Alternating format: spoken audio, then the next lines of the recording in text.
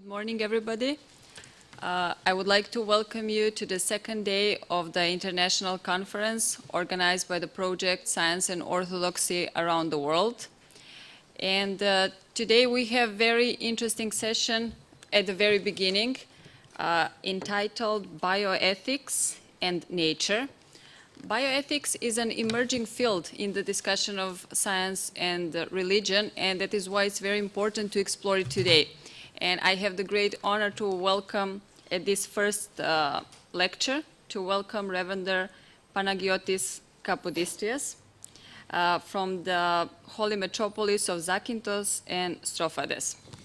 Reverend will tell us about the ecumenical patriarchate and the green patriarch as the spearhead of the new ecological ethos and change of mentality concerning the natural environment. Your 20 minutes are on. Καθηγητές, κυρίες και κύριοι, κατά την τελευταία 30ετία, συγκεκριμένα από το 1989 και μετά, το Οικουμενικό Πατριαρχείο, θεσμός ηλικίας και αδιάκοπης λειτουργίας 17 περίπου αιώνων, έχει επιδοθεί στην ανάληψη αξιομνημόνευτων πρωτοβουλειών και δράσεων για την προστασία του πολυταλέπορου φυσικού περιβάλλοντος. Τότε, το 1989, η Αγία και Ιερά Σύνοδος της Μητρός Εκκλησίας, υπό τον μακαριστό Πατριάρχη Δημήτριο, καθιέρωσε την 1η Σεπτεμβρίου, δηλαδή την εκκλησιαστική πρωτοχρονιά, ως ημέρα προσευχών υπέρ του φυσικού περιβάλλοντος, απευθύνοντας μάλιστα ένα εμπνευσμένο μήνυμα προς κάθε άνθρωπο καλής θελήσεως. Κάθε 1η Σεπτεμβρίου έκτοτε, λοιπόν, συνεχίζεται η αποστολή σχετικών πατριαρχικών μηνυμάτων προς το λαό, άρχοντες και αρχόμενους, θρησκευτικούς και πολιτικούς ηγέτες, καλώντας απαξάπαντες σε ευαισθητοποίηση και στη στράτευση υπέρ των δικαίων του θνίσκοντος ολοένα περιβάλλοντος κόσμου μας. Αξίζει να αναφερθεί ότι το 1967 ο καθηγητής Ιωάννης Ζιζιούλας, σήμερα Μητροπολίτης Περγάμου και κορυφαίος θεολόγος της εποχής μας, δημοσίευσε ένα θεολογικο-οικολογικό μελέτημά του με τίτλο «Η ευχαριστιακή θεώρηση του κόσμου και ο σύγχρονος άνθρωπος», κείμενο προδρομικό για τις μετέπειτα οικολογικές ενασχολήσεις του Οικουμενικού Θρόνου. Κοιμηθέντος του Οικουμενικού Πατριάρχου Δημητρίου το 1991, ανέλαβε την πολυεύθυνη πλοήγηση του νοητού σκάφους της Ορθόδοξης Εκκλησίας ο σημερινός Οικουμενικός Πατριάρχης Βαρθολομαίος, ο οποίος όχι μόνο δεν ατώνησε την περιβαλλοντική δράση, αλλά την συνέχισε και επαύξησε τόσο, ώστε σήμερα εκ του φαναρίου να εκπορεύεται ένα κίνημα οικοευαισθητοποίησης, στηριζόμενο και στοιχούμενο πάντως στις αγιογραφικές και αγιοπατερικές βάσεις και κατευθύνσεις ως προς τις αιτίες και την διέξοδο του ογκούμενου ολοένα οικολογικού προβλήματος. Άλλωστε, το Οικουμενικό Πατριαρχείο και η εκφραζόμενη από αυτό θεολογία της οικολογίας δεν στηρίζεται σε δύναμη κοσμική, αλλά εδράζεται στη δυσχυλιετή δύναμη που απορρέει από την Αγία Γραφή και την Ιερή Παράδοση της Εκκλησίας. Όντως, η εμπειρία αιώνων στρατεύεται στη διακονία του σημερινού και του αυριανού κόσμου. Δεν είναι τυχαίο ή αμεληταίο ότι από το 1997 η παγκόσμια κοινότητα, έχοντας ήδη εκτιμήσει και προσλάβει τις μέχρι τότε οικοδράσεις Βαρθολομαίου, διαστόματος του τότε Αντιπροέδρου των ΗΠΑ, Αλ Γκόρ, τον ονόμασε πράσινο πατριάρχη. Εστιάζοντας το ενδιαφέρον μας εντελώς συνοπτικά στις πατριαρχικές πρωτοβουλίες για την φύση, αξίζει να αναφέρουμε μεταξύ πολλών άλλων τις σημαντικότερες. Πρώτον, 5 σεμινάρια στην Ίσο Χάλκη από το 1994 έως το 1998 με θέματα το περιβάλλον σχετιζόμενο με τη θρησκευτική εκπαίδευση, την ηθική, την δικαιοσύνη, τη φτώχεια. Δεύτερον, 9 διεθνή εν πλώ συμπόσια από το 1994 έως το 2018, αφορώντας σε εισάριθμες εν κινδύνο θάλασσες ή ποτάμια της γης, είτε στο Αιγαίο, Πάτμο, Αποκάλυψη του Ιωάννου, τη Μαύρη Θάλασσα, τον Δούναβη, την Αδριατική, τη Βαλτική, τον Αμαζόνιο, την Αρκτική, τον Μισισιπί και την Αττική Σαρονικό. Τρίτον, την υπογραφή της διακηρύξεως της Βενετίας μαζί με τον τότε Πάπα Ιωάννη Παύλο τον Δεύτερο το 2002 και τέταρτο, 2 αξιομνημόνευτες συναντήσεις κορυφής της Χάλκης 2012 και 2015 επί των θεμάτων παγκόσμια ευθύνη και περιβαλλοντική αειφορία και θεολογία, οικολογία και ο λόγος. Μια ιδιαίτερα σημαντική στιγμή της 30χρονης αυτής διαδρομής, μακράς και άκρως ενδιαφέρουσας ούτως ή άλλως, ήταν η 1η Σεπτεμβρίου 2017. Εκτός του καθιερωμένου κατέτος πατριαρχικού μηνύματος εκ Φαναρίου, υπήρξε και ένα δεύτερο μήνυμα, το οποίο εξαπολύθηκε ταυτόχρονα εκ του Φαναρίου και εκ του Βατικανού, ως κοινό μήνυμα του Πάπα Φραγκίσκου και του Πατριάρχη Βαρθολομαίου.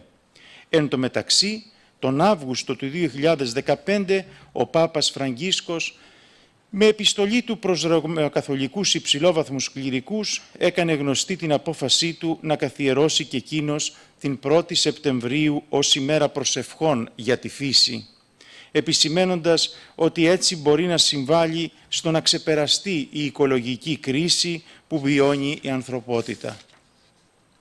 Την εξέλιξη αυτή είχε προτείνει ο Μητροπολίτης Περγάμου Ιωάννης Ζιζιούλας νωρίτερα, τον Ιούνιο του 2015, όταν είχε στο Βατικανό παρουσιάσει την γνωστή πλέον εγκύκλιο του Πάπα Φραγκίσκου με τίτλο Laudato Si, με θέμα το περιβάλλον και την αναγκαιότητα προστασίας των ασθενέστερων κοινωνικά πολιτών του κόσμου μας. Τι καινούριο κομίζει στην εποχή μας η οικοδραστηριότητα του Πράσινου Πατριάρχη? Το καινούριο έρχεται παλαιόθεν, ως απάβγασμα της Θείας Σοφίας, η οποία μένουσα εν εαυτή τα πάντα καινίζει. Όλα τα οικοκείμενα της παρελθούσης 30ετίας, απαρτίζοντα το κατεξοχήν κεφάλαιο της λεγόμενης θεολογίας της οικολογίας, άγνωστης νωρίτερα στις θεολογικές σχολές όλων των χριστιανικών δογμάτων, γέμουν από τη βασική αρχή και παραδοχή της χριστιανικής πίστης ότι τα πάντα προήρθαν εκ του μη όντως εις το είναι, εξαιτίας της δημιουργικής πνοής αγάπης του ποιητή των πάντων τριαδικού Θεού. Ο άνθρωπος αποτελεί την κορονίδα της όλης κτήσης του Θεού, το εξέχον μέλος της ποιητικής θείας βούλησης και ενέργειας. Τούτο σημαίνει ότι εντός της εύμορφης, ωραίας και καλής λίαν δημιουργίας, ο άνθρωπος έχει τεθεί ως διαχειριστής και όχι ως κατακτητής και ληστής, όπως συχνά πυκνά λίμωνο συμπεριφέρεται. Είναι οικονόμος ξένης περιουσίας, όχι ιδιοκτήτης ή καταχραστής ξένης κυριότητας. Πίσω από κάθε πλάσμα του Θεού, του εαυτού του συμπεριλαμβανομένου, ξεδιακρίνει, ψάβει και σέβεται τον ίδιο τον πλάστη. Μάλιστα προσφέρει ευχαριστιακά και δοξολογικά σε εκείνον τα πάντα ως ιερέας θείων μυστηρίων. Θεμελιακή φράση εις επίρρωσιν των ανωτέρω αποτελεί το προσευχητικό λόγιο της Θείας Λειτουργίας.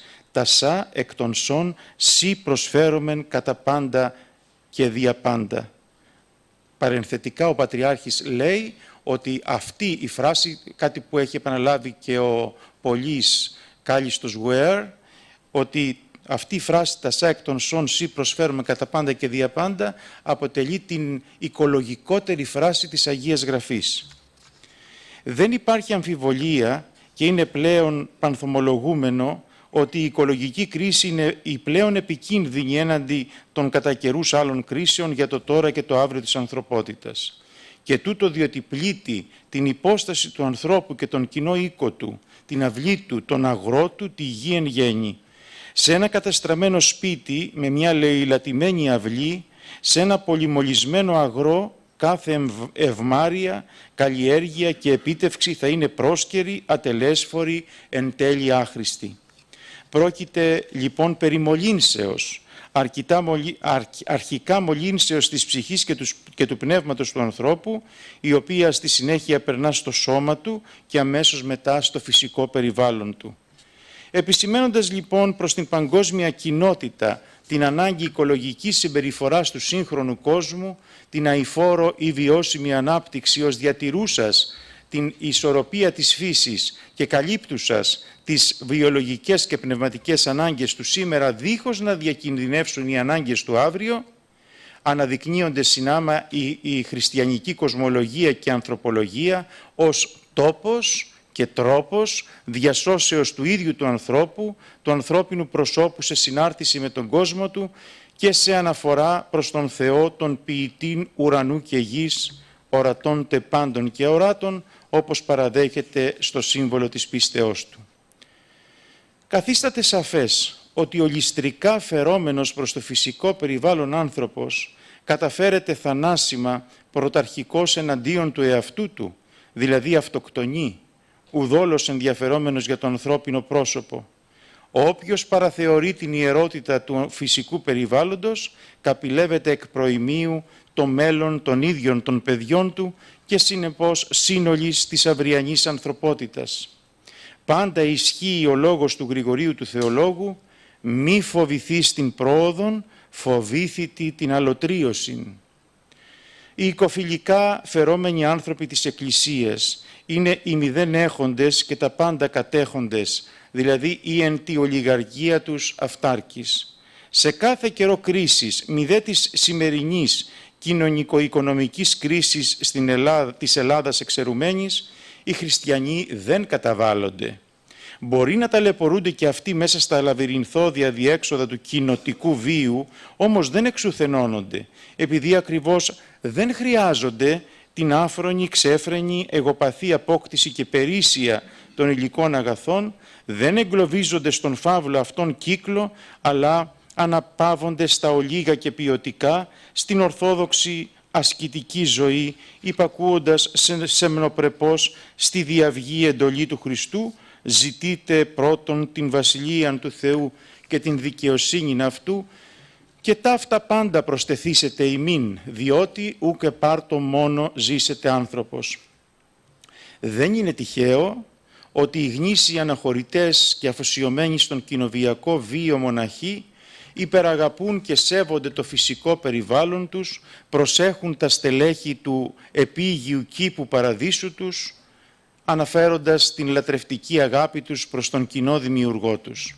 Επιτρέψατε μου εδώ να παρουσιάσω ένα χαρακτηριστικό στιγμιότυπο από το γεροντικό. Πήγε κάποτε στον Άγιο Αντώνιο στην έρημο ένας από τους σοφούς της εποχής και του είπε «Πάτερ, πώς μπορείς και αντέχεις να ζεις εδώ, στερημένος από όλη την παρηγοριά των βιβλίων?» Ο Αντώνιος απάντησε «Το βιβλίο μου, φιλόσοφε, είναι η φύση των δημιουργημάτων και οποτεδήποτε επιθυμήσω μπορώ να διαβάσω μέσα σε αυτήν τα έργα του Θεού».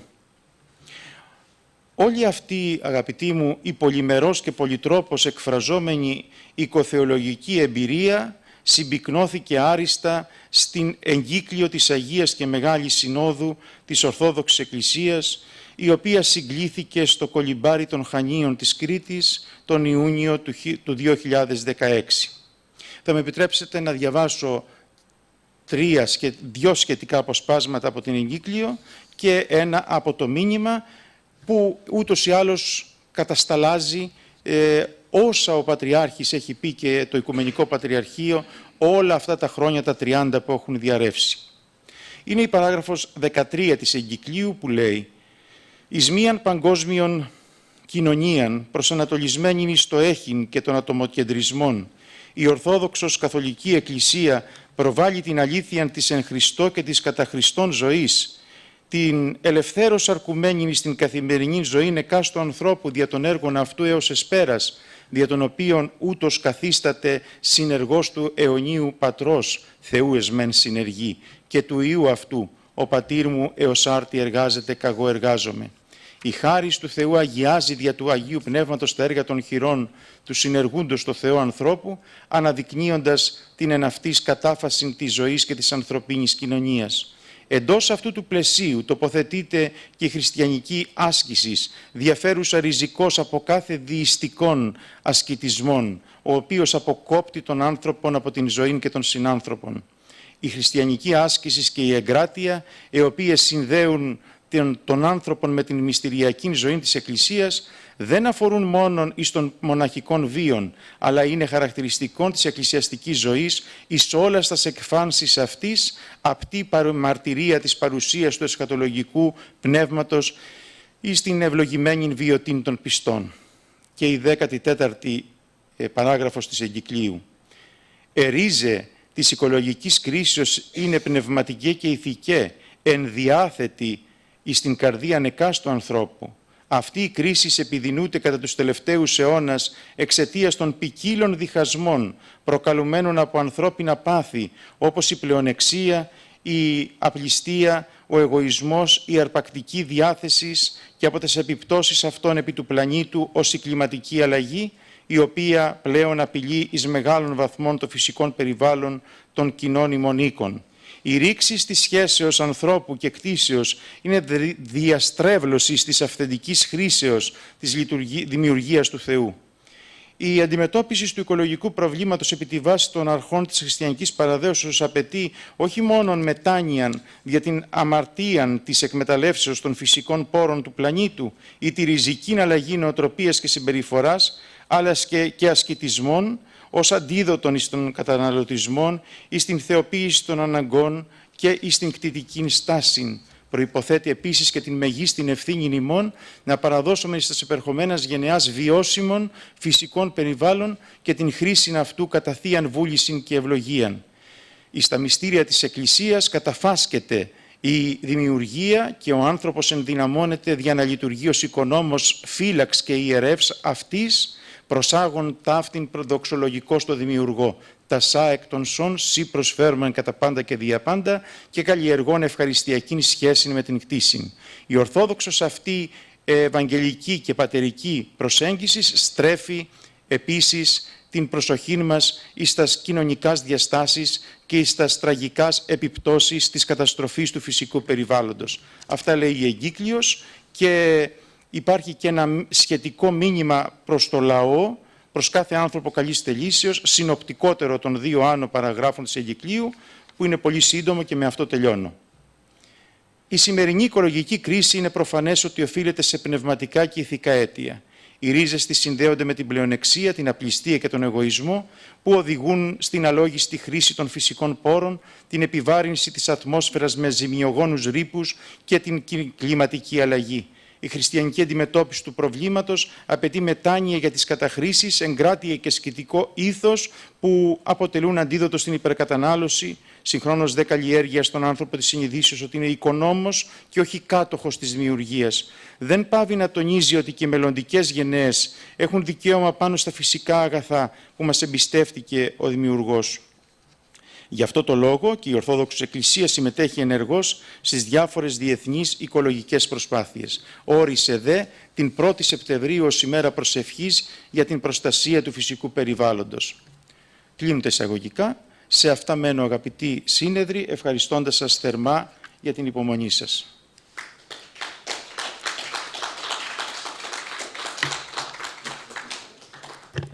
Thank you very much for reminding us on the importance of the care on nature. And I just remembered that ecology and protection on nature was always immanent to Orthodoxy. We should remember the example from the 11th century when in southeastern Serbia, Saint Prohor of Pčinja was among the first saints ecologists, because when the Roman Emperor, Romanus IV, wanted to hunt and kill a female deer, Saint Prohor of Pčinja protected the deer, and that is one of the first examples on the care and protection on nature. So thank you again.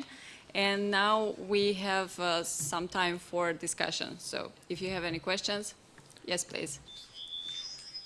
Νομίζω ότι ανέφερα έστω και συνοπτικά πώς ο Οικουμενικός Πατριάρχης, μάλλον το Οικουμενικό Πατριαρχείο από το 1989, με ομιλίες στα διεθνή φόρα, ακόμα και στο Ευρωπαϊκό Κοινοβούλιο, και στη συνέχεια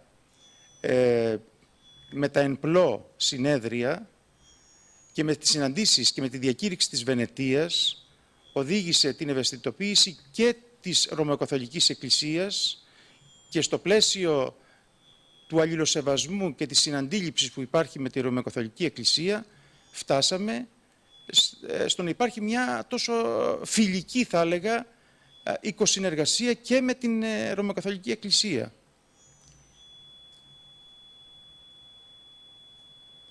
Δεν ξέρω, σας καλύπτει, είναι ολόκληρη βιβλιογραφία αυτή, με τις συναντήσεις, με τα κείμενα που υπάρχουν, έχουν δημοσιευτεί ήδη. Εδώ υπήρξε μια συνοπτική παρουσίαση. Gail said there was no any either secret or open agreement with the Holy See. It was the initiative of the present Pope who is trying in many ways to get closer to the Orthodox theology. And this is what we are very pleased, and in this respect I would like also to add another aspect which is related to the ecological concern. And this is the interfaith dialogue which is also pursued by the Ecumenical Patriarchate. And in the Holy and Great Council, which was mentioned, it is there is something which is very important. Freedom without responsibility, and this responsibility also is related to the ecological issue, is a loss of freedom. And this is something which we must acknowledge comes from the interest of the Russian Orthodox Church. They insist, despite the fact that they don't pay too much attention to the human rights, they insist on the human responsibilities. And the human responsibilities in the so-called interfaith dialogue is pursued in such a, let's say, way that the world organizations like the United Nations go to further and have a similar declaration of human responsibilities alongside the human rights.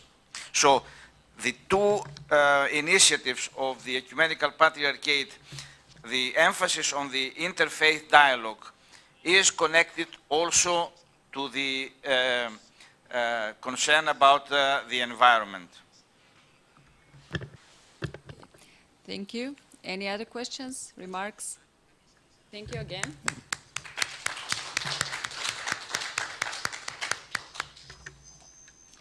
Now I would call upon Dr. Suzana Polic, Director of the Central Institute for Conservation in Belgrade and Senior Associate of the University of Belgrade, to open a very intriguing theme on the dialogue between the technologist and the theologian on electronic personality. In the beginning, my pleasure to be here. It's okay. And my high respect to Hellenic Foundation. This presentation describes one of the fundamental problems of the contemporary civilization. Talk about electronic person or autonomous robots or humanoid robots and the other terms.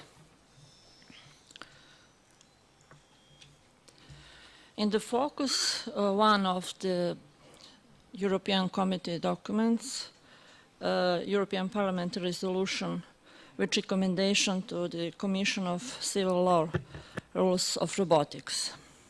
In the first level, we saw that contemporary endeavors to protect the rights of autonomous robots as electronics person indicate the existence of semantic noise in the understanding of notion of a person. Starting from the view held by technologists of robots and perception of robots as a person which exists in the public space, internet space, social networks. This paper deals with the necessity for the dialogue between technologists and technologians in the elimination of the semantic noise. The thesis of the, such a dialogue should start by the question about the objectives of the contemporary man with respect to time. Practically, now we live in post-humanism world. Protection of the rights of the electronic persons is one of the stages in the development of the attitude of the 21st century society towards robots, which is implementing artificial intelligence. The illustration in this presentation made in English by the Anthony Gormley, one of the famous sculptors today. We are talking about launching of the process which will by accounts have a complex development in line with the goal to attain super intelligence and the latest invention which the mankind will have to make relying on the natural order. With all possible prospects. One, making the most sublime thing that man will ever make, and second, making a fatal step which could destroy mankind.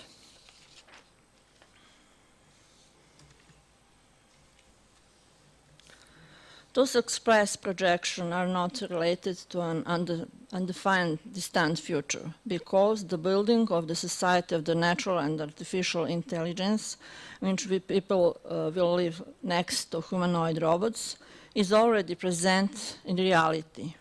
While IT experts assert that such a community will actually prevail in the future, in which is the norm, the system of taking of collective decisions in cooperation between men and robots will be established.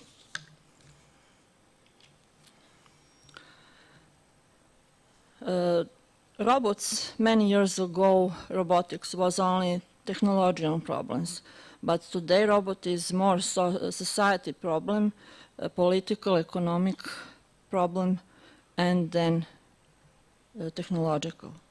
Therefore, today, the fundamental topics of modern robotics and artificial intelligence is building of ethical principles into the system of collective making of decision in cooperation between men and robots, the presumption of which is, as it often stated, common moral values and ethical principles. And one of the ideas from collection of public space, very interesting or very dangerous ideas. It is optimistically believed that such a way of life and work will stand and to a large degree increase the intelligence of people, which would leave free time to manage personal and family life, making it more human than ever.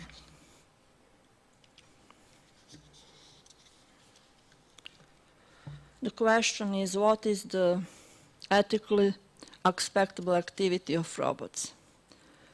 It is demanded that so-called moral programming would resolve the problem of ethically acceptable activity of robots. Such an endeavor is understandable in the areas of healthcare, transport, or social welfare, where humanoid robots will have wide application, while in the domains of public security and military operation with autonomous weapon systems, the objective is formulated that the robot is to do what a reasonable person will do, whereby is the state the robots could also heroic deeds.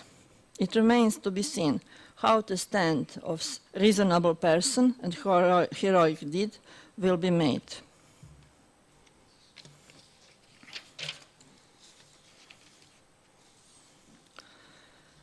Establishing that the explicit intent to build ethical norms into autonomous robots call for the knowledge of cultural values, including rituals, theological views, various arts, and other ways symbolic expression. Programmers are looking for ways to translate ethical rules for robots into formalized language, enable an electronic person to behave ethically in his activity.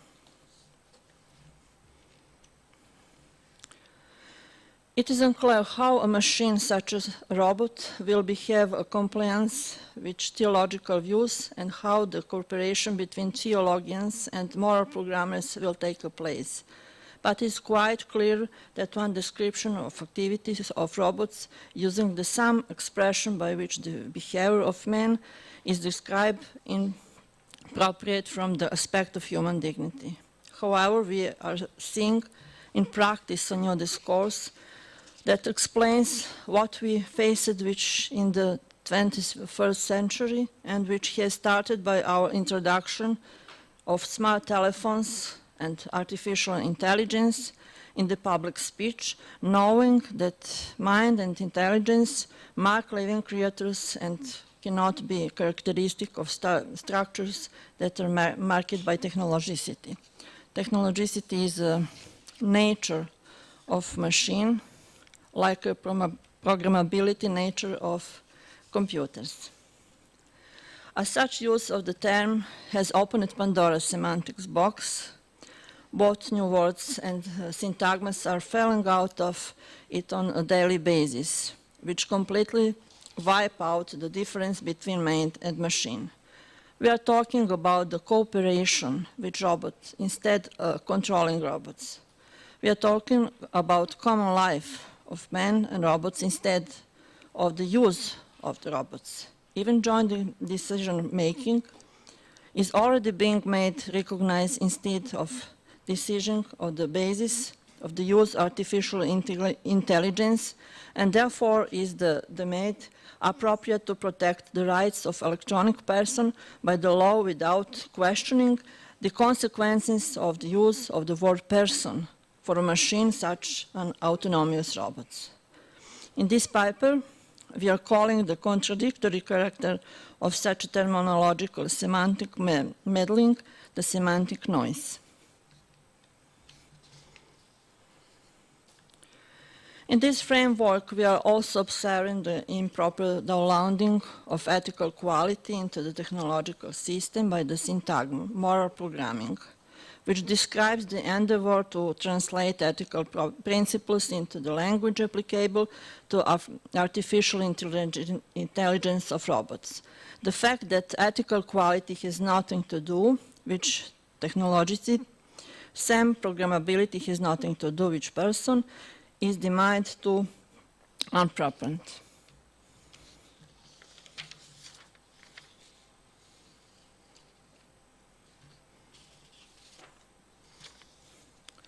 The hardness to constitute a robot in a view historical situation by all means without having reached the consensus of the level of the global community on the natural intelligence indicates that we are witnessing the race of big capital to take position in the field of electronic person, and it is done by actual states. We can already see that inter alia the power of state is measured by the number of autonomous robots, and the example of Saudi Arabia also indicates that states will enable robots to acquire citizenship. In such a hurry, some important steps have been left out, and therefore today the historical confusion increasing concerning the way of comprehending of person on concerning the true based on natural order.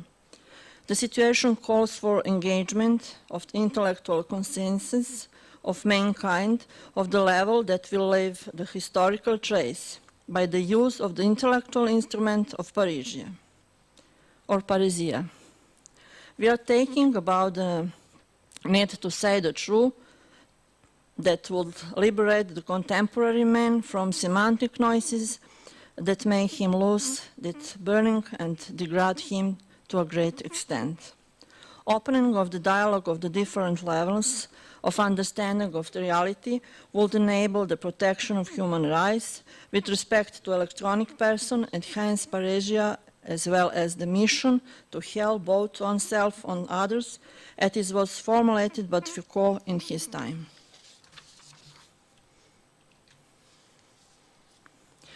The need to have the first such dialogue started by theologians and technologists as the representatives of the original areas that define person and electronic person results from the fact that theologians and technologists are operatives whose observation has both scientific and experiential basis required for understanding for the issue of the relation between person and electronic person.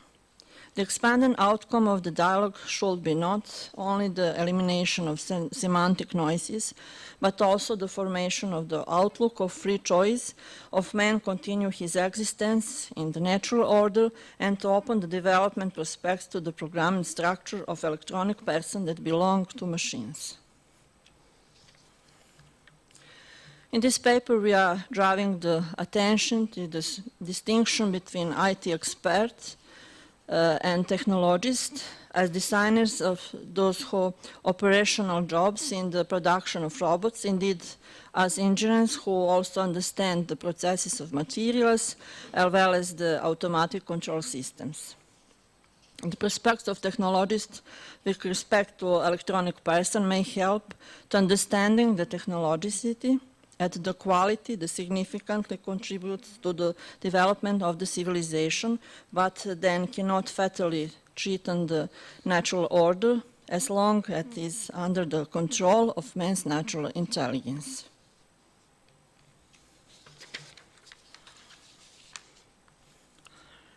For several countries now, the attitude of contemporary man towards the dimension of time has been marked by obsessive desire to accelerate it, which has resulted in the race of records of many areas of human activities. It is the most noticeable in the domain of sports and the area which major turnover of capital, in which shifting of limits of physical abilities of man, his priority of the need for play and recreation. In the 21st century, we are talking about relatively near prospects in which man will no longer be able to break his physical limits set by nature, and when he will look for artificial expansion of natural abilities, whereby the capital interested in exploitation of machine will pull up with the capital interest in exploitation sports and the area of guaranteed financial profit. Therefore, it is very important that contemporary society formulation the objectives related to time. And one of the first questions is what is that the contemporary man expects for himself in the dynamic of increasingly shorter time intervals, he wishes to control, particularly bearing in mind the time that does not recognize in everyday life due to the limitation of his own sense. Since the development of electronic person has entered the narrowest space of man, physical space and the space of human rights, the special dimension of man's freedom has been captured, and only time has been left programmability, the preservation of the right of man to the natural life within the imposed coexistence with electronic person. Bearing in mind the ethical quality as the non-technological future cannot obtain the characteristic of technology by way of mediation by language, by downloading and translating ethical orders to a machine, and that by programming as non-theological future, it is not possible to develop human qualities of machines. It is necessary to get out of the created semantic confusion with the help of the dimension of time that consists the essential characteristic of both man and machine, and which separates them sufficiently and sufficiently connect is the imposed development functional coexistence. In view of the fact that the dimension of time and the category of the ethical quality have not been correlated up to now, in this paper it is pointed to need at the moment of the protection of the rights of electronic person, particularly at the time of the development of moral programming, to formulate the ethical time as the dimension that will enable, by way of mediation by time, in the imposed terminological confusion between the living and not living, the preservation of the natural subjective time. Therefore, the so-called moral programming would not imply programming by transposition of language codes and downloading of philosophical sentences, but programming by implementation the ethical time in the activity of electronic person. In this concept, the ethical time is a complex phenomenon which is not dimensioned only the physical dimension formulated of the basis of one element in nature, the atom of cesium, but his multidimensionality, which takes into account the oneness of the natural order contained in the subjective time. The ethical time is guaranteed period, which enables to assess the point of the request that artificial intelligence would make to man in the crucial important parameter in the disproportion which will increasingly grow between man and electronic person, whose guaranteed time interval would be of particular importance in the situation in which, due to an error or intent, the program content could be downloaded into a robot focused in the destruction of the natural order, an integral part of which is man.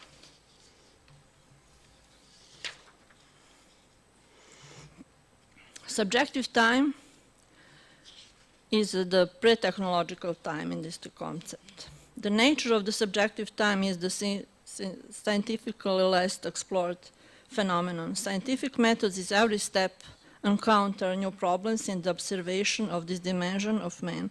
Different interpretative capacity of both hemispheres of brain are part of the riddle of the disappearing neurobiological foundation that results on conscious experience of the world.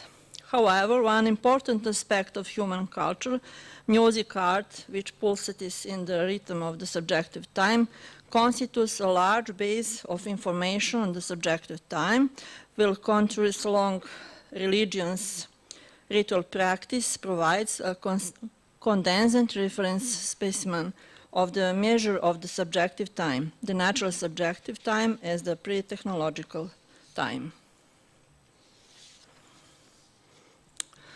The natural subjective time has been preserved in the Orthodox liturgy, which is the dialogue, is the journey of self-cognizance. The sum of subjective times of the members of liturgical communion is the collective subjective time that is expressed to measure of man of the natural pre-technological order. Hence, the nature of the subjective time as the diachronic phenomenon of successive transformation is not learned but conceived metacognitive knowledge to the extent to which our cognitive space as autonomous symbolic field is in line with the universe. Arts and religion are the experience that cannot be programmed because, as a point out of the Serbian Orthodox philosopher and art historian Professor Žarko Vidović, man does not know the force that causes the experience of feeling in him. Man uses experience in thinking and arranges it he wishes. Is the feeling that is the not happening instant, without any preparation, that experience is transformed, and with such transformed experience, man is suddenly seeing something in a different way that he has seen in before that. Machine time is opposite to the above, is the product of thinking. The machine time is programmable and scientifically observable dimension.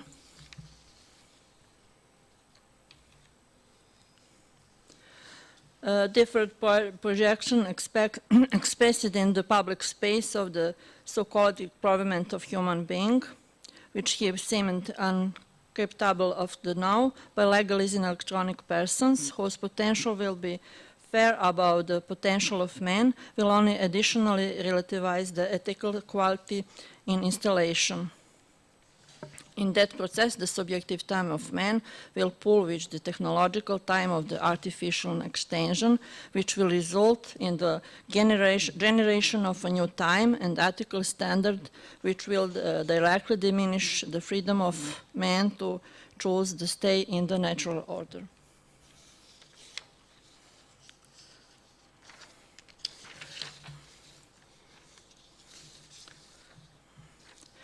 Bearing in mind the characteristic of the subjective and the machine time, formulating of the ethical time on the basis of the reference specimen of the natural subjective time enable a bringing of the ethical quality as dimension of man and the programmability as dimension of machine electronic person to the corresponding level. In the public space, many polemics have developed between the side of advocates, men staying in the natural order, and the other hand, promotes of the new technologies, advocate accelerated technological progress of electronic person. Dialogue between theologians and technologies. We are talking about a meeting during which both sides are stepping out of their experience and with the help of the other side getting a new cognition, which is the fruit of mutual help to understanding the problem of electronic person. The dialogue implies Aristotelian megalopsychos, going beyond the experience of both sides, the one that believes that Christ or personified parrhesia of God, as well as the other of the type to which mathematical formalism and empirical evidence in the only truth. Conclusions. I'm not reading the conclusions. Thank you.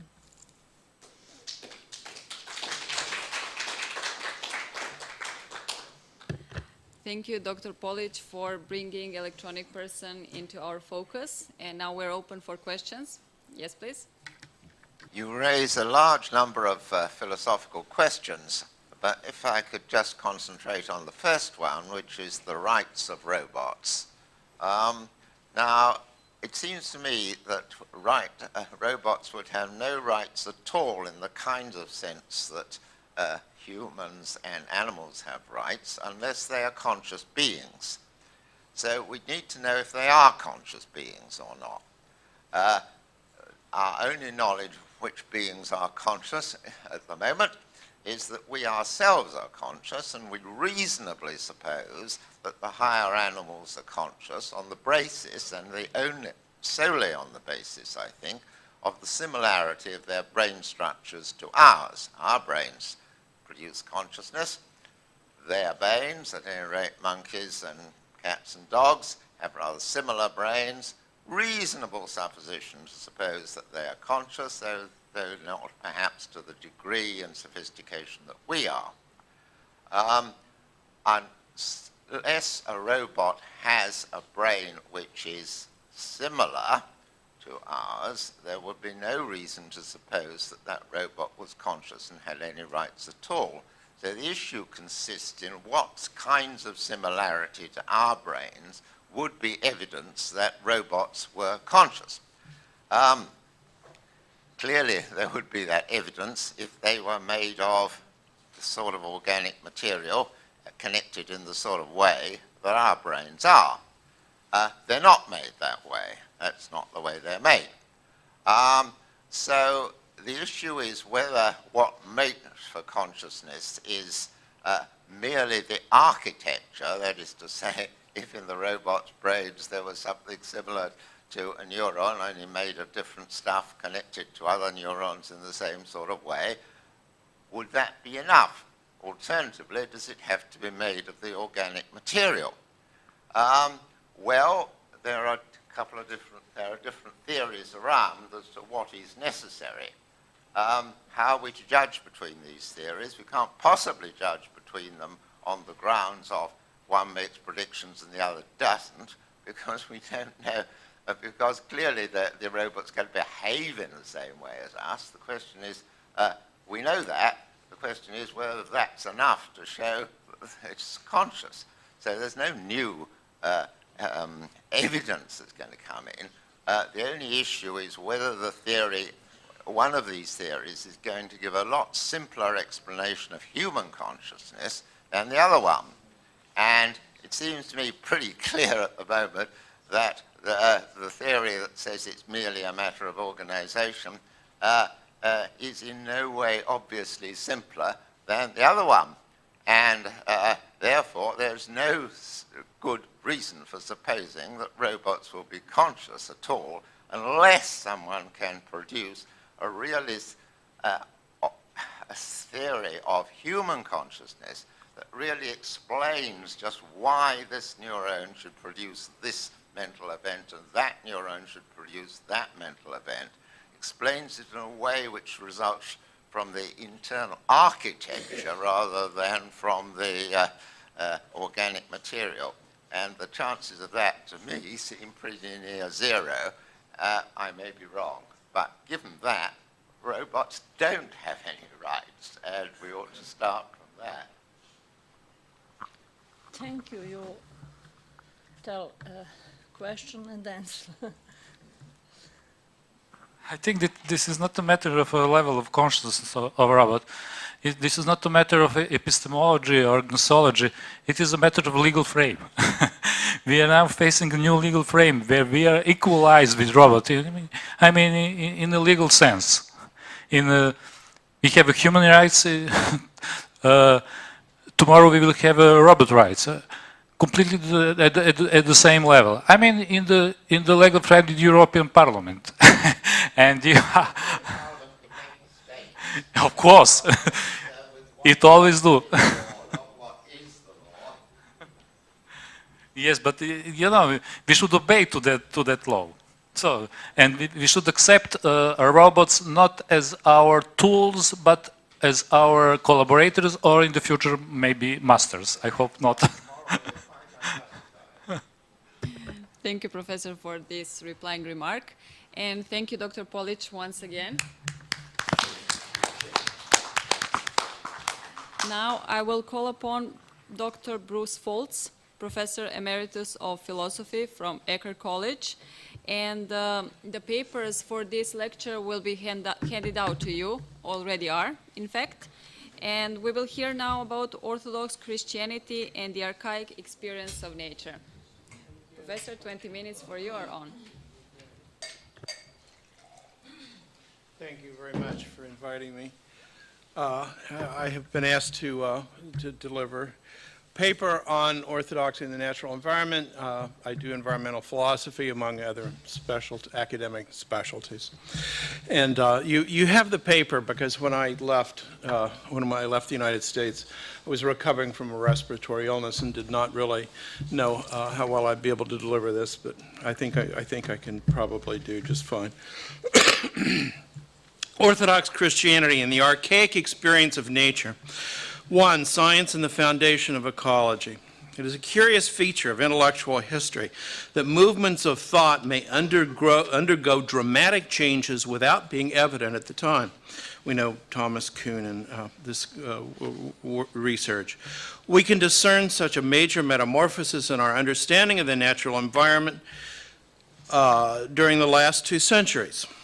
Although environmental thought began largely in the lived experience of poets and naturalists, it has moved toward a strongly quantitative orientation, defining both problems and solutions in narrowly scientific terms. This essay will argue that the orthodox understanding of the natural environment should resist this retrograde movement away from the primacy of experience, building instead upon the contemplative experience, theoria physici, that is indigenous to it, by remaining true to its essentially noetic worldview and using scientific findings as secondary to its traditional orientation. It can best contribute to environmental thinking in general. 2. The archaic experience of nature in Western environmental thought.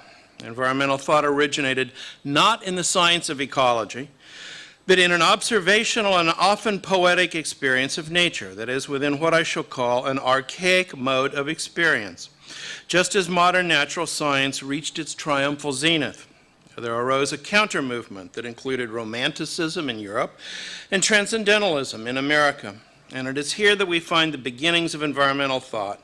In 18th century France, Rousseau contrasted the integral and harmonious sense of the natural with the analytic and mechanistic views of nature and Enlightenment figures such as Newton and Hobbes. A few decades later in England, William Blake maintained that the scientific view of nature represented not an enlightenment or awakening, but a kind of slumber. Blake implored God himself to save us from Newton's sleep, depicting the great physicist in a remarkable print. Sitting naked on a large rock within a cave evoking Plato's allegory, Newton stares hypnotically at geometric abstractions upon a long scroll, oblivious to the striking environment surrounding him. Meanwhile, in Germany, the poet Hölderlin evoked a natural world that still retains traces of its sacramental character, even as he mourns the holiness that has begun to withdraw from it. Simultaneously in America, Emerson called for the revival of an original archaic experience of nature. The foregoing generations beheld God and nature face to face, we through their eyes. Why, he asks, should we not also enjoy an original relation to the universe? His younger friend Thoreau, a hero of modern environmentalism, found such an archaic experience of nature almost too powerful to endure. He recalls having stood on the windswept summit of Mount Katahdin in Maine, like Moses on the holy ground of Mount Sinai. Nature here was something savage and awful, though beautiful. I looked with awe at the ground I trod on to see what the powers had made there, the form and fashion and material of their work. This was that earth of which we have heard, made out of chaos and old night. Woven throughout the writings of these early environmentalists, we find an elemental and numinous encounter with creation. With John Muir and Aldo Leopold, we arrive at easily the two most admired and influential founders of environmental thought. Muir, the son of a farmer and itinerant preacher, sees wilderness as the enduring presence of Eden, where it is still possible to walk with God in the cool of the day, where we can encounter creation just beginning, the morning stars still singing together. Parallel to the Desert Fathers, Muir sees wild nature as a sanctuary from the fallenness of the city, as that singular realm where God's love is manifest in the landscape as in a face. His ascetic sojourns in the mountains of North America, often alone and with few provisions, freed and purified him to experience the divine beauty of creation. An activist as well as a poet, much of the wilderness now preserved in North America is indebted to John Muir. Aldo Leopold, in contrast, was a professional conservationist, trained in the famous Yale forestry program, yet he too wrote poetic, lyrical accounts of nature, which he experienced as inclining toward harmony and order and above all beauty. Poets sing and hunters scale the mountains, he wrote, primarily for one and the same reason, the thrill to beauty. Leopold was the first to argue that we should approach the environment ethically as citizens of a greater community that includes the land itself. But he believed this land ethic presupposes not something conceptual, not theories, but something experiential, not primarily moral precept or hortatory persuasion, but rather love, respect, and admiration for the land. And this, in turn, entails something even more fundamental, something he called an intense consciousness of the land. It is something inclusive of this intense consciousness that I want to call archaic experience, in which this essay will attempt to circumscribe, if not altogether define. And it is of great interest that Aldo Leopold, this very practical man who died helping to put out a wildfire, this very rigorous man whose training was scientific, sees the enterprise of environmental conservation as resting upon, not upon sound scientific findings, at least primarily so, but upon a very personal mode of experience. Conservation itself, he writes, is a state of harmony between man and land, as opposed to a state of violence. These words convey moral and aesthetic intuitions, not scientific concepts. Akin to the fierce green fire he sees lingering in the eyes of a dying wolf, akin to the hidden meaning of being in wolf country that tingles in the spine of all who hear wolves by night, akin to what he calls thinking like a mountain. Indeed, akin to key terms such as order, harmony, and even beauty, which still remain current in environmental theory, but with little awareness that their basis is ultimately aesthetic and theological.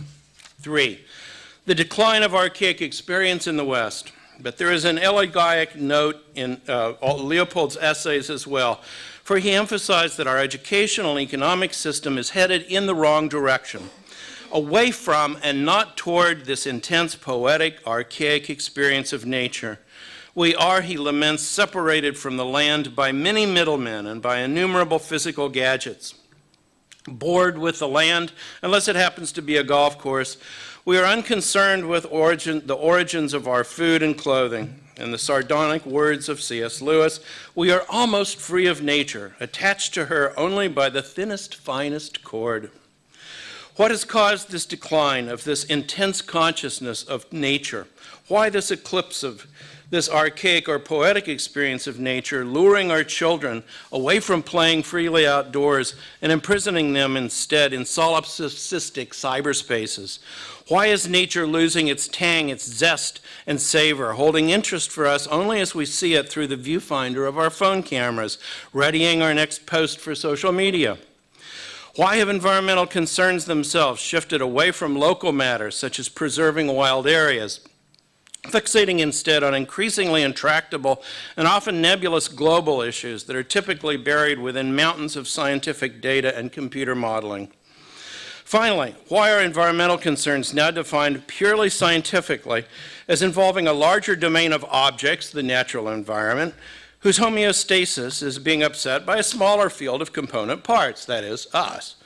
One explanation is that proponents of this archaic experience of nature were fighting a losing battle all along, had been swimming from the beginning against a very strong current. Writing in 1917, the German sociologist Max Weber ironically refers to science using the Calvinist notion of Beruf or calling. Ironic because he argues that a scientific calling must be premised upon the belief that our lives are not truly ruled by mysterious, unpredictable forces, but that on the contrary, we can, in principle, control everything by means of calculation. For Weber, this means that nature is now disenchanted, no longer holding either mystery or meaning for anyone other than those he dismisses as overgrown children, whose religious beliefs show they lack intellectual integrity. And he is even more dismissive of those who look to science as a path to God, asserting today no one can really doubt in his heart of hearts that science is alien to God. From Weber's perspective, then, the figures just discussed are intellectual smugglers trying to sneak past the customs inspectors, good social scientists like Max Weber, religious goods under the guise of philosophy and science, while still relying, often unawares, upon an essentially Christian view of nature as creation, manifesting a divinely instituted harmony and order. It is noteworthy that each of these six figures drew, often tacitly, upon a childhood Christianity that they could no longer either practice or believe in any traditional form. Each lived during a time when the secularization of Christianity in Western Europe and America was at a midpoint, when its first or second half-life had been reached, in which Christian valuations and sensibilities still remained engaging and capable of sustaining a rich experience of nature as divine creation, even as they were becoming detached from the beliefs and practices that had originally animated and supported them. And of course, that can't continue forever. 4, Orthodox views of creation, nature, and environment. Looking toward the Orthodox East, however, matters are quite different. For while the Protestant Christianity that the previous figures I just discussed had inherited was rapidly losing its few sacramental moorings in physical reality, Orthodoxy retained its deep and essential roots in its experience of nature as divine creation. A, Orthodox Christianity characteristically defines environmental issues from within its own experience of nature, drawing upon the findings of science not for its underlying principles, but only secondarily to inform practical judgments about courses of action. As Metropolitan Kallistos Ware has put it, the environmental crisis is not really outside us. It lies not in the ecosystem, but in the human heart. Or as stated even more strongly by ecumenical patriarch Bartholomew, the crisis that we face is not primarily ecological, but religious. It has less to do with the environment and more to do with spiritual consciousness. B, nature is not seen as a self-enclosed, self-sufficient sphere that can be fully grasped through empirical science. The realms of nature and grace are not separated, as has been the case in the West since the late Middle Ages. Vladimir Lossky states this succinctly. The Eastern tradition knows nothing of pure nature, to which grace is added as a supernatural gift. For it, there is no natural or normal state, since grace is implied in the act of creation itself. Nature and grace do not exist side by side. Rather, there is a mutual interpenetration of one another. The one exists in the other. C, at the heart of the Orthodox approach to the environment is what, since the 4th century, has been called theoria physicae, the contemplative seeing of nature, spiritual apprehension of the meaning of creation in relation to God and to ourselves. This is not a specialized pursuit, but the second stage of spiritual development in general, following the initial stages of ascesis, purification of the soul, from the distorting effects of the passions. Contemplation of nature sees the heavenly within the earthly, the eternal within the temporal, the energies of the Creator at work within creation. It is the perfection of what we have called the archaic experience. It is the perfection of the archaic experience.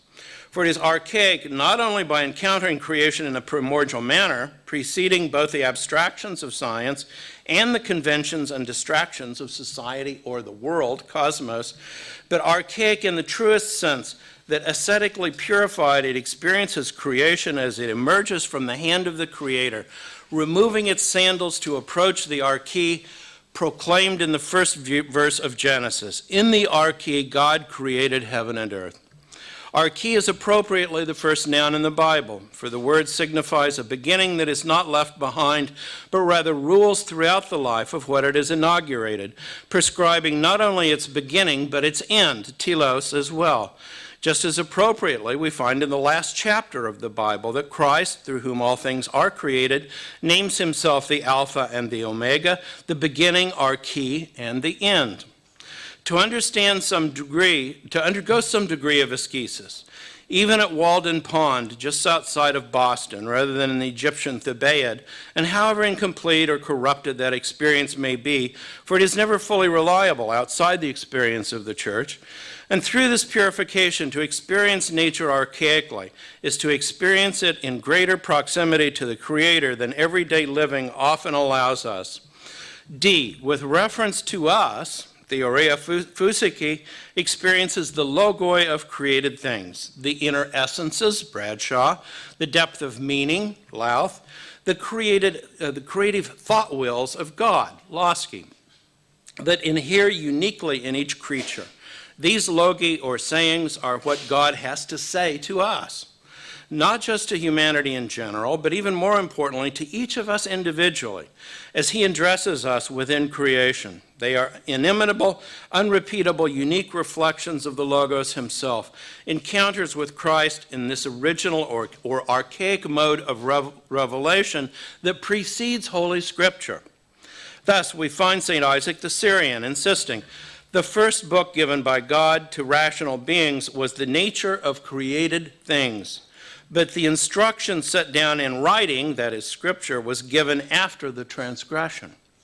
So too St. Ephraim the Syrian. In his book of Genesis, Moses described the creation of the natural world so that both nature and Scripture might bear witness to the Creator. And here we may note the absurdity and perhaps even blasphemy of certain founders of modern science who presume to be the first to understand the language of God as he revealed himself in his creation. Is it not both comic and perhaps hubristic to believe that God sought to speak to us through creation, but only in the hope that someday telescopes and microscopes, the infinitesimal calculus and differential equations would finally be invented so that we human beings could decipher what he had been trying to say all these many years? This is not, of course, to suggest that the Creator cannot be revealed to us through scientific results, for everything about creation is revelatory of its grandeur, of its symmetries and regularities, and sometimes of its fallenness. For nature is not always natural in the archaic sense of its creation.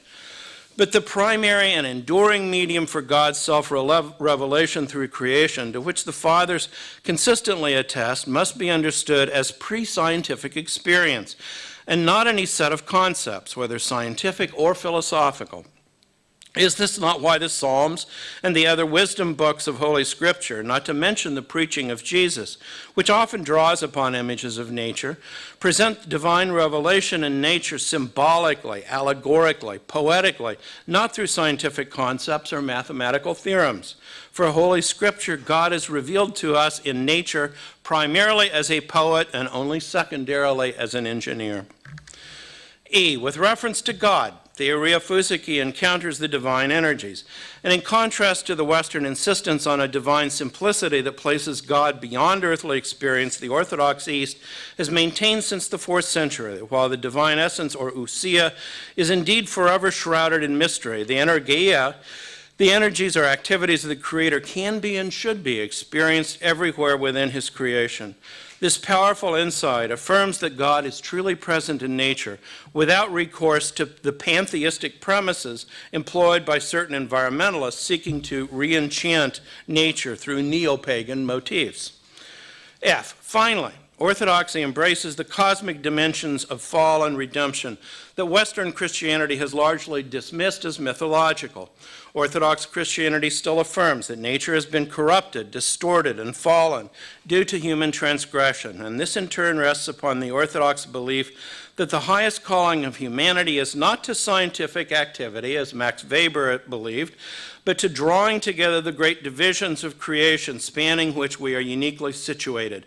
St. Maximus the Confessor delineates these polarities as uncreated and created, noetic and sensible, heavenly and earthly, paradise and inhabited world, and finally male and female. It is indeed because of this high calling to serve as cosmic mediator that human disorder could generate such essential devastation in the world. Only because of this pivotal, central, critical position. Humanity, then, is not primarily a part of the environment, as deep ecology maintains, nor even merely its microcosm, as is sometimes claimed, but as St. Maximus affirms, we ourselves are the macrocosm, singularly called to celebrate and consecrate all creation and offer it up in praise and thanksgiving to its Creator. It is for this same reason that Christ became incarnate as a human being. The new Adam redeeming the cosmic chaos introduced by the first Adam and calling us to work towards not just a restoration of the original paradise, but its higher transfiguration. And here lies the deepest meaning of archaic experience for us, for we are called to help prepare for a new beginning, a new arche. Citing St. Maximus, Florensky formulates this great calling lucidly. Through Christ, man is deified. Through man, all creation will be deified. Final section, the environmental challenge for Orthodox Christians. Leopold was right and consistent with Orthodox figures such as Metropolitan Callistos and Patriarch Bartholomew. What we call environmental crisis will not be resolved without an intensified experience of creation requiring some manner of asceticism. An Orthodox orientation must surely incorporate the best science, but it cannot base itself upon a scientific worldview. On the contrary, as a foundation. On the contrary, scientific implementations must themselves be directed, not by further scientific analysis, which is endless, but by the archaic experience of nature that is in fact the foundation upon which we always already stand, albeit often like Blake's Newton, we are oblivious to it. Not surprisingly, we find a parallel conclusion in secular thinkers such as Edmund Husserl, founder of phenomenology, whose last writings focused upon the problematic relation of science to society, a problem that he argued derives from science as an abstract and derivative mode of consciousness that must be reconnected with its roots in living archaic experience, for which, for example, the earth must always be not one planet among others, but the very ark upon which we necessarily depend. And it is a great challenge for Orthodox Christianity to show how its theology and practice can most truly evoke, shape, and elevate this archaic experience of nature. Parallel to the succession of environmental thinkers in the West discussed earlier, we could easily assemble a splendid Eastern lineage whose encounter with creation goes much deeper. In Dostoevsky, for example, we find in the speeches of Elder Zosima a vision of nature as infused with divine energies, saturated with divine grace. In the early work of Sergei Bulgakov, we find a philosophy of economy based upon an experience of the Edenic foundations that endure in creation and upon our human calling to actualize them within human community. In Florensky, himself a scientist and mathematician of international distinction, we find a phenomenology of creation along with a powerful critique of how the Enlightenment worldview distorts our ability to experience God in creation. In Christos Yanaros, created nature is comprehended not through the Western language of substance, but through the living language of relation. With nature seen as everywhere joining, issuing an invitation or klese to hear God speaking to each of us individually through this particular flower, that very cloud overhead. Nor should we ignore the great monastics of recent time, Paisius, Porphyrius, who eloquently articulate the glory of natural creation as speaking the language of its loving creator. Beyond Muir, Leopold, and the others, whose theological foundations are often inchoate and improvised, these writers, thinkers, and monastics of the Orthodox East, and there's a host of others, are rooted in 2 millennia of Orthodox tradition. They recall environmental thought not just to its own archy, but call it forward to the promise of a deeper and more enduring beginning. It is up to Orthodox Christians themselves to facilitate their reception, not just in the West, but throughout those lands that are not yet deeply secularized and where only an ecology that is soundly based upon a religious foundation will ever be taken seriously.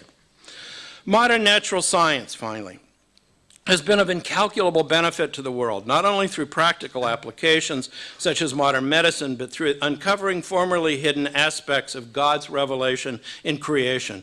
But when science overflows its boundaries and becomes the basis for a worldview, it gets distorted and hybridized into that modern sphinx called scientism, a profoundly unscientific conflation of science and metaphysics.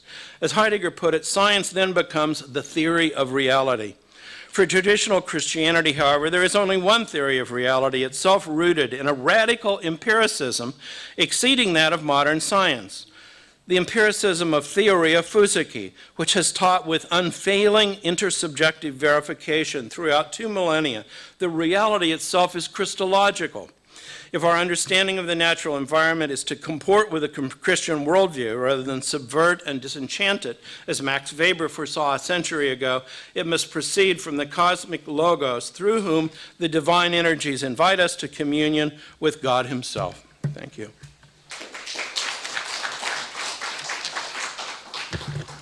Thank you, Professor Foltz, for a very enlightening lecture. And we have a few minutes for discussion. Yes, please. Thank you, Bruce. I always admired your writings, and I always admire actually the Orthodox ethos in the environmental approach and this famous phrase about the ecological crisis in the heart.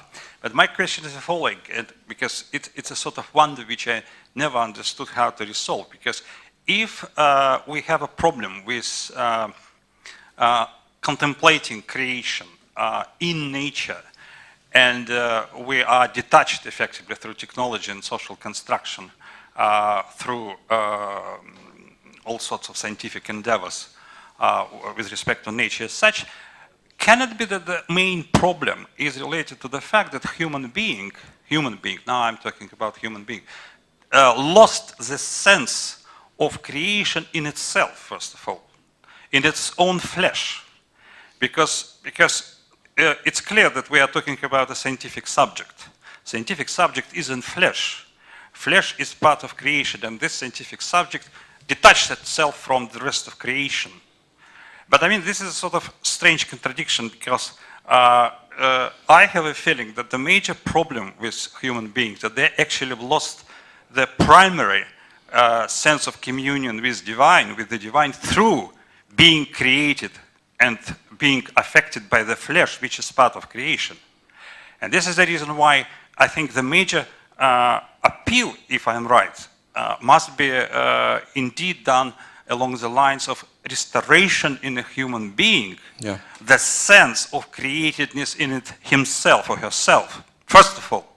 Because if you don't experience your flesh as part of creation, then we cannot actually count on any reasonable approach to the outer nature.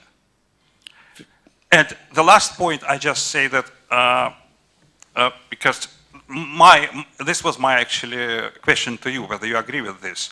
And the second point, that in contemporary French phenomenology, we were talking about Jean-Luc Marion before, he is talking that actually the experience of flesh, together with Michel Henry, is one of the most difficult and most mystical experiences when we are self-affected by flesh, when we actually, in order to understand that we are part of flesh, we are dealing with a saturated phenomenon which blocks actually our discursive capacity, and we need a sort of mystical experience of flesh. And I believe that this will indeed contribute actually to what you are saying, that we need the restoration of actually our sense of creation in us, in human flesh, first of all. I think your 2 points are connected. I'm just getting over. I had a bronchial infection, a sinus infection. I had chills, fevers, and it's really nice not to be sick now. On the airplane, it just felt good. But illness. Larcher has written very helpfully on illness and the body. It helps us realize our own nothingness. And that's really important, the nothingness out of which we're created. Because that's what we got to claim of and that's what I got. That's all I got to my own, is nothing. Everything else is grace, is gift. And technology, which is a big part of the problem, I couldn't talk about this here, it makes us feel like we can do anything. It gives us that feeling of power, of ability, of control. As Weber says, that we can control everything. And until we experience that nothingness that we hover over, that God continually lifts us out of that nothingness into communion with himself, I don't think we'll experience that power of creation, not ourselves as planners and competitors with God. That was what I was saying yesterday. It makes me nervous.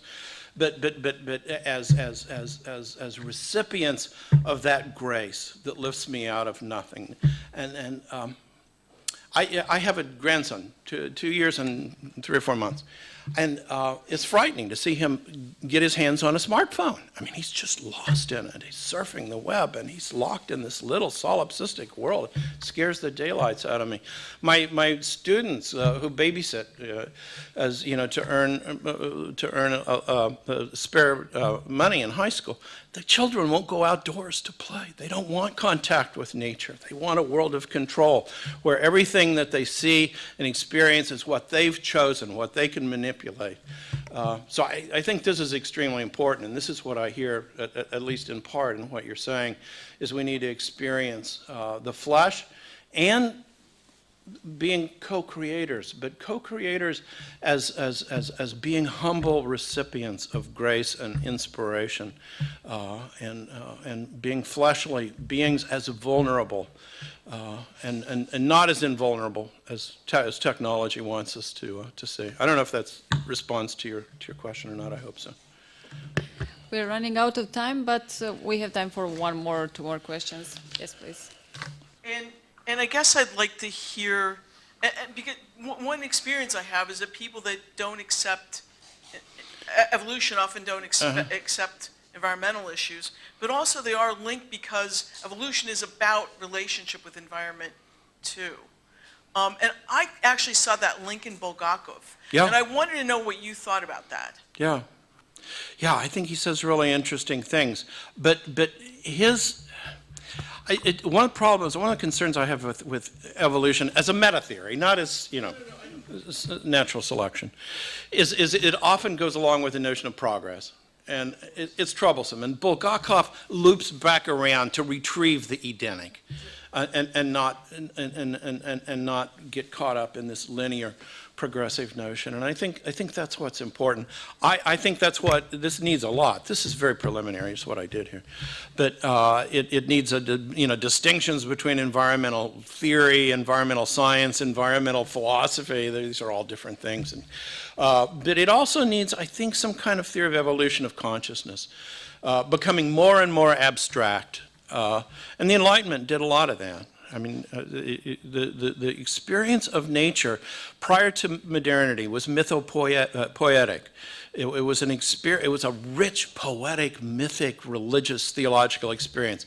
Science purified our consciousness of all of that and made it very abstract. And science is, in many ways, a very mediated experience of nature. And there's nothing to fill it back in. Nature is just mere stuff now. It's raw material. It's Bestand, as Heidegger says, resource. That's a problem. It's an increasing problem. So, yeah, I mean, evolution, but I don't know. Maybe this arche with the notion of a telos that's already inherent in the inception might help. I don't know. Hope that addresses. Okay, thank you. And one more question, if we can. Okay. But please, just short question, short answer. That's more troublesome. So, I was very interested to see how you are tackling these conceptions of science and technology and the environment, because very few people do it nowadays. However, I would like to put forward for your consideration, and perhaps even if we have time for your answer, the following. The first is that what you are describing seems to me to be very normative. It means that if we are to follow what you're saying, which seems very well substantiated, we are more or less requiring for modern scientists to become also Orthodox Christians. The metaphysics of modern, let's say, Lutheranism somehow allow them to do their thing, let's call it that way, without actually having to become Christians. Yeah. And I'm very wary of how this could be done. That's the first point I would like to perhaps have a comment on. The second is that we have a tendency to describe technology and metaphysics as something modern. The archaic conceptions that you so artfully described were also coming from a technological society. The Cappadocian fathers, for example, did not live in a pristine relationship to the environment. They lived within a civilization that had 2,000 years of technological, I don't want to say progress, but let's say involvement. And this is apparent in their work. They are writing with the technological tools of their time. So technology is not only the iPhone. The baked slate is also technology. And we have to take that into consideration when we're saying we should go back to a time before technology. Because, and on a final note, you made a very specific argument against science overstepping its bounds and get married in metaphysics. Mm-hmm. I can see the point, but even the κοινή φυσική you are mentioning, that the first Cappadocian father, for example, articulated, takes into consideration, for example, Aristotelian theology, Aristotelian natural philosophy or whatever, which itself has baked in metaphysics. So the involvement of metaphysics with explaining nature is not something new that Newton invented. It has been going on for several thousand years. Professor, just short answer, please. We're running out of time. I'll just address the second point. I am with those theorists of technology, and I have written and thought about technology, that believe something radically new happens with modern technology. I don't think modern technology is the same as ancient techne, which always followed nature. It always, techne was always, followed physis, all the way up to the modern age. And now it remakes physis. It remakes nature. So, not to mention the sort of inframing systemic character, the totalizing character of modern science. So I do think that there's a qualitative difference. Maybe I'll just stop there since I'm supposed to be out of time. Maybe we could talk later about it. Thank you very much. Thank you all for a very interesting discussion. Unfortunately, we have run out of time and it's time for coffee break. But please, before leaving the room, leave your headphones, hand them over to Nikos. Thank you. Good morning. We are going to proceed to the next session. Before I want to make a comment, I'm extremely happy to be in this Congress. Thanks to my friend Nikolaidis. I'm coming from the medical field. We are dealing with death. Today we are thinking about death. It's different to die and it's different to think about death. This is the humanized approach of the human being. So let's proceed to the first speaker, who is Mr. Pantelis Kalaitsidis, Director of Volos Academy for Theological Studies, lecturer of Hellenic Open University, Research Fellow KU11. The title is The Disenchantment of the World in Eastern Orthodox Tradition and its importance for a constructive dialogue between Orthodoxy and science, East and West. Mr. Kalaitsidis, you can proceed. Thank you. Thank you for inviting me once more in this very interesting series of conferences on Orthodoxy and science around the world. And second, I would like to apologize for not being here yesterday due to different other commitments.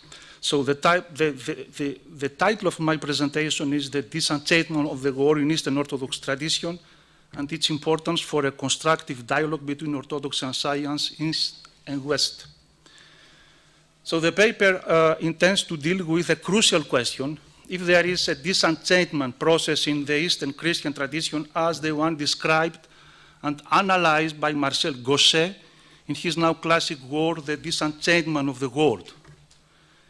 Taking as starting point the contention that Christianity is the religion of the end of religion, the paper will examine pertinent resources from the Orthodox tradition and will attempt to highlight their relevance and potential for today's issues, such as the challenge of the secular and post-secular society, the dialogue between Orthodoxy and science, and the divide East-West. To this end, the writings of the French Orthodox historian and theologian Olivier Clément will be at the center of our discussion.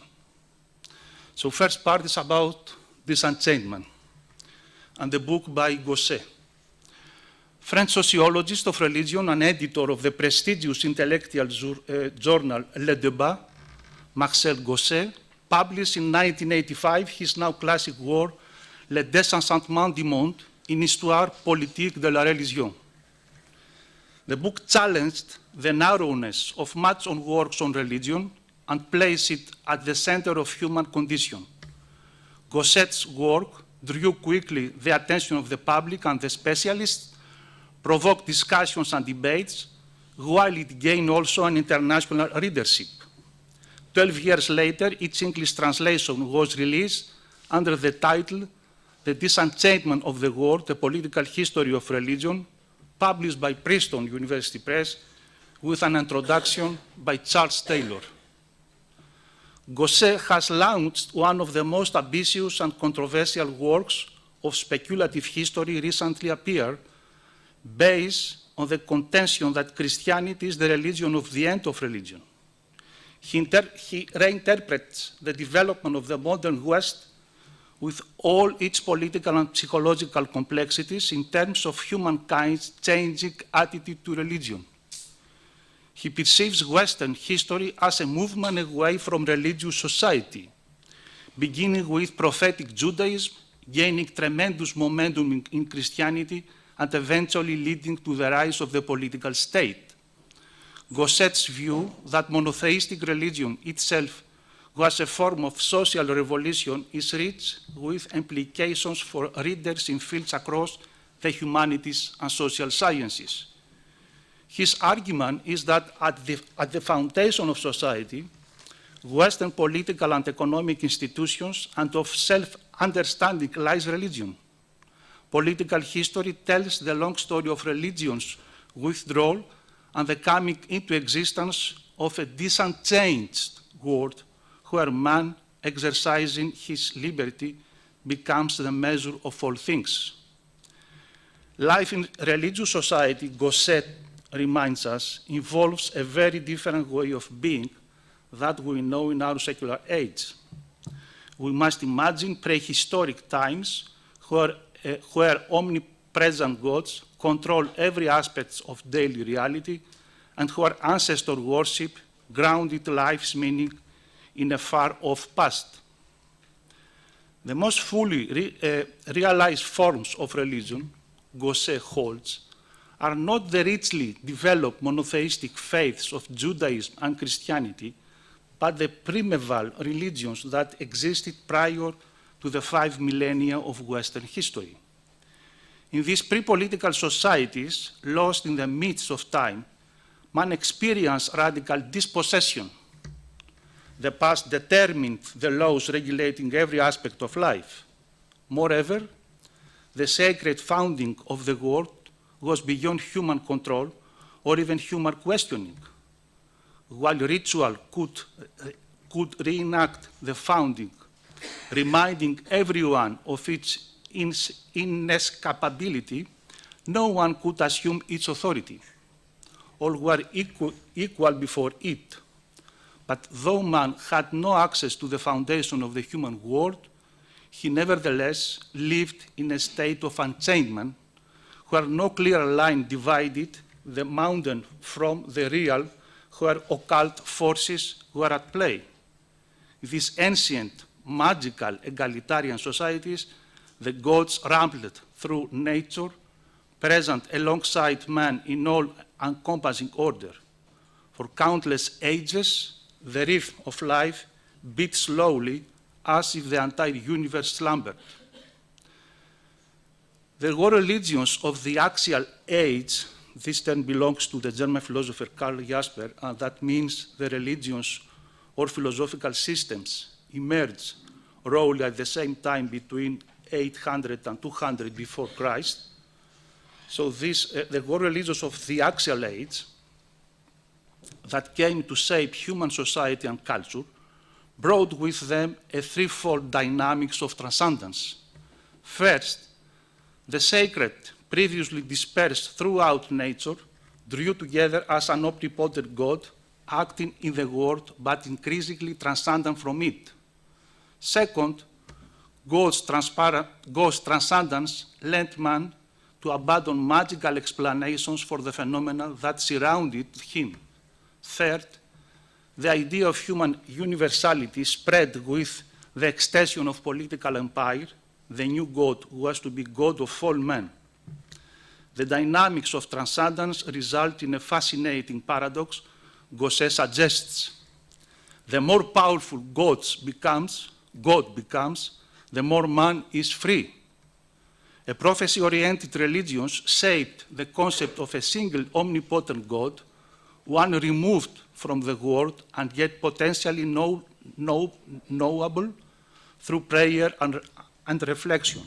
Human beings become increasingly free. With monotheism, man began to reason for himself, to question the divine law, to embrace his freedom. The historical process of disenchantment had been unleashed. In conclusion, according to Gosset's argument, Christianity forges a profoundly different relationship between the human and the divine, forming in our author's striking phrase, the religion for departing from religion. At the end of the Christian era, Gosset writes, we find ourselves at the heart of modernity, entering a post-religious age of human autonomy, democracy, and science, with the effective truth of Christianity revealed as secularism. This was a very brief description of Gosset's arguments. Now we pass to the second part, which is about Olivier Clément. The idea of Christianity as the end of religion, or the overcoming or the exit from it, could be also found in the work of a number of Orthodox theologians, but with no connection with the secularization issue, nor with reference to their Western counterparts, especially Dietrich Bonhoeffer and Karl Barth. The most distinguished among Orthodox theologians dealing with the issue are Father Alexander Schmemann and his idea of the incarnation bringing down the wall separating God and man, and of Christianity putting an end to religious practices and ideas such as pilgrimages or holy lands.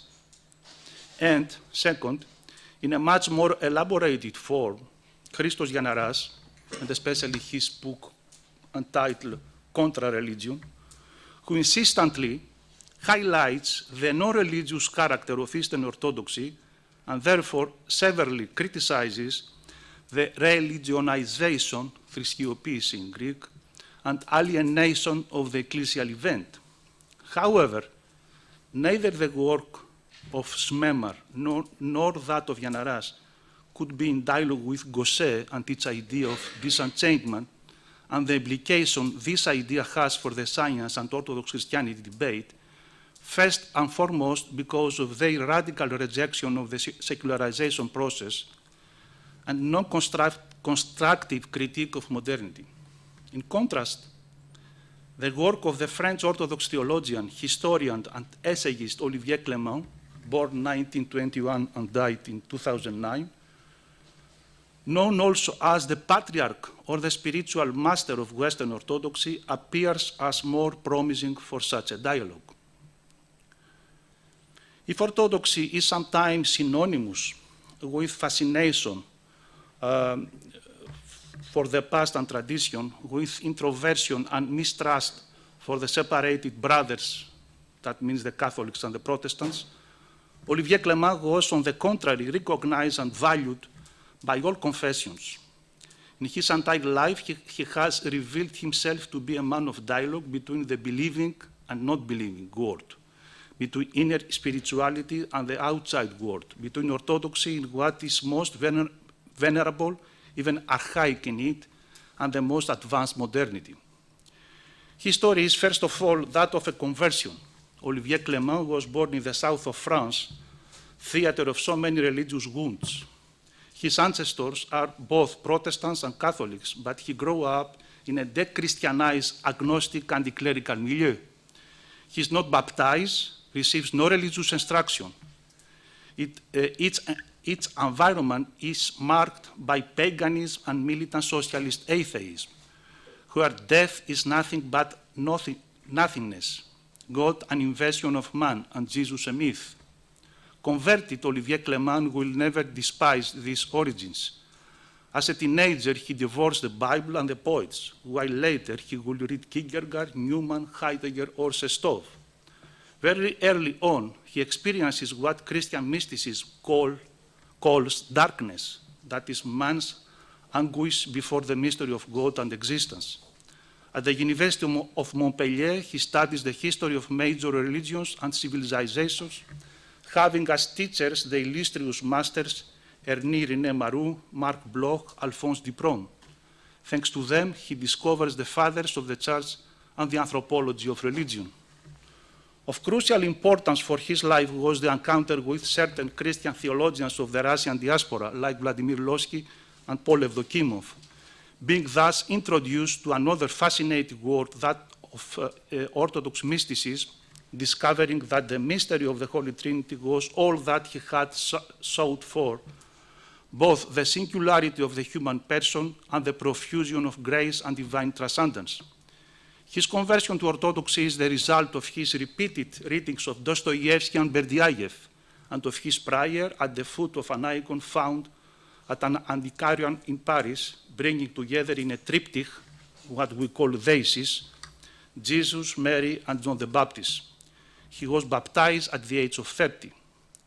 Professor at the Lycée, that is high school, Louis Legrand in Paris, Olivier Clément will also teach for nearly 40 years at Czech Orthodox Theological Institute. He's the author of 30 books and more than 100 articles, written in a language often lyrical and poetical.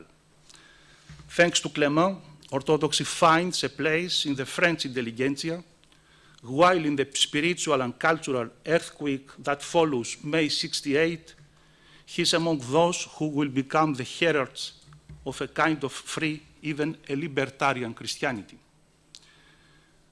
Clément has great respect and attachment for the Ecumenical Patriarchate of Constantinople in Istanbul, while he publishes a book on the late Patriarch Athenagoras and a book on the current Patriarch Bartholomew. In the Middle East, he is also the friend of the late Patriarch of Antioch Ignatius Hazim, who is in dialogue with Islam and the other churches and all these Oriental intellectuals. He enjoys a great prestige also in the Romanian church under the yoke of dictatorship, then released, attracted because of his share of Latin culture by a modern orthodoxy. Olivier Clément is the spokesperson for an orthodoxy open to the modern world, to the art and the science. There will be no observer at once so critical of the sclerosis of orthodoxy and at the same time amazed by the treasures of its liturgical heritage, its ascetic and monastic tradition. Although critical towards the spiritual neurosis of the West and the dead ends of the Western civilization, he will never succumb to the temptation of anti-Westernism and anti-ecumenism, as numerous other Orthodox theologians did. He will remain during all his life a committed ecumenist, often blamed by ultra-conservative and fundamentalist Orthodox, supporting the idea of the Christian East and the Christian West function as the two lungs of the Church. This theologically grounded openness of Clément to the modern world would allow him to adopt,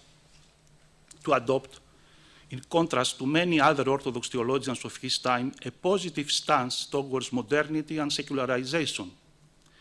In many of his writings, he will express his preference for the separation between church and state, even for the French laïcité, and will defend the biblical and more specifically Christian origin of secularization and of modern science and technique. In his poetic and lyric language, Clément will go beyond the theocentric perspective of Middle Ages and the humanism deprived of any spiritual sense, seeking their synthesis, that is what he calls the divino-humanism, a key concept in his theological work.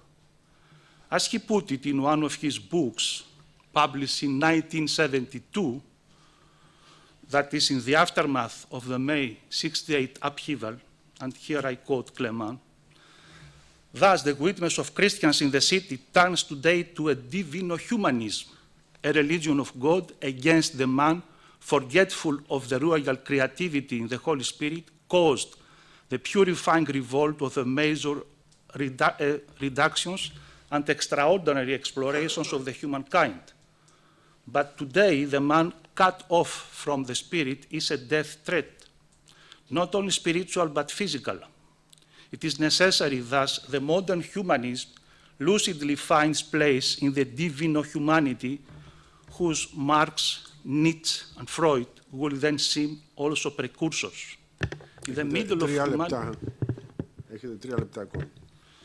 In the middle of humanity, in process of unification, one dreamed of an again undivided church, linking the ethical and cultural dynamism of the Christian West to the steadfast faith of Orthodoxy itself, mediator to the more remote Orient.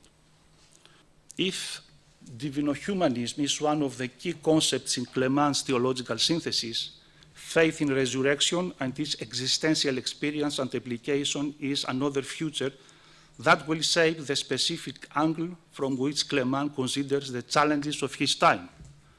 As characteristically confesses himself, and here I quote again Clément, "I will never be so grateful to the Orthodox Church for making known to me the Paschal joy where the secret wound of the soul is held. Everything else, be it everyday life, secularized society, beauty, the meeting of religions and cultures, consists of chronicles that this light makes them anachronistic." End of the quotation.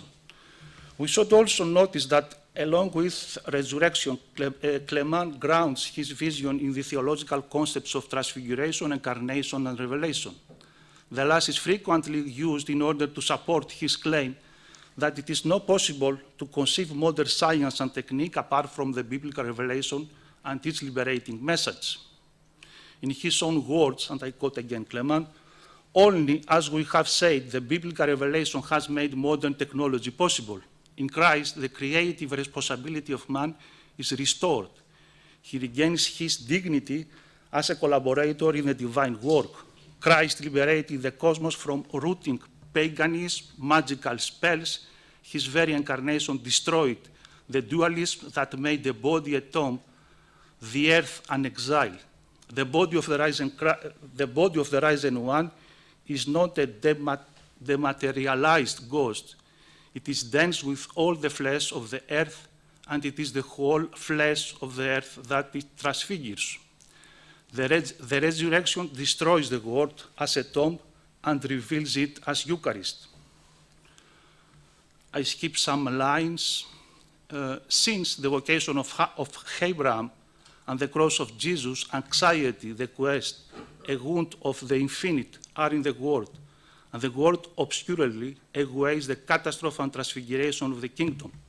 Modern science and technology arise in this opening, is the boundless born of a departure in spite of the earth and the stars, to go one knows where from a struggle with the angel of a God who is not the deus ex machina of our ignorance and our impotence, but who makes us free by dying slave on the cross.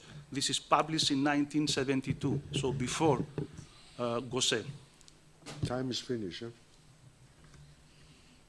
May I have 2 minutes to finish my paper? You will postpone it. And another quotation, the machine and the individual are universal achievements of Western culture. It is the biblical revelation, it seems, and it alone that allow it their advent. The Bible rejects cosmic magic. God created everything and created of nothing. That is to say that the creature exists only by the divine will, which gives it both consistency and transparency. The world is not an illusion, a tomb, the evanescent game of the divine. At its origin, it is a beautiful and good reality, a language between God and man.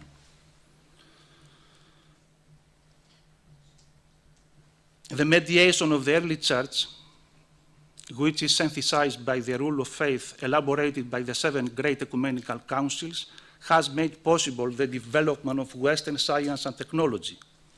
This mediation is sealed by the blood of the martyrs and the light of the transfigured ones. The martyrs destroyed the opaque sacrality of power, the deification of the state. They prayed for the emperor but refused to proclaim him God. The monks destroyed the opaque sacrality of Eros, earth and stars. History and the cosmos were thus uprooted from the gods and delivered to man.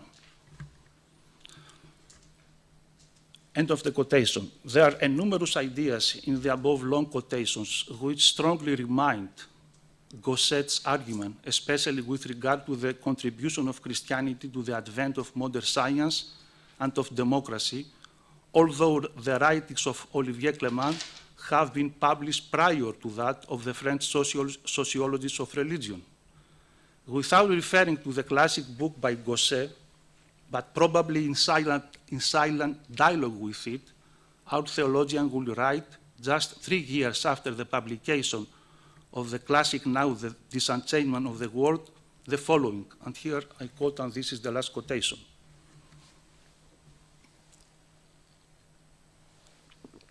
Today, in the West, we can talk, search, question without being marginalized or despised. Even I say with a little black humor, even if one is a Christian. 3 minutes past. I'm just finishing. With real historical objectivity, we discover the immense role that Christianity has played as well for the advent of modern science as for that of democracy. End of the quotation. It is not so easy, however, to establish any connection between these 2 French writers coming from different disciplines. The time assigned for this paper does not allow further research and deeper analysis. My intention was limited to present some of the findings of this research and to offer some preliminary remarks. Of course, further research is to follow. Thank you for your attention and for your time. Thank you. Thank you. I'm sorry for the pressure, but I am pressed also. The time is a dictator in our life. I understand. Okay, next speaker, and we will put the questions at the end in order to catch time, is Mrs. Gay Volochak, Northwestern University School of Medicine, Zikon Center of Religion and Science, Lutheran School of Theology. Orthodox perspectives on gene editing, ramifications of CRISPR technology. Thank you. Yeah, hi, I guess I better start really fast because I have a lot to say, so I'll try to say it quickly. So I'm going to talk about I'm going to tell the story about gene editing before and after CRISPR. I don't need to say too much, I think, to this audience about what is DNA and how it works, and that DNA is the hereditary material, that all of us have DNA inside us, and that DNA codes for all of what we have and most of what we become. There's a big history of DNA and its studies. Mendel, who was a Catholic monk, actually was one of the most important players in this. He did a lot toward understanding how genes contribute to heredity. The structure of the DNA was worked out by Franklin, Crick, and Watson. This was a key moment in 1953 when we actually understood that DNA was a double-stranded helix. Okay.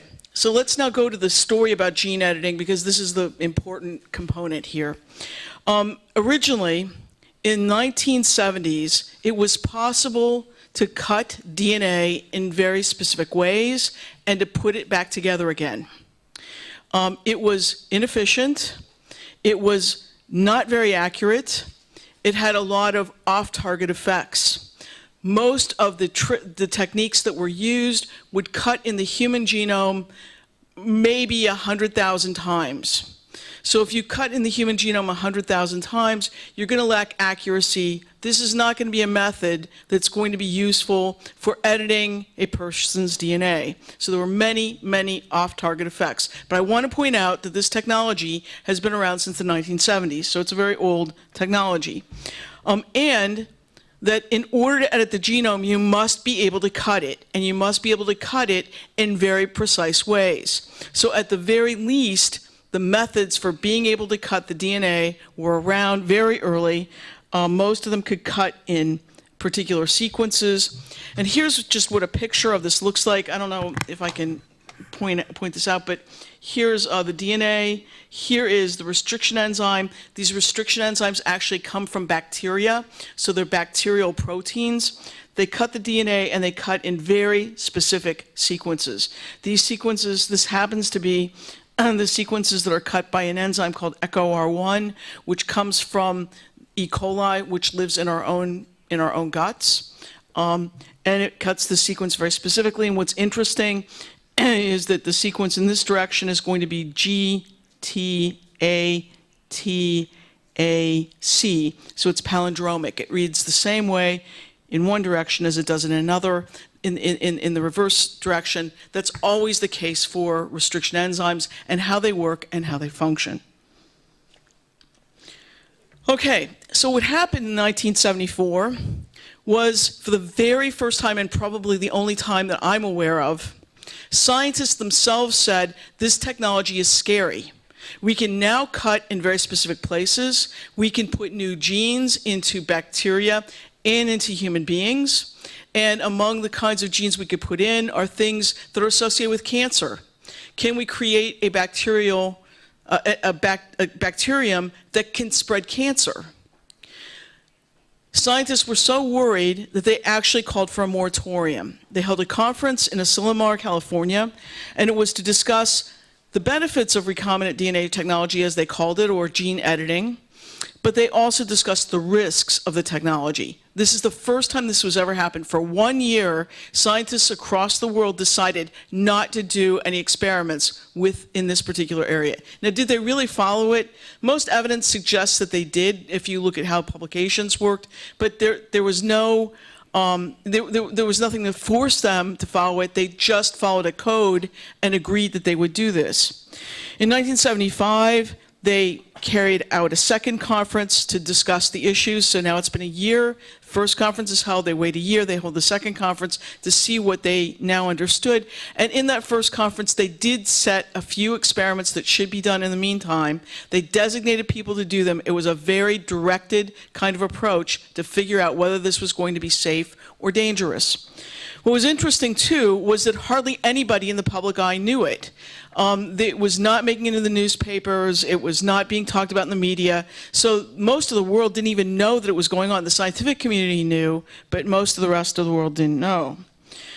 So what they concluded from this was that there would be a moratorium on certain experiments. The two types that were voluntarily deferred, that were not permitted to take place, were those that involved the creation of new bacterial DNA that would carry antibiotic resistance genes or toxic genes. Think about it for a moment. What are we worried about? Antibiotic resistance is so prevalent nowadays. What were they trying to do? Prevent more antibiotic resistance. The second thing they did is that they didn't want to put cancer-causing genes into bacteria. So those two types of experiments were prohibited, and it was a voluntary prohibition.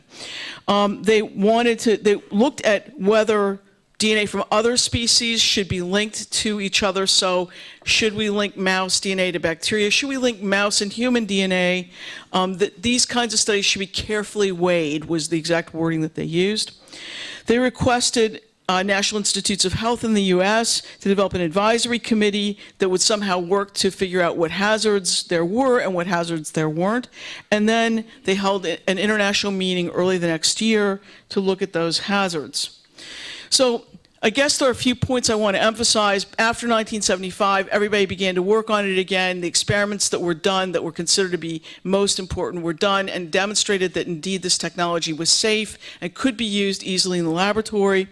But the first thing was then that when this first gene splicing technology was developed, it was possible to intervene in human diseases, at least to some extent.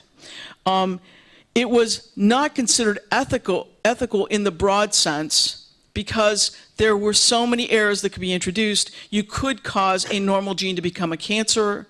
You could cause a normal cell to become a cancer or to be at greater risk for cancer. There were so many errors in the technique that it was not considered to be ethical to use it in humans. But I want this to be clear, that the ethics here was based on the choice of method. Method what determined that this was not ethical. The method had too many errors in it, was too leaky, had too many off-target effects. And they also postulated at the time, and now we know this is true, that new methods could pop up that would take care of a lot of these errors and might allow for gene editing to take place. So I believe that this is an important lesson that we need to think about, is that ethics is determined, at least in part, by methods.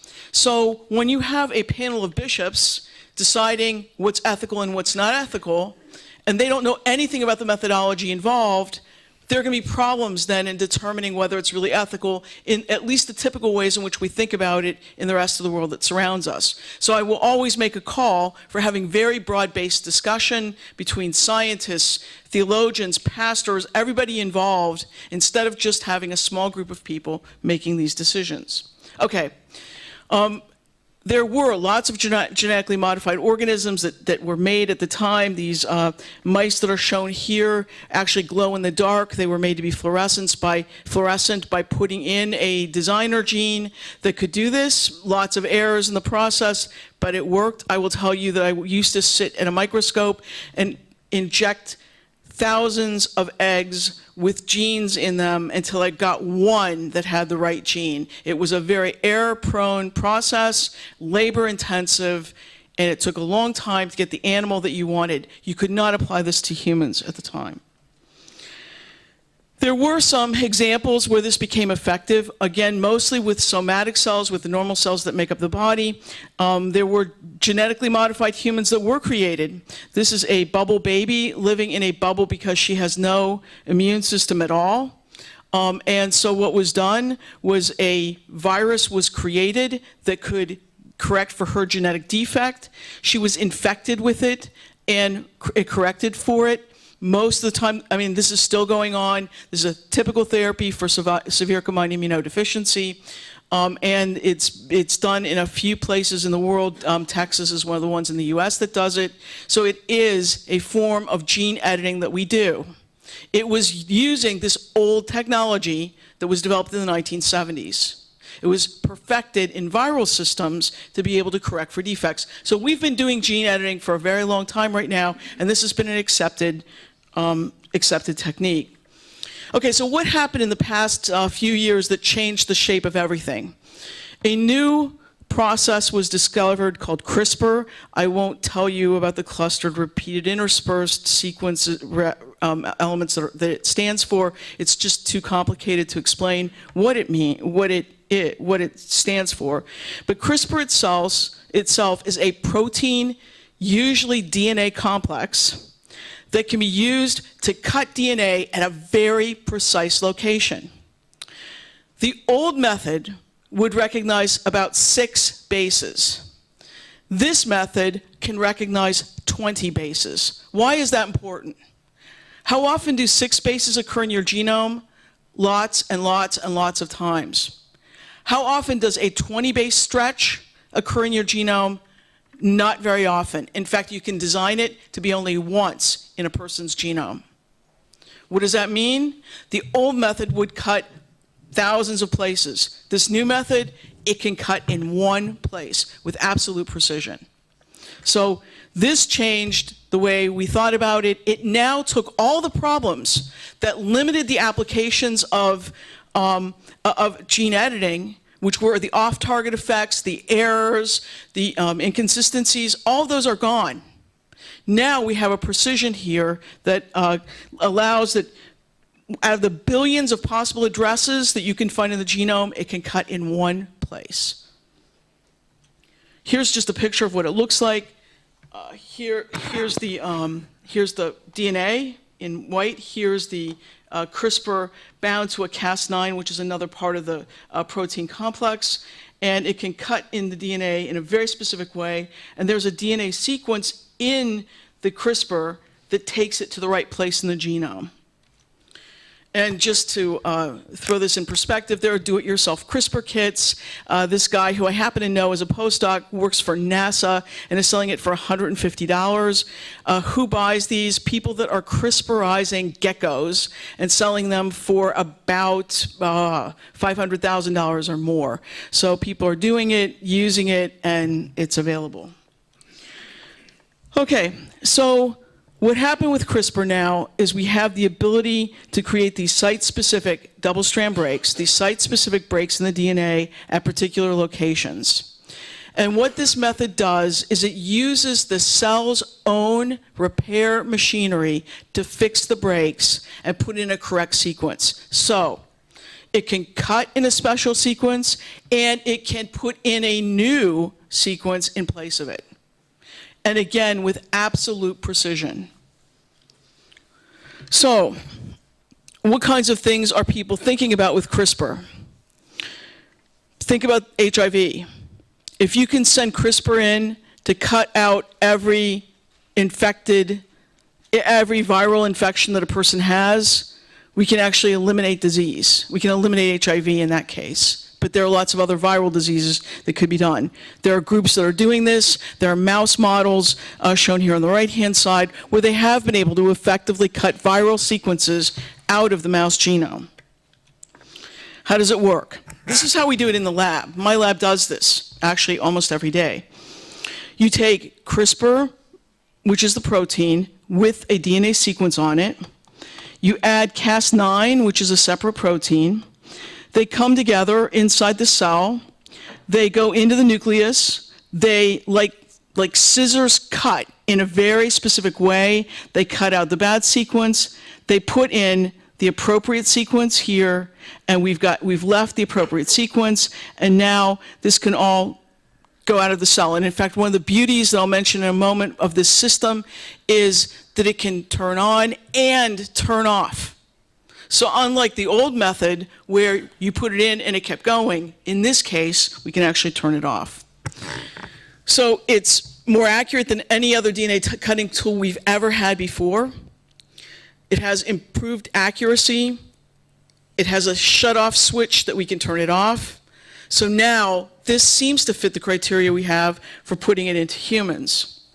And this just shows the example. I won't spend any more time on it, but I just want to mention the target sequence is 20 bases long. The frequency that this cuts in the human genome can be engineered so that it's only once in that person's DNA. And what most people do nowadays is I decide on what 20 bases I want to use, and then I look at the entire sequence that came from this person or this mouse in my example and ask, is this 20 bases found anywhere else?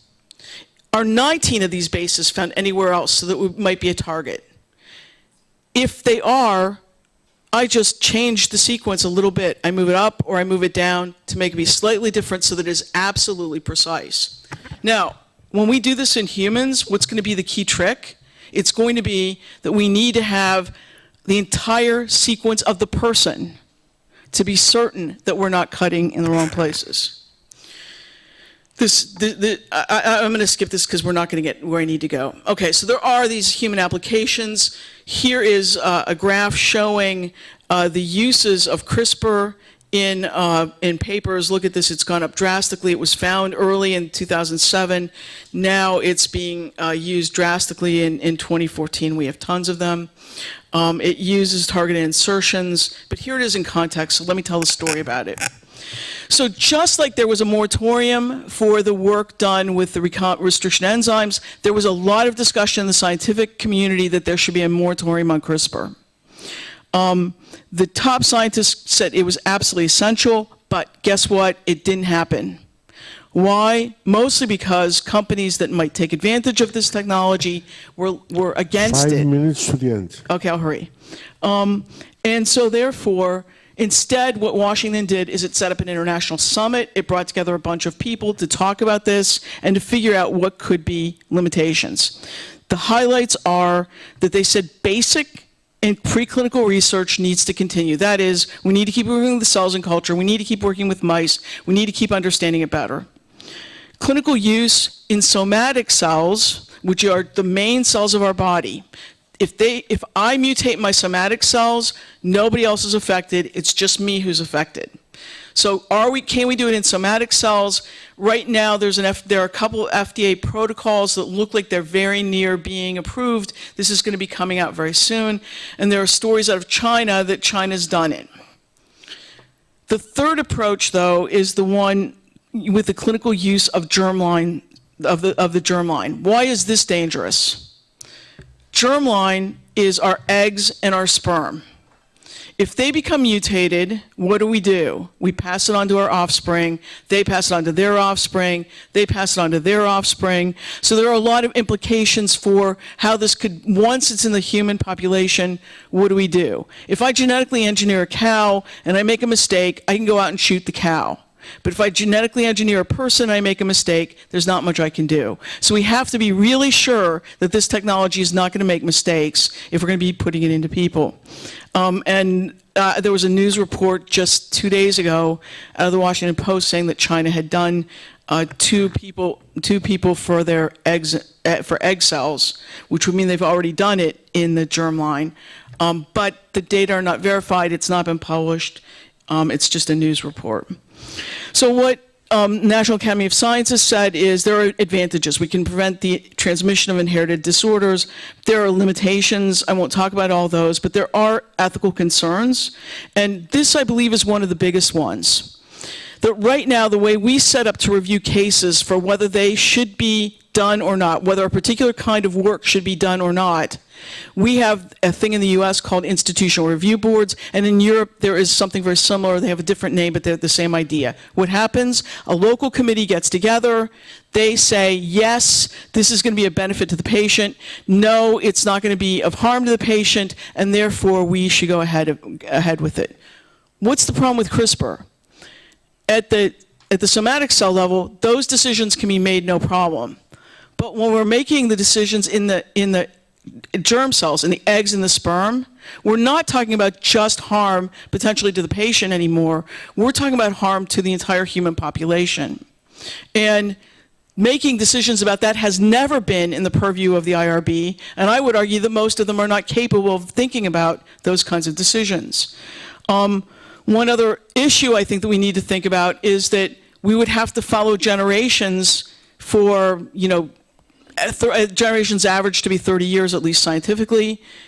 30 years, 30 years, 30 years. We'd have to follow several generations to see whether this CRISPR effect is causing any damage. And there are very few studies and very few little scientific work can be done over a 30-year, 60-year, 90-year span. these were the recommendations that came from that committee, but now let me just talk about some of the implications, and then I'll talk about Orthodox perspectives, and I'll be done. So the issues with human experimentation and human subjects now have become global. It's no longer just that we need to talk about these issues in the US. As I said, China is doing it in the early recombinant DNA work. Whatever the US did, it was kind of a world guideline. That's no longer the case. Certainly common discussion is needed.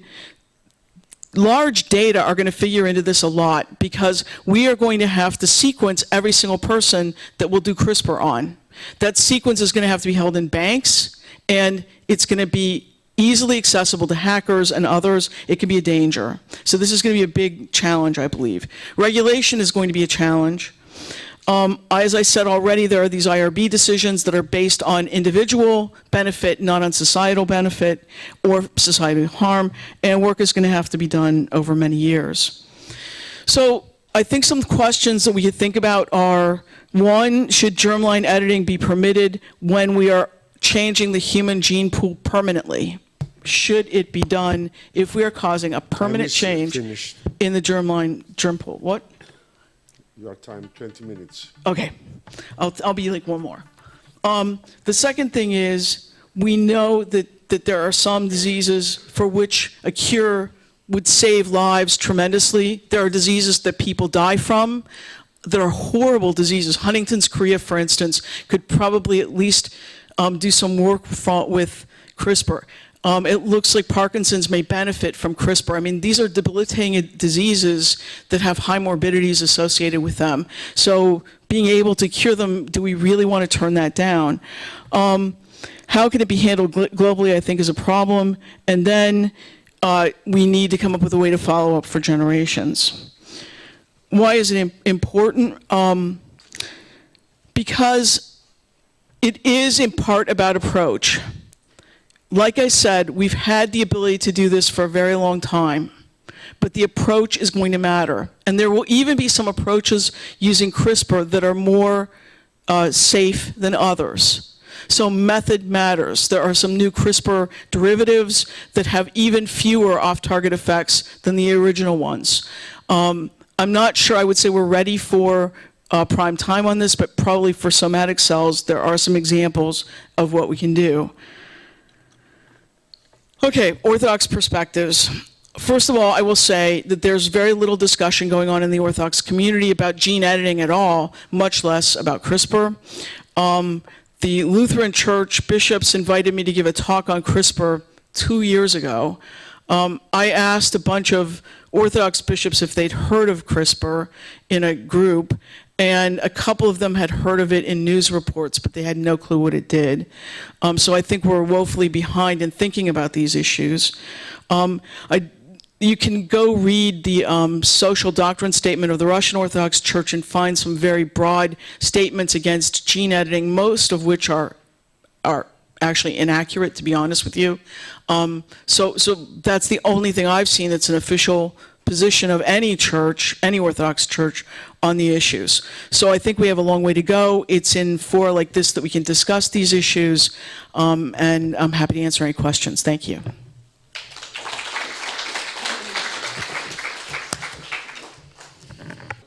Two questions. One is, to what extent could the germline concern be ameliorated if we, at the same time, developed effective and reliable methods of undoing a change that had been made, so that if it turns out to be having detrimental effects, it can be reversed in the offspring? Well, can I answer that one first, because Sure. I forget questions easily. I think the problem is that you'll never undo it in that person. You'll find out too late that it was a problem.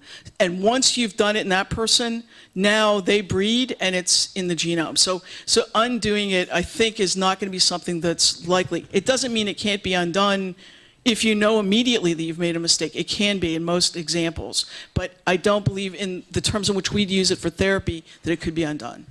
Thanks. Please keep your questions to the end of the session. No, I promised him 2 questions. Oh, all questions at the end? Yes. Oh, I'm To the sorry. end. All the questions to the end, please. Oh, okay. I thought I had 30 minutes and I only took up 10, 20. Keep your questions to the end. I shall save it, Gail. Okay. Okay, Ms. Maria Bouri, pediatrician, MA Medical Humanities, Palliative Medicine National Primary Health Network Greece, Medicine, Suffering and Death, Palliation and Ethics for Caring for Those We Cannot Cure. Thank you, Ms. Maria Bouri. Thank you. I would 20 like to, minutes. Thank you.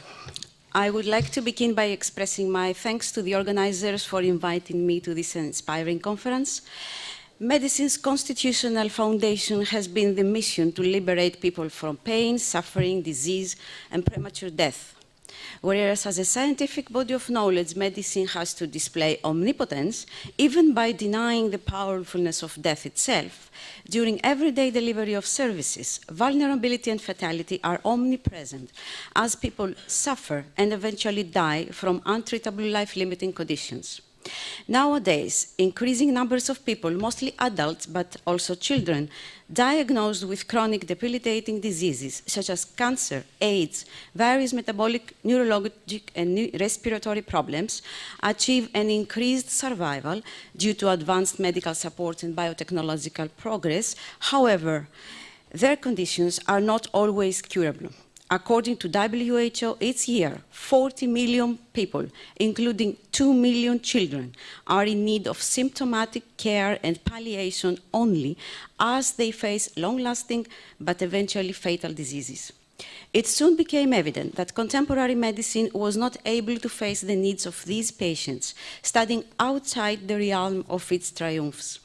Research data for both adult and pediatric populations showed avoidance behavior of professionals to prevail when a fatal diagnosis was made, patient dissatisfaction of care and increased burden of suffering reported by incurably ill, by terminally ill people, even for those cared in high technology settings.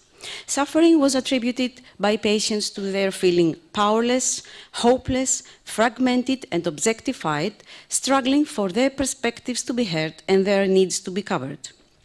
Interestingly enough, much of this suffering was characterized in studies as unnecessary, as it should and ought to be relieved given the available material and human resources. Various attempts have been made to comprehend the situation. In modern medicine, suffering is often caused with pain and seen as a remediable medical condition. When not possible to be alleviated, many of the practices and assumptions of clinicians seek to escape its reality, usually through denying or sentimentalizing it, or ascribing its relief to a certain skill.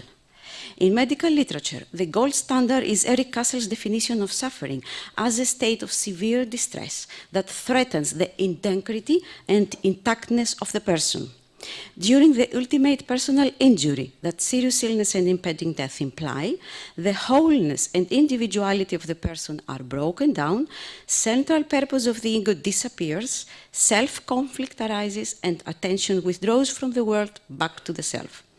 As a result, according to qualitative data, patients experience isolation, loss of control, worthlessness, existential loneliness, and a sense of disrupted and incomplete life narrative. Data also reveal that health professionals suffer high costs of caring for severely ill and dying patients. Researchers in the field of psychology have studied clinicians' burnout syndrome, compassion fatigue, or secondary traumatic stress disorder, as well as their fear of death and grief reactions, all attributed to their exposure to repeated losses of patients. Oncologists and other health professionals report a sense of failure and frustration, being unable to save their dying patients. It has been supported that acceptance of death by healthcare workers consists a basic requirement for providing humane care to incurably ill.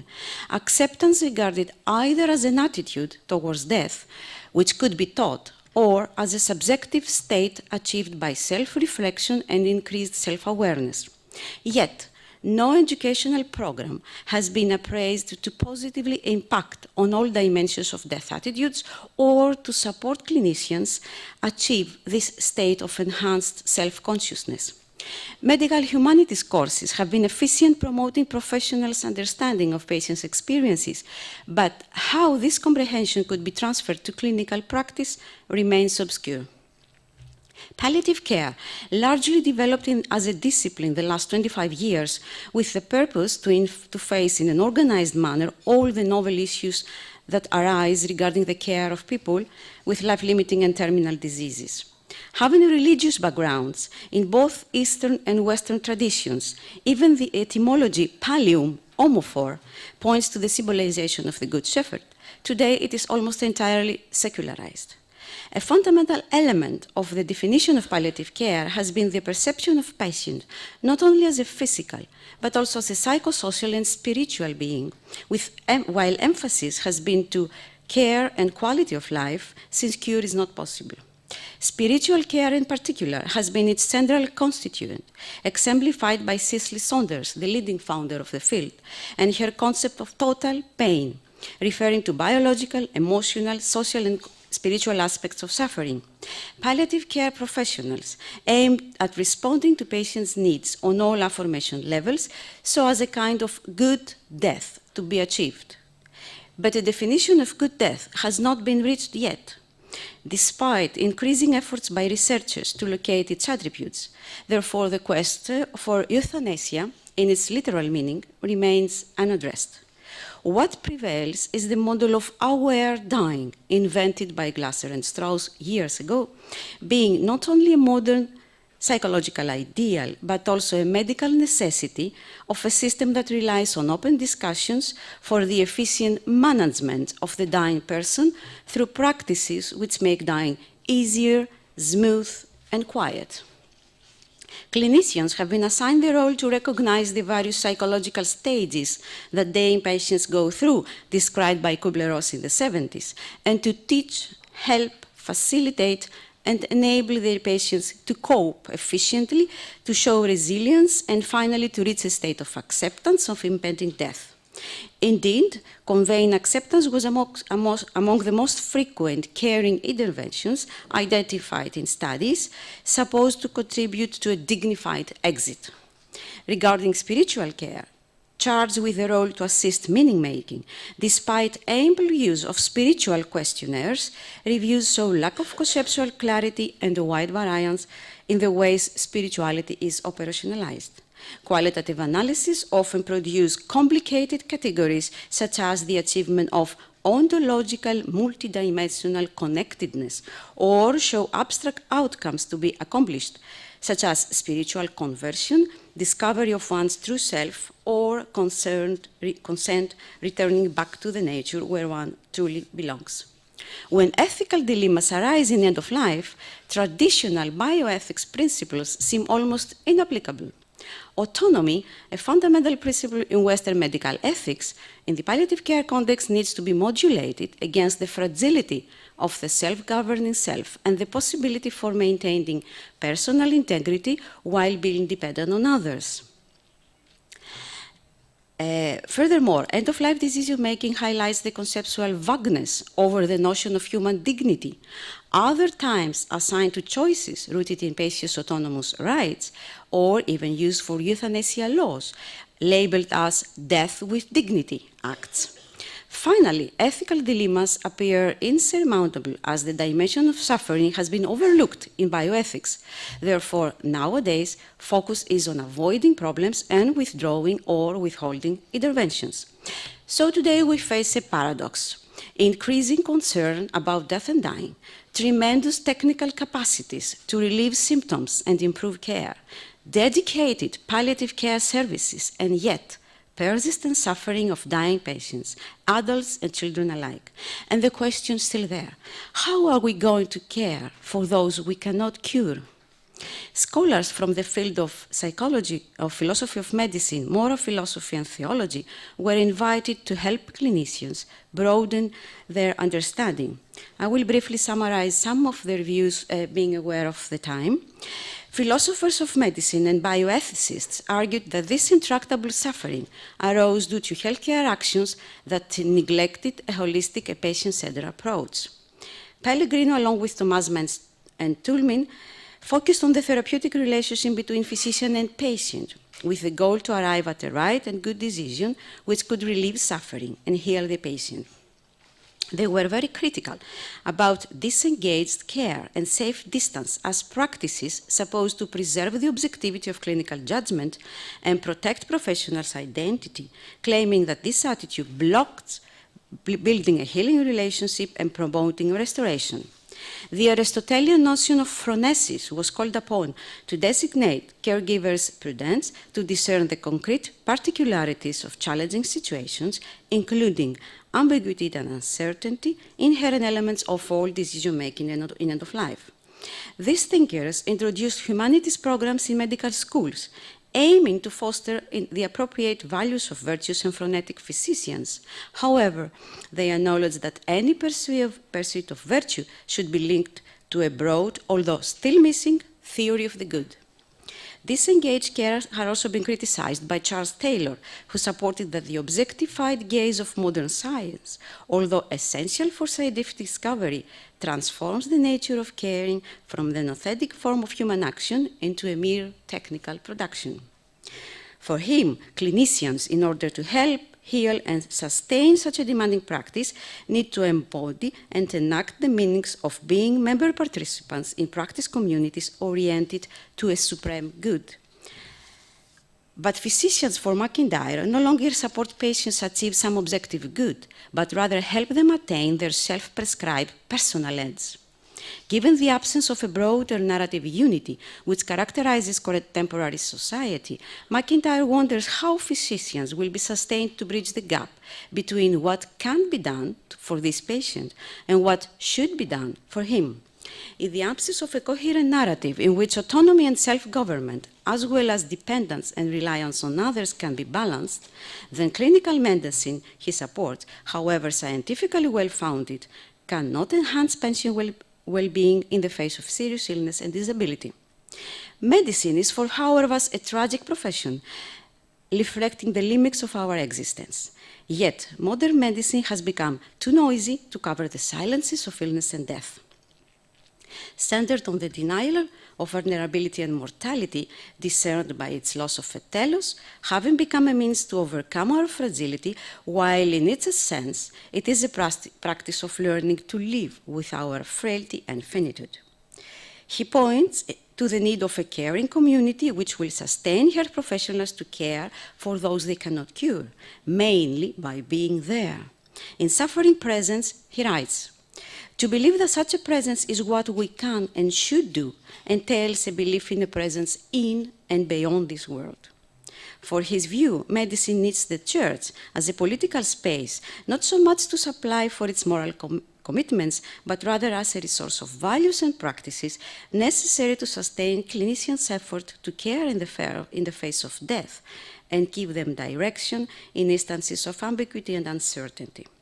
However, his concerns remain open on what kind of church must be to welcome, care for, nurture, and support those in medicine and society who are the weakest and the more vulnerable, as well as for those committed to their care. These concerns are intensified in a world as such depicted by Engelhardt, who attributed the crisis of secular morality and bioethics to its loss of foundations. For resolving suffering, what is needed is what Engelhardt calls freedom of permission, that is, tolerance of self-determined choices applied in peace and not disturbing others, recognized in secular terms as persons, which are those who are self-conscious, rational, and able to give consent. Engelhardt believes that the possession of a God's-eye perspective by Christian bioethics gives the foundation that secular bioethics lacks, pointing to a theological ethics of care grounded in Christianity's grace-transforming way of life. The absence of a guiding theory is disregarded by Ricoeur, who supports that evil and suffering are not to be comprehended, tamed, and rendered acceptable through rational explanations. Rather, we should act against evil, not provide an exegesis for it. In his final work, Living Up to Death, he claims that the inner perception of someone approaching end of life is driven by the impetus of life and not by the imminence of death. In this primacy of natality over mortality, dying to live becomes the main theme. In this context, fear of death does not indicate anxiety concerning the cessation of existence, but rather a deep concern of not having been born in vain. God comes in the scene as a dynamic potency, expressed as a surplus, an enabling God capable of making human being more competent, of new genesis, of an increasingly abandoned existence, so as to allow for rebirth into more being, even in the eyes of imminent death. Having tried so far to identify views on suffering and death that could broaden the understanding of health professionals working with incurable and dying persons, we could agree, I believe, that the aforementioned thinkers, among others, illuminate different aspects of the subject, while to some extent their views appear to converge. However, it seems that a broader narrative or worldview to encompass, activate, and even extend their profound insights is still pending. Being aware that... 5 minutes. Okay, thank you. It's all that I need. Being aware that I am not appropriately equipped to go further, I feel that at this point, orthodoxy is called in to support the dialogue. In Orthodox anthropology, prosopon is the true substance of human being created as image and in likeness of God. To be made in the image of God means that we are free from necessity and able to be liberated by any natural power so as to activate our potential for achieving theosis. Deification is the realization of one's prosopon, one's likeness to God. Primacy is given thus to potential and not actual self. This view of person as prosopon already puts on a totally different base Western conceptions of the suffering self, which, for healing to be realized, must maintain self-control or restore self-boundaries and intactness of actual self. On the contrary, in the case of prosopon, purpose shifts from return and immersion in nature to transcendence of nature, from integrity of self to completeness of being. Moreover, aspects of suffering considered to establish its negativity in Cassell's definition, such as broken individuality, powerlessness, and selflessness, might be desired tasks in favor of achieving deification. Orthodox spirituality considers physical suffering as crucial for moral growth, part of divine economy, to awaken human beings and reorient them towards their ultimate purpose. This view of sufferer, enduring evil and mobilizing all his potential to integrate this experience in his divine orientation, is different from suffering defined as not having control, not feeling worthwhile, and living a life deprived of meaning. In this prospect, true autonomy becomes that which liberates man from dominance of worldly concerns, of what distracts him and distorts the focus from activating likeness to God. This inherent value in each person signifies dignity also, and persons are valued irrespectively, or rather including malfunctioning or disabled body, mind, or both. For Western bioethics, human beings' divine potentiality has not been decisive, but Orthodox bioethics is discerned by exactly this element of metamorphosis and unity with God. Orthodox Christianity focuses on the theotic way of life instead of reducing moral issues to discursive philosophical analysis and rational arguments. Perhaps it is at this point where phronesis has a place, by enabling clinicians to recognize the risks inherent in any moral reflection, which fails to acknowledge the limits of one's knowing and the fragility of all merely human reasoning. According to Christian view, death is above all spiritual reality, to which it is possible for somebody to belong while still being alive. True death is spiritual death, then the crisis of internal human being. In this prospect, death fear might be life fear, agony in the face of assuming the responsibility to fully activate one's divine potential when time is limited, or realization of an unlived life, consumed and not living its essence. Church fathers emphasize remembrance of death as an existential prompt so that man to live his life in fullness. Lifetime ends, but living can only be completed, even when death is imminent. Even then, fullness and completeness are still possible, given man's divine potential. Maybe this is the miracle we all pray for our patients and family members for their beloved. This view of death contradicts with various psychological interventions that concrete on lessening fear of death, promoting acceptance, and attitudes that tame death. It may also be understandable now why spirituality cannot be grasped within numerous questionnaires.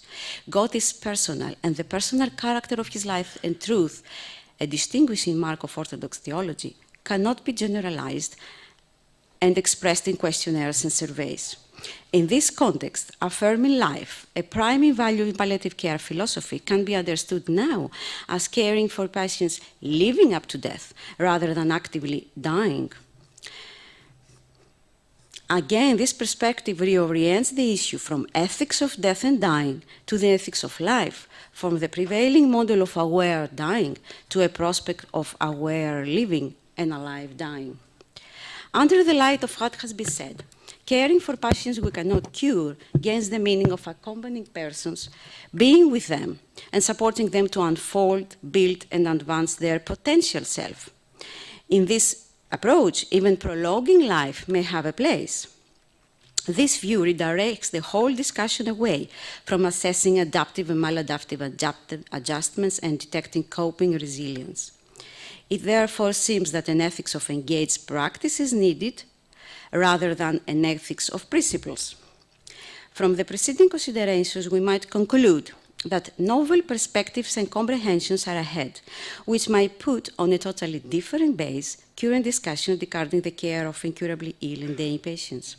Palliative care, pointing to a paradigm shift within contemporary medicine, from mastery and control to being with the suffering other, and before it is assimilated in mainstream medicine and become a new ars moriendi, it could provide the ideal context to raise, face, and systematically examine these concerns. Themes briefly touched upon here deserve to be discussed thoroughly by Orthodox theologians and philosophers, along with doctors, ethicists, philosophers of medicine, and others. And then it may be revealed that it is not fear of death and sense of failure that shape doctors' attitudes to death and dying, but it is our spiritual pain, helpless as we feel in front of death, having turned to numerous goods provided to be infertile to aspire us and sustain our caring practices over and above curing. Hopeless as we are, sensing that the evil of death and suffering should not become immortal. Thank you.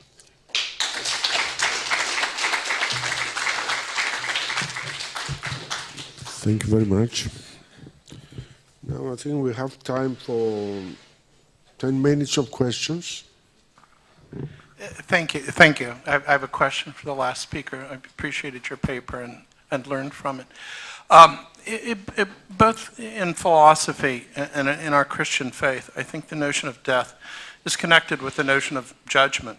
All the way back to Aristotle. Has a person lived a life that has eudaimonia, has been happy? And he says we don't know until we die because it's not over yet. Horrible things could always happen. Heidegger sees life itself as being unto death, death being that finality in which life is completed and in which our last possibilities have been played out. But especially in Christianity, death is our last chance to repent. It's the opportunity to repent. St. Paul in 1 Corinthians says the sting of death is sin.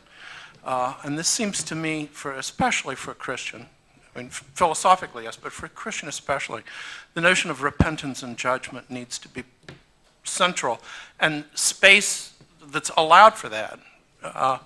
Not necessarily, I mean, I don't think a physician can be proactive, but I think that's a central feature, the notions of repentance and judgment. I'd like to hear what you have to say on that. What I was trying to say is that the dialogue needs to open up so that notions, that very important notions that you comment on, need to be discussed. We doctors are not very familiar with the meanings that you raise. So what I was trying to say is we need comments like the one you have just made to be put on the paper and discussed. Actually, I should like to ask Professor Woloszak something. I'm wondering if she said something very clever, that theologians and other people involved in that stuff have to know a little bit more accurately things about medicine. I'm wondering if men of medicine understand the other side. Because I want to use René Thom. He said that we have to recover teleological semiophysics. If we deal only with side effects or with the pros and cons, we are in a gap. We need quite urgently a holistic interpretation of human being which cannot be done by doctors. They're nice people, but the problem is not with the side effects, but with the new technology of enhancement. If we want to produce cyborg personalities, that's the main problem. Google comes outside and says that I'm going to achieve immortality, something which I think it's quite silly from a technological point of view. There is a whole ideology, a whole propaganda which does not understand either technology assessment or the political and the social implications of that stuff. I think that story is too precious to be left to doctors, to medical men or women. We need close interdisciplinarity, but both sides, theologians and medical men, have to understand what's the problem inside. And as the father said, the problem is mainly spiritual. It's not technological. If we want to promote cyborg personalities, it's okay. And it's at the final end, it's not up to doctors. It's up to the parliaments to decide what kind of society we want to live in. Thank you so much. Yeah, so thank you very much for that comment. I mean, I'm going to agree with what the doctor just said. I mean, you know, we need to have theologians and priests and others involved as well. But what I was speaking to actually is the frustration that I feel a lot of the time when ethical decisions are being made by groups of people that don't understand the technology. And so then what happens is there are errors, and it makes our church look like a fool when we are making statements against particular processes and we don't have accuracy in it. So we need scientists there to keep it accurate, and we need theologians there to keep it Christian and what we would want. So therefore, I favor exactly the kind of dialogue that we have in this room taking place in the broad church as broadly as we possibly can. Ethical discussions about gene editing and a fortiori in synthetic biology, they seek to make a clear distinction between healing and augmentation or enhancement, depending what vocabulary they use. How easy do you find that distinction to be, and how sustainable is it? And have you found distinct contributions that you can make to that? Yeah, I think that's a really important point. So, I make this comment a lot, that sometimes the difference between healing and augmentation depends on the individual, right? So the thing that heals the person who maybe can't walk right or, can't move their arms right, that same technology makes a person who is fully healed now be augmented. And so that's the problem, is I don't think that the regulation can be only at the level of the technology. I think that the institutional review board approach actually makes the most sense, to have it be case by case that's in a local situation. So what is that kind of ethical decision that's being made there? Number one is, can it be done here? Does this team of people have the expertise needed to do it? Number two, is this person going to benefit from the technology? Are they going to be hurt by the technology? And what's going to happen to the broad community because of that? Is there going to be benefit to the broad community? I think that that's the best approach. And that would prevent the augmentation, because you wouldn't see an institutional review board and panel of ethicists saying, oh yeah, we want to make this guy be able to think faster when he's putting a gun so that he can shoot faster. So I think that that's the best approach. I do think, though, that we need a new way of thinking about it if we're going to go from somatic cells to eggs and sperm, because that's something that IRBs are not used to thinking about, don't know how to even think about, and probably need training. People are fighting with ideologies of death. Religions are the phantasma of death. Enemies are the phantasma of death. I mean, this is accompanies all the life, all the religions, all the civilizations. But science, you cannot stop science. For the medical field, from physical, mathematical, it will advance and will bypass all these dogmas that religions and fears in our mind stop the sequencing of our science in medical field or in physics, etc., etc. This is the comment I wanted to say. And just two examples to see how we approach death. Do you remember the Hawking's film, the last phrase that he said that the universe is without boundaries, but where is life, there is a hope. This is one position of a human being around death was suffering. And another film that is very important, where somebody wanted to die with Javier Bardem, The Sea Inside Me, where he suicide with the help, with the assistance of his friend, because he couldn't suffer his life without moving, etc., etc. These are two approaches, human approaches, both. Thank you very much. This panel is very interesting, and I think we have to acknowledge that science and Orthodox faith, although they say that they are in dialogue, both sides are defending their own views. My view taking the advantage of the plea to at least as Orthodox theologians help the various problems, especially in care for those dying or at a difficult position, is that we have to acknowledge that we Orthodox have to contextualize our tradition. I give just one example. We have a very philanthropic and merciful prayer for those who are dying, if he is psychoragunda. Now, if we keep on this without coming into a contact or in a real and honest dialogue with science, this will remain just remembering something that was in the past without implementing this contextually also to the present situation. And this is something we have to do. It's an urgent thing, otherwise we will be in the margin of the public realm. Can you tell your name and your identity? My name is David Bradshaw. I'm a professor of philosophy, University of Kentucky. Thank you. I have a question for the first speaker, Professor Kalatzidis.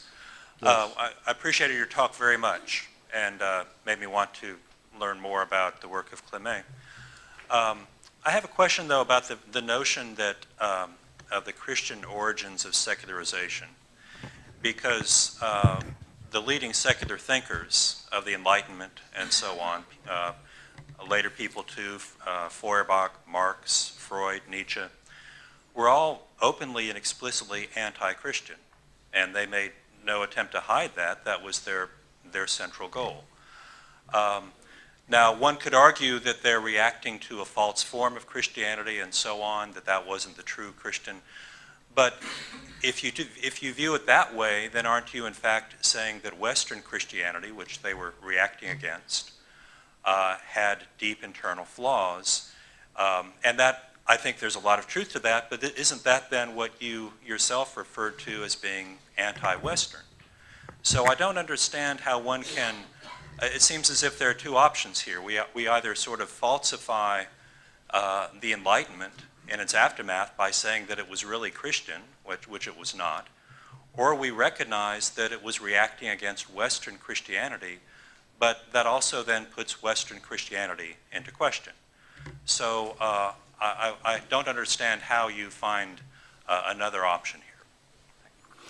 Yeah, thank you for this question. Unfortunately, the time did not allow me to be more explicit and to go more in details. There are some important things to notice. First of all, Olivier Clément uses a lot the term secularization, secularity. He does not use so much, or even not at all. He does not speak about lumière, about enlightenment. I don't remember him speaking or dealing or writing about enlightenment. This is the first remark. He uses also the term laïcité or laïque because he's a French writer, so he writes first of all for the French context. And he uses the word in French pour une laïcité créatrice, for a creative laïcité, for a creative. It's not exactly secularity, as you know. Laïcité is something much more radical than secularity or secularism. Third point, as I try to notice, as I try to raise in my presentation, he makes a critique of Western Christianity, but without being anti-Western. Maybe for some of us this is quite strange, but this is all about Clément. In his books, 33 books and hundreds of papers, it is very hard, if not impossible, to find an anti-Western discourse as we can find in Gianaras, in Romanidis and other Orthodox theologians. He believes, he's very optimistic, he has a very optimistic approach. So he believes that a creative Christianity, a creative Orthodox theology could take in account all these quotation mark anti-Christian critiques of Marx, Nietzsche and Freud. Actually, if we look closer to these three writers, we will see that they do correspond to the three monastic vows. I mean,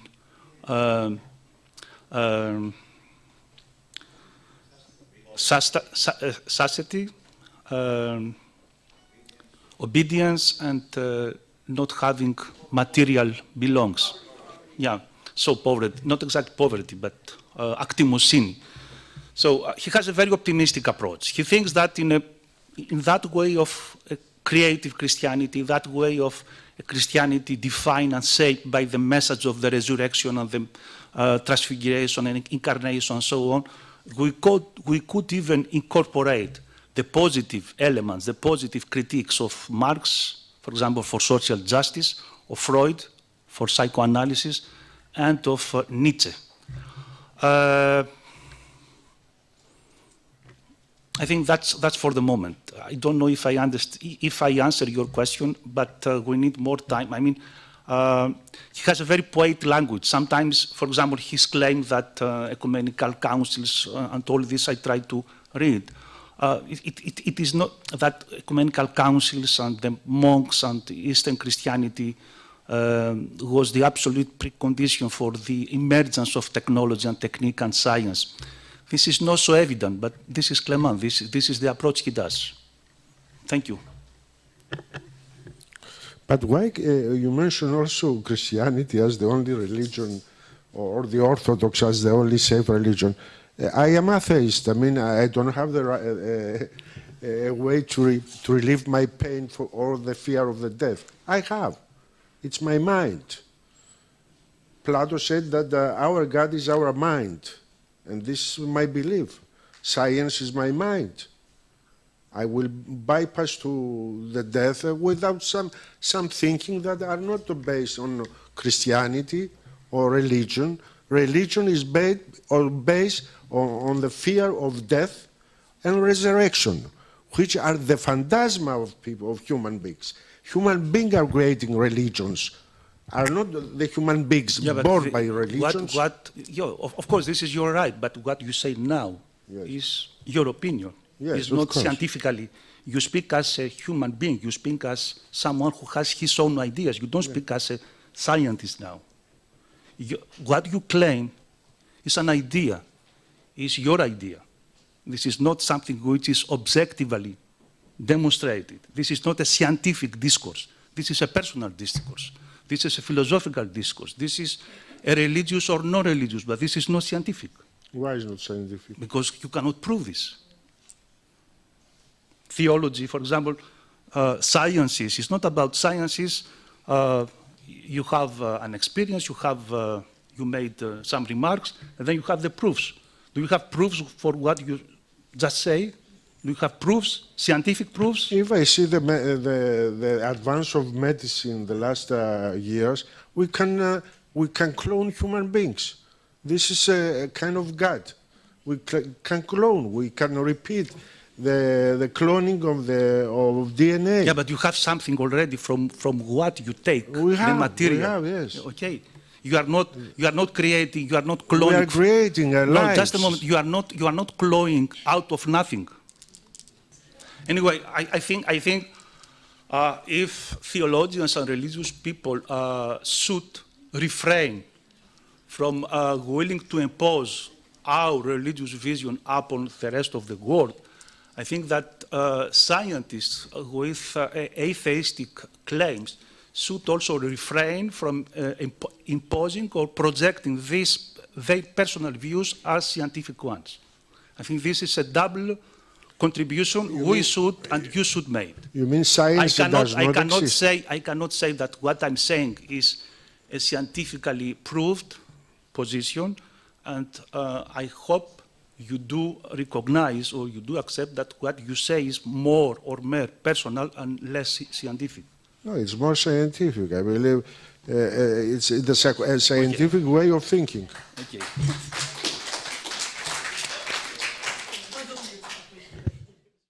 My dear friends, we can begin our meeting today. The topic of our conference today, this moment, historical aspects of the orthodoxy-science relationship. I must say that this topic was very important at the beginning of the 20th century in Russia. It was so excellent names as Florensky, as Bulgakov, and others. And today this topic is very important. It has very big importance. And the first report, it is Professor Alexander Kostov and his collaborator Nachev from Sofia. It is, no, you can read in the program the name, the title of their report. Je vous en prie. Dear colleagues, chers amis, Kyrios και Kyrie, good afternoon. Before to start our presentation, I want to thank Efthymios Nikolidis and his team. It's the last conference for this project. I want to tell you only three things. Thank you, thank you, thank you. I hope that our collaboration, me, you, and the other partners will continue. But let me now start our presentations. I will be very brief. Our paper is devoted to the attitude of contemporary Bulgarian Orthodox Church and contemporary Bulgarian Orthodox Christians towards the ecology and environment. But now I will give opportunity to my young colleague, Ivailo Nachev, to develop this topic. Please. Good afternoon. Professor Kostov already said it, but I wanted to repeat because for me it was a great chance to be part of this inspiring project. Our topic today, it relates to at least two of the other papers today on ecology, and I will give perspective from the Bulgarian side. Environmental problems have become one of the key global challenges of our time. However, opinions on ecological topics diverge, causing controversies on many occasions. Various religious leaders have already engaged in efforts to become part of discussions and help protect the environment. The aim of this paper is to examine the positions of Bulgarian Orthodox Christians in the context of current debates. Generally speaking, the Orthodox perspective on environmental problems has been scarcely present in contemporary discussions in Bulgaria. This comes against the background of an overall marked awareness of environmental problems, which stand high on the public agenda. The discussions on environmental protection are mainly facilitated by the increasing influence of various environmentalist groups. Although the Christian perspective has been rarely manifested, the recently increasing interest and a number of initiatives we came across during our research suggest that the Orthodox view might start playing a bigger role in Bulgarian debates in the future. The paper will discuss positions of Orthodox Christians from various backgrounds, academic circles, journalists and others, and the role, and as well the role of the mainstream Bulgarian Orthodox Church. It seeks to answer questions such as are there specific features of the Orthodox approach to ecology? Who are the agents which facilitate the discussions, and what are the ecological and environmental aspects which attract most attention? The first observation that should be noted is that the number of publications which are dedicated exclusively on the ecological questions are very limited, and that applies to both scholarly and popular editions. Moreover, there are still no thorough and more analytical texts on ecological issues. Given this lack of more comprehensive texts, the above claim that public interest in these issues is growing can be supported by scattered passages in various books and articles, and the appearance of the topic in different media recently. In respect to the latter, a recent edition of a Christian TV program should be noted, and one public debate, both the events being held earlier this year. But first, a few words about the official position of the Bulgarian Orthodox Church. The environmental issue is featured in some of its official documents, included in a recently published strategy for basic Christian religions and cultural education. The ecological crisis is listed among the most serious challenges of our time. In the guidelines for applying this strategy, the question is further developed.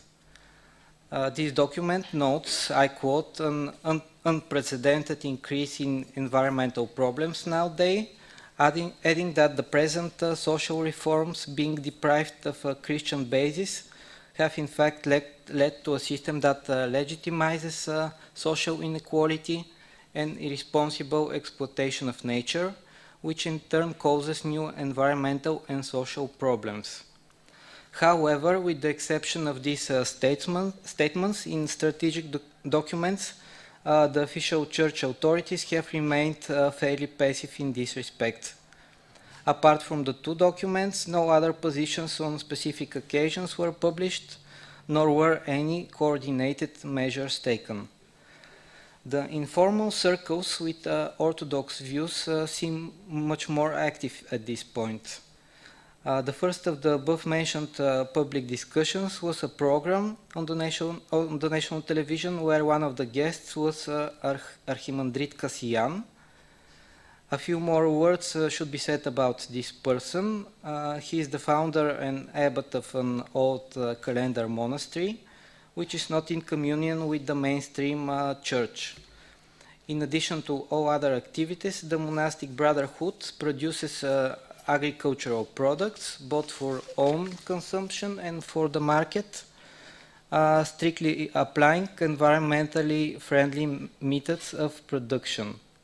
Kasian himself has degrees in geophysics and applied mathematics, but at a certain point he turned to theological education and later to monasticism. In his talk, he emphasized the biblical grounds for his engagement with ecological problems. He also talked about the agricultural activities of the Brotherhood, which are governed by great respect for the land that feeds the people. He argued that mankind was lost in the search for material things, while advancement in sciences often has negative side effects.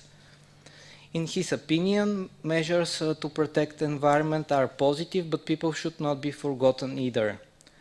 The guests in the studio agreed that environmental topics attract wide attention nowadays, but the voice of Christians is hardly heard in contrast to secular environmentalist movements. The second discussion presented a similar perspective. It should be noted that the two events were in no way related to each other, and they had different organizers. The second recent public event included 4 speakers, 3 academic theologians and a journalist. One of the key points which were highlighted by all participants was that in the Christian Orthodox view, man has a central position in the ecological debates. This implies that attention should be turned as well to our own thinking and behavior. Another broadly commented aspect was the Christian values, that Christian values genuinely entail environmental awareness, as nature is also God's creation. The discussion also put forward the observation that younger generations engage readily in green causes. It was also noted that if the Orthodox Church wants to reach the younger people, it cannot neglect the ecological issues. Yet some of the participants mentioned elements in the secular movements which are not compatible with Orthodox values. There was a consensus at the same time in the panel that the Orthodox perspective can contribute to the environmental consciousness. Based on these 2 examples, it could be claimed that the dialogue between orthodoxy and ecology might need to start from some terminological clarifications. As theology professor Pavel Pavlov argued, the Orthodox understanding of ecology is somewhat different from mainstream secular ideas. The secular ecological ideas, strongly influenced by leftist conceptions and political agenda, put strong emphasis on specific measures for protecting natural resources. This is his opinion. While this secular vision focuses, for example, on specific actions to keep water or air clean, the Orthodox vision on ecology is wide-ranging. It interprets ecology as a worldview question. The Christian Orthodox view is based on substantial theological fundaments as it relates ecology to the Christian conception of the act of creation and the initial existence of an ideal world. In the Christian vision of ecology, man stands in the center and has the duty to be a good householder of the world. The word householder or steward appears in a big number of statements on ecology and can be considered as a key in interpreting the Orthodox view. In addition to this theological argumentation, the Bulgarian discourse bases itself on old written tradition, according to Professor Pavlov. In his opinion, the Orthodox perspective on nature can be traced back to the 9th century. Writer and scholar John Dexter and his most notable work, Shestudnev, Hexameron, that provides a wide panorama of the knowledge about nature of this time. As already noted, the ecological topic has not become yet a subject of thorough analytical examination. Along with several Bulgarian authors that touched upon the subject, a significant number of translated articles were published in various newspapers and journals. In that respect, a noteworthy case is the speech of Ecumenical Patriarch Bartholomew, which was delivered at the Bulgarian Academy of Sciences in 2015.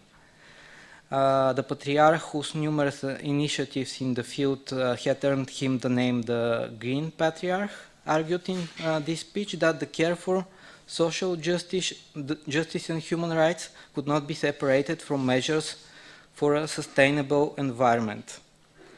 Following this official lecture, this speech was published in two of the main Christian editions in the country, so it could be counted along with a number of other translated works as one of the drivers for the environmental debates during the last few years. Our current observations allow us to claim that there is a solid consensus in Orthodox circles that the environmental challenges are of paramount importance and that Orthodox Church can play a role in these debates. The examined debates suggest that in general there is readiness from the Orthodox side to engage in such matters. Yet this general openness combines with a lack of active engagement. The latter can be illustrated by the fact that the Christian Orthodox people rarely initiate activities that promote their perspective on ecology. While in media and academic circles there are exceptions, the official church hasn't so far been engaged in the debate. Another shortcoming is the lack of dialogue with experts on ecology. In addition, scientific advance and specific achievements are rarely mentioned by the Orthodox commentators. From the other side, the neglect of Orthodox thought by the scientific community is much stronger. Given the common goal for environmental protection, exchanges between religious and scientific circles could be an excellent platform to engage wider circles of society. It could be speculated further that if the Christian positions on ecology become better informed about latest developments in the field, their statements would have a stronger impact. Having said this, we do not doubt that the Orthodox perspective has a significant potential to build bridges on tough questions, in that way contribute to the solution of the growing ecological challenges. And I thank you for your attention.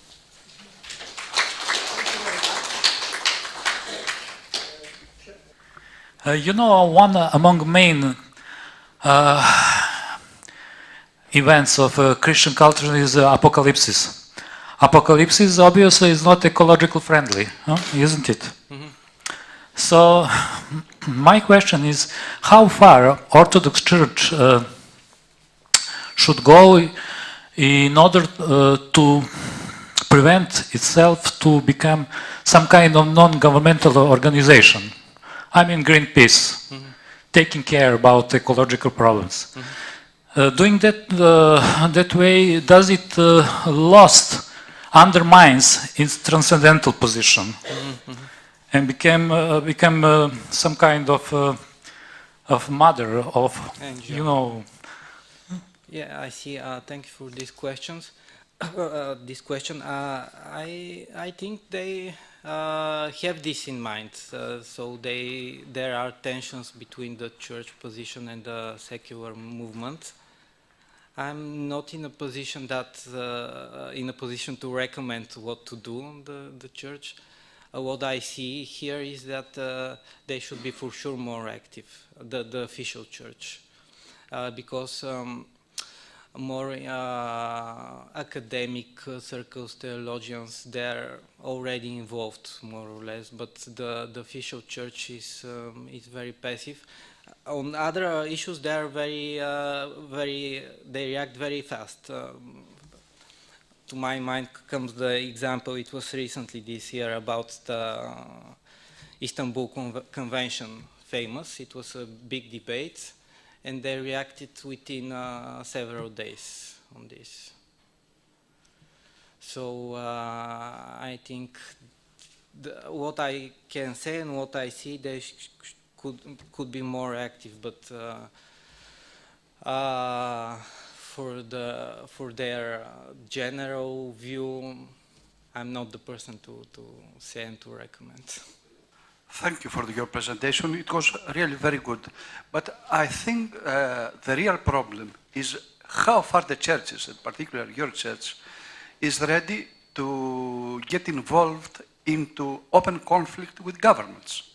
Mm-hmm. Because to be active is not just to take care about some NGO type of projects, mm-hmm. but to come into conflict with legislation, dealing with urbanism, with the cities are designed. Mm-hmm. It has to come into open conflict with parliaments and governments. Mm-hmm. This is a general problem. And it's much deeper problem because secularization is not just an abstract term.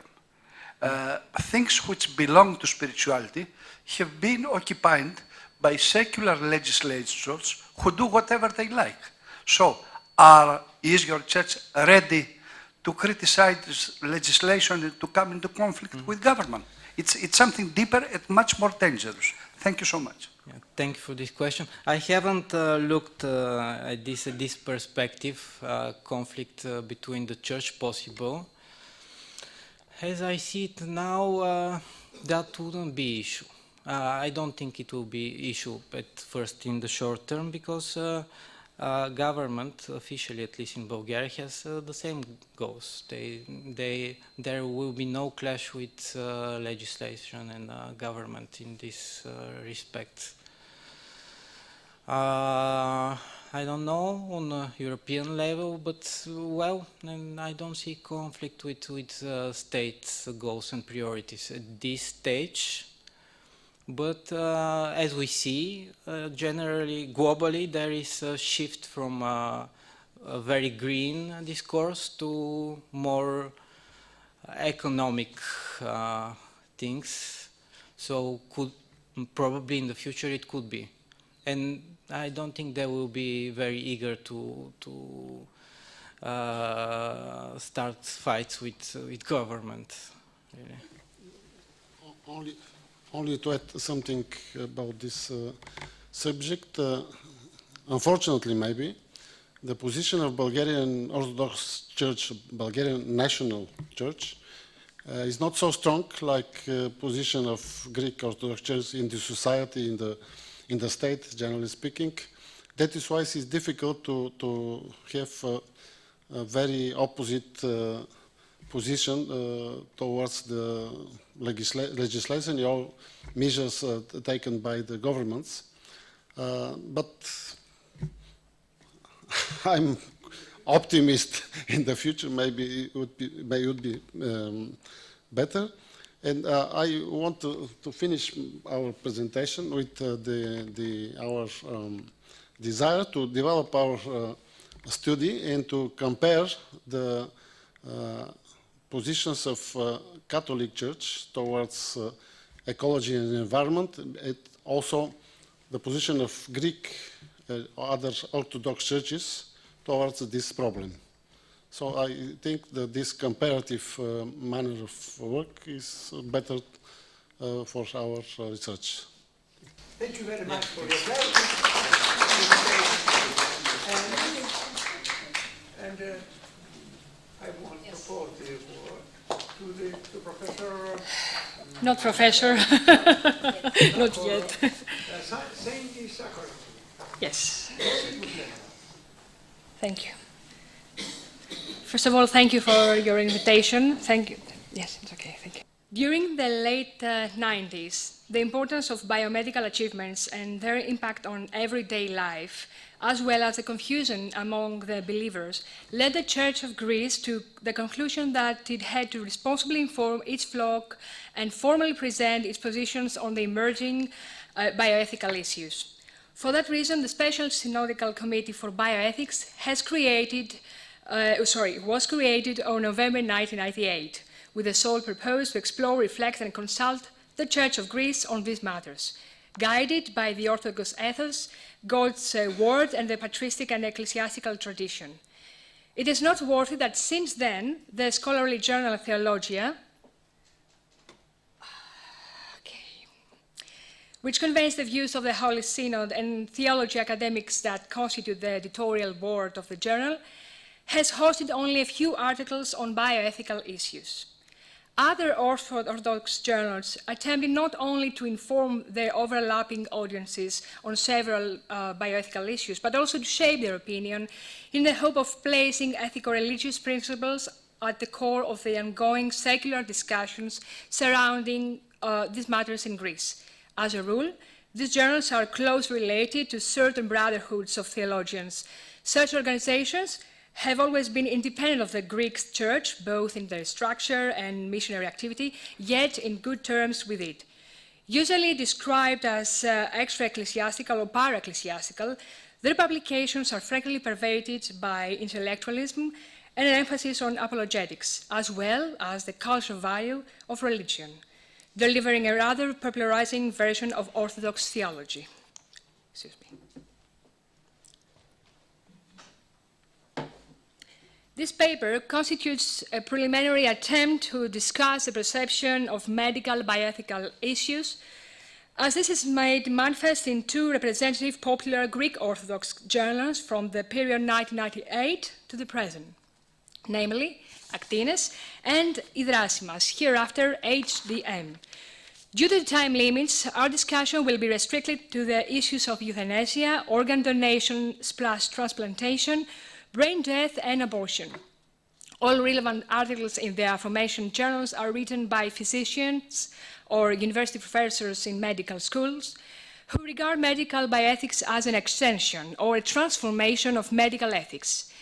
As it will be shown shortly, their main objectives are to clarify any uncertainties in clinical matter related to these bioethical issues, to weaken the secular bioethical arguments, and to stress in general the significance of Christian Orthodox religion in bioethical debate. In contrast to secular bioethics, each Orthodox counterpart is considered to inquire about truths and principles in order to inspire people and shape their ethos.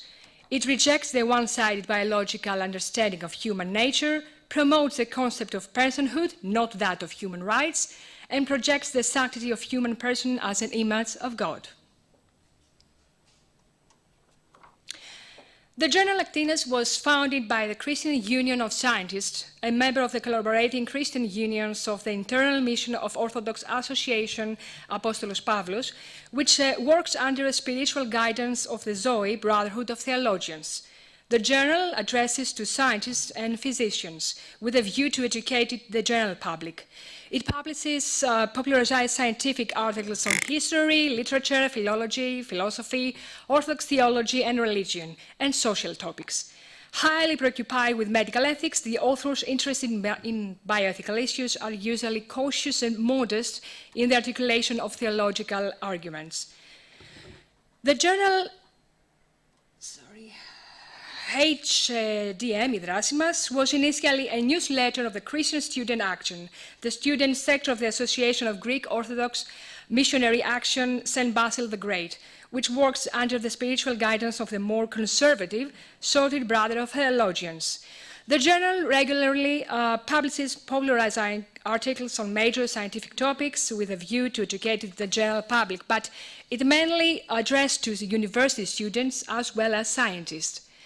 With the passing of time, the task of popularizing bioethical issues has been essentially undertaken by one author in particular, Professor of Surgery Emmanuel Panagopoulos, who demonstrates an adequate knowledge of bioethical topics and proceeds even to a theological critique whenever it feels necessary.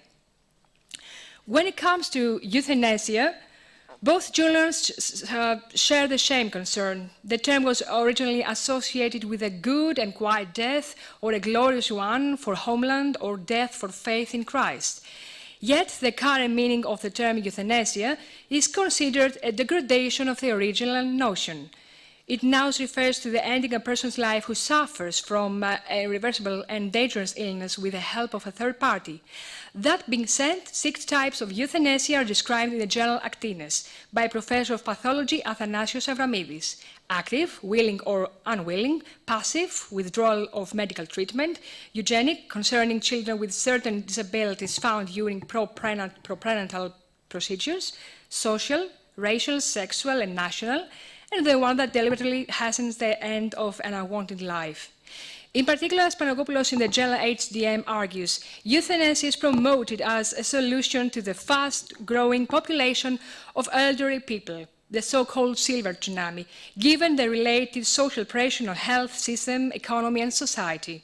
According to this account, quoting, the so-called painless, easily dignified death, end of quotations, is considered an immoral practice that depreciates the value of human life, and any attempt for its legalization is said not only to lead to a slippery slope, the killing of a patient with or without his or her consent, but also to a further dechristianization of Western societies.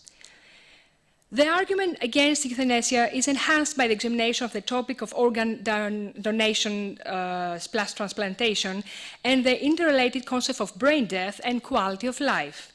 The latter has been used largely in arguments in favor to euthanasia, and for Panagopoulos in the journal HDM, quality of life is disputed as a subjective and arbitrary concept, a product of a highly materialistic society which focuses on economy and limited resources. Quality of life is dismissed as an ideological concept that actually denies the value of human life, especially when there are certain mental or physical disabilities, promoting a culture of death. It is proposed that it should be replaced by the core Christian principle of sanctity of human life. According to this, each human life is a gift from God. It is unique, priceless, and sacred. These properties are due to the creation of human person as the image of God. In the journal Actines, Professor of Surgery Vasilios Kekis also highlights the significance of the concept of sanctity of human life, though in a less theological way. Quoting from an article entitled Sanctity and Organ Donation Societal Value in the American College Surgeons' official publication, The Bulletin, he argues that individual sanctity is an essential component of humanness with deep roots in culture, religion, and law. Indeed, an individual sanctity transcends even death, persisting in the minds of those who knew or know of the descendant. In the same article, the readers are informed about the types of organ transplants and the chances of transplant rejection. The author, following the bulletin issue, elaborates more on the obstacles to organ donation and the problems on the acceptance of brain death. According to the dead donor principle, vital organs should be taken only from dead patients, while the retrieval of vital organs for transplantation should not lead to death. Brain death became compatible with the dead donor rule when it was codified by the Uniform Determination of Death Act drafted in 1980 in USA. The act states that an individual who has sustained either irreversible cessation of circulatory and respiratory functions or irreversible cessation of all functions of the entire brain, including the brainstem, is dead. A determination of death must be made in accordance with accepted medical standards. End of quotation. However, as the author notices, the ambiguity in brain death and the possibility of reversing a cardiac death places the determination of death in question. The author is cautious and modest. Avramidis does not explore further any religious concerns about organ donation, transplantation, or brain death, as he considered himself not to be an expert. Instead, he quotes from the book Freedom and Responsibility by the Patriarch Kirill of Moscow. In the journal HDM, Panagopoulos adopts a more hostile attitude toward the concept of brain death, which was introduced by the 1968 report of the Harvard Medical School Ad Hoc Committee. Based on a 1997 scientific article that exposed historically the motives behind the report that declared a non-functioning brain as the fundamental sign of death, he accuses the medical concept of brain death of clearly saying the purposes of organ transplantation and medical cost savings. His intention is to show that despite being well known, the concept of brain death remains incoherent in theory and confused in practice. The debate on how brain death has been defined or whether the medical standards are valid continues. For Panagopoulos, the concept of brain death is a controversial topic, and though it is legally acceptable, it is not moral.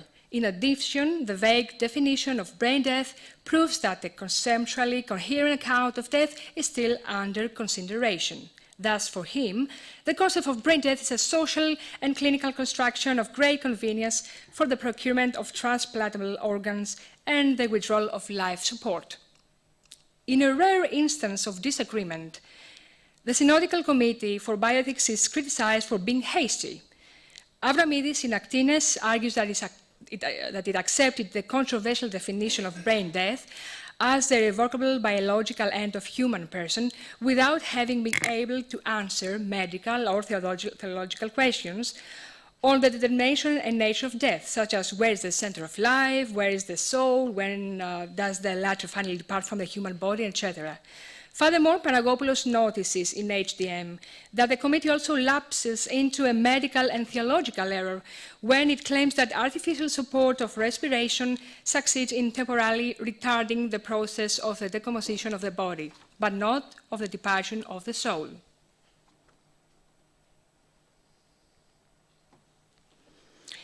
Artificial support respiration only prolongs life in a biological body. It does not suspend its decomposition. Panagopoulos holds that brain death is not an event, but a process that leads progressively toward death. During brain death, the human organism under life support is considered to be still alive because the soul is still within the body. Such an argument is built on fundamental theological presumption. A human person is a psychosomatic entity. B, the unity of body and soul, symphyia, is a mystery that cannot be analyzed scientifically. C, the beginning of biological life from the moment of conception is due to the mystery of symphyia. And D, the center of human physical, intellectual, and mental activities is not the brain but the soul. The so-called brain dead is said then to actually be a living soul who is dying, not a dead person. The dying person has not lost its physical, intellectual, or mental existence. Each person whose status is not determined by any medical diagnosis, but by the divine providence.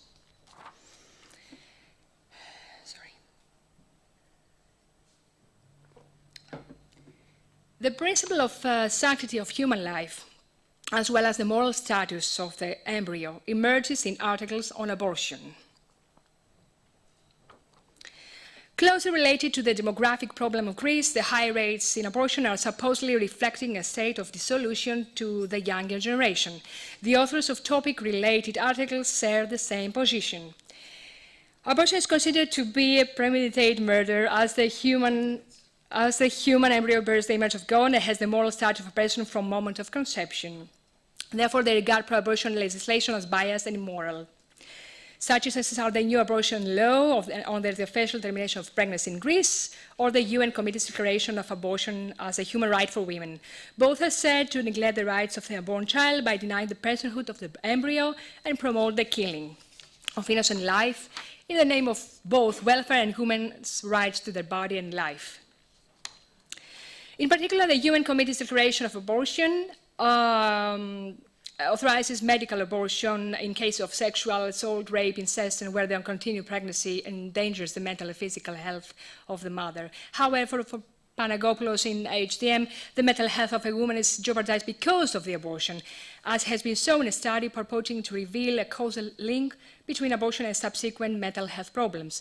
Please note that this study was dismissed by the scientific community as invalid.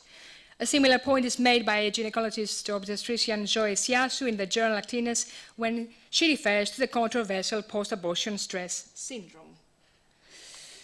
Okay.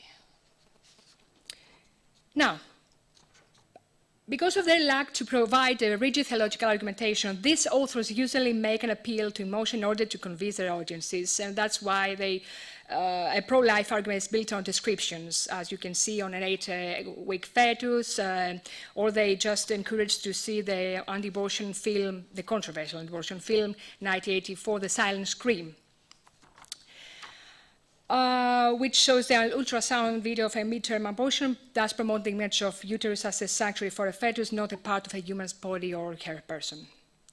Concluding, recently the Hellenic National Bioethics Commission, which was founded the same year with the Synodical Committee for Bioethics, has afresh called attention to the necessity of framing legislation for the appointment of bioethical committees in university and research centers in order to promote responsible science and research, that is, the harmonization of scientific and technological progress with the core values of a democratic society.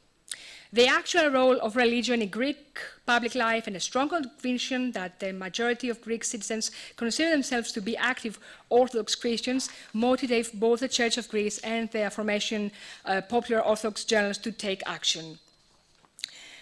As it has been shown, the Orthodox journals felt fundamentally legitimate to participate into the contemporary public bioethical discourse, using a more or less religious language for matters they comprehend not as public, but rather as medical and theological.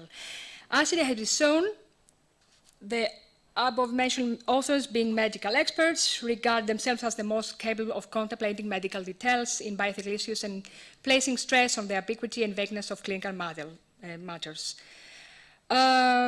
Molded by Orthodox Christian theological education, however, the perception of bioethical issues such as euthanasia and abortion, as well as the contribution of Christian religion to the creation of medical bioethics, are conceived in the light of the concept of true medicine. According to this account, medicine is true when it's based on Hippocratic Christian view of the patient as a person, a psychosomatic entity, an image of God. It's considered to be the science reparation of human body, and the Hippocratic oath is said to demonstrate medicine's moral character. The dominant model of a true medicine is the medicine of the whole person, introduced by Paul Tournier in the 1950s. The concept of true medicine coincides with the concept of true science, which is usually adopted in the Orthodox journals. According to this concept, science is true when it is consistent with the Bible and the patristic tradition. Only then science is believed to be in a harmonious relationship with orthodoxy. Finally, true medicine is considered the moral product of physicians who put emphasis on the physician-patient relation and give priority to their professional integrity and virtuous behavior following the Christian ethos. And that's why, in general, the image of the Christian physician is thoroughly explored by articles on Paul Tournier or to Jérôme Lejeune. Hence, it is in the light of the concepts of true medicine and Christian physician, as well as the accompanying strong religious feelings of the authors, that their perception of medical bioethical issues, such as euthanasia and abortion, should be comprehended. As medical experts, these authors give primary importance to the medical ambiguities contained in these matters. As active Orthodox Christians, they share certain principles of personhood, sanctity of life, selfless love, and justice, yet, and this is the end of my talk, they seem to share another feature. They act as a reminder of the once dominant paternalistic attitude toward medical practice. According to this, physicians, by virtue of their extensive training and experience, know that what should be done. They tend only to the good of the patient, and the practice of medicine is a special vocation or calling governed by a well-developed ethical system, that is, the Hippocratic tradition and Christian ethics. Consequently, the aforementioned authors leave no room for the expansions of other values and notions, such as the concept of autonomy of the patient. However, it is a matter of question whether their participation in the bioethical debate in Greece has any impact beyond the restricted circle within the religious audience, closely related to the unions and brotherhoods mentioned above. Thank you very much. Sorry.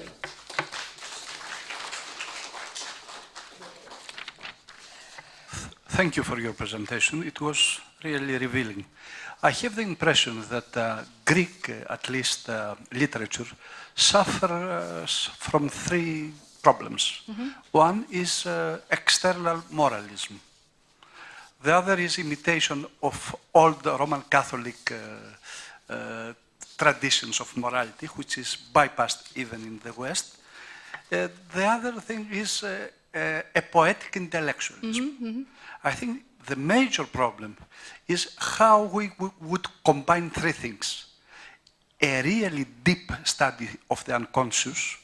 Second, watchfulness theology, what we call νηπτική θεολογία, and the recent studies on brain damage. What has done Roger Sperry with split brain or commissurotomy or something like that. The place of their conscious, the place of the damaged brain, and the place of the watchfulness approach to these dark situations could be exactly the Orthodox contribution to that tricky reality. Right. Paul Tournier, for his age, was good, but it's just moralism. Thank you so much. Thank you for your comment. This is the way the authors on these journals think about what is medicine, what is theology, what is the true model of true medicine. So this is not, of course, my opinion. I just convey what they believe. My main objective was to understand how they perceive bioethical issues. I choose these two, euthanasia and abortion, although they are interested in also other matters.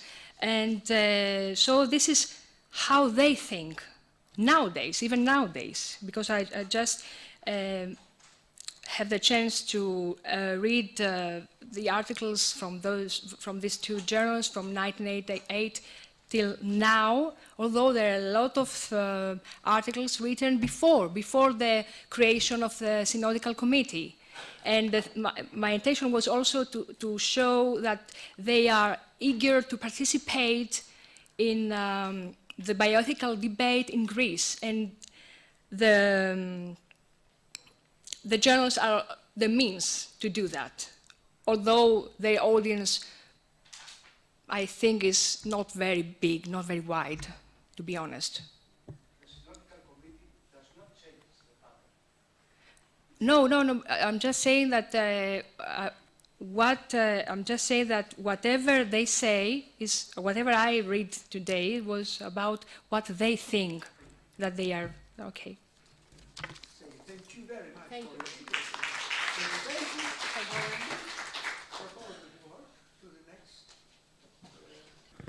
Thank you, Mr. Chairman. First of all, I would like to express my gratitude to the organizers of this conference. In order to develop the dialogue between theology and science, particularly between the Orthodox theology and science. My topic is on the iconic structure of reason, a significant indicator in the ecclesial approach of the relationship between Orthodox theology and science.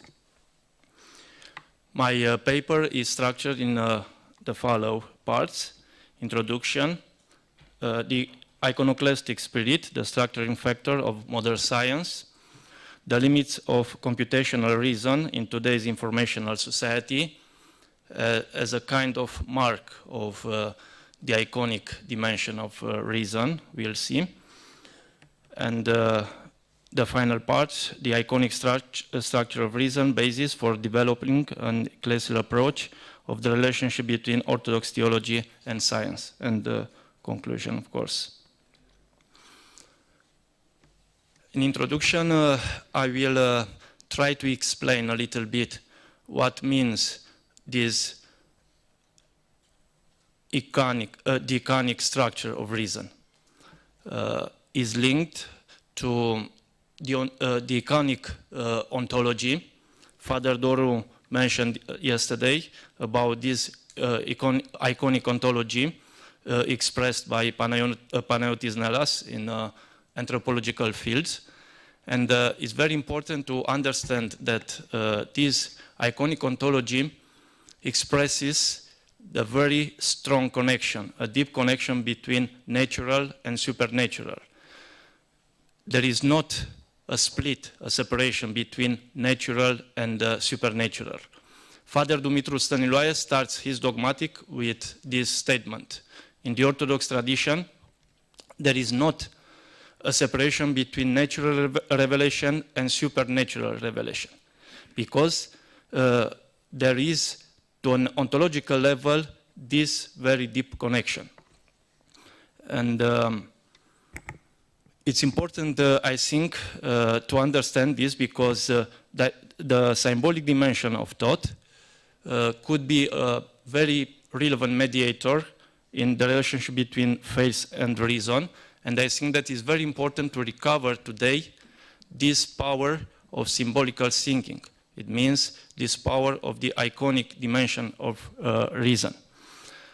Actually, Father Stăniloae translated in Romanian, translated St. Maximus the Confessor, this very unifying perspective of this great saint, and not only translated, but he was very involved in his thinking. He assumed the manner of life of this saint, and Father Stăniloae underlined, as St. Maximus the Confessor, that this iconic ontology means that the Christ, Logos, is the archetype and telos of the whole creation. Word, rationality of word, and the reason of human being are structured and fulfilled by person of Christ. And we'll see that it was in time, especially beginning with modern science, an alienation of symbolic thinking, and this alienation contributes to the distortion of the specific identity of reason and faith. Reason was assumed only in its instrumental dimension. It was linked only with this capacity to research the natural, without access to the supernatural. And faith was linked also only with supernatural. But by the iconic structure of reason, it means that the real capacity of reason is not only to research natural. It means the power to see the invisible by visible. And also the faith is not only the confidence in the power of divine action, is not only focused on supernatural, but also the faith has a significant role in knowledge. And for instance, according to St. Gregory Palamas, the faith is a kind of vision, a vision above all understanding. In this iconic perspective, we could see the priority of vision above all technical details. It's very important, this perspective, especially in our society, where many times knowledge is equivalent only with information, with technical information, and with a kind of capacity to process this information. In my paper, very shortly, I will underline that the origin of modern science could be a significant moment in the past in order to understand the relationship between faith and reason. And also, the alienation of the iconic dimension of reason through modern science is radicalized today by the technological system as an environment for the promotion of technical reasoning. And in the part where I will try to show the limits of computational reason, that this reality could be an interface in the encounter between the theological and the scientific perspective. Very shortly, I want only to mention to this part that in the understanding of the modern science, many times we are very influenced by the ideology, not by an honest approach, but by ideology, by a kind of propaganda. And in this perspective, there is a complex of superiority given to the modern science, it is emphasized that there is not connection between modern science and sciences from Middle Ages or from Renaissance. And I think that is very important to overpass the ideological position regarding the medieval tradition, avoiding the risk to have a reductive and simplifying approach. I will mention also only the name of Ioan Petru Culianu. Ioan Petru Culianu was a disciple of Mircea Eliade, the historian of religions, and he underlined that there is a continuity, a link between modern science and sciences from Middle Ages and from Renaissance. Not only there is a link, but Ioan Petru Culianu showed that the modern science is only a remnant, only a little part of these sciences and a peripheral one. And it was imposed, Culianu said that it was imposed by reform, by historical condition. He made a comparison and he named the modern science after a fly. It means such a fly which is linked to the earth and normally is very difficult to survive. But anyway, not only it survives, but there is a possibility to eliminate the other forms of knowledge. And this peripheral form of knowledge, quantitative one in modern science, is imposed above another form of sciences. And Culianu underlined that the iconoclastic spirit of the reform is a matrix of the spirit of modernity and of modern science. And in this perspective, of course, the iconic dimension of reason is influenced. The reform and implies a drastic censorship on the Renaissance imaginary. And Ioan Petru Culianu shows that the dominant culture of the imaginary in the Middle Ages and the Renaissance, there is a spirit where also the reform and counter-reform meets each other. They are meeting in the same spirit.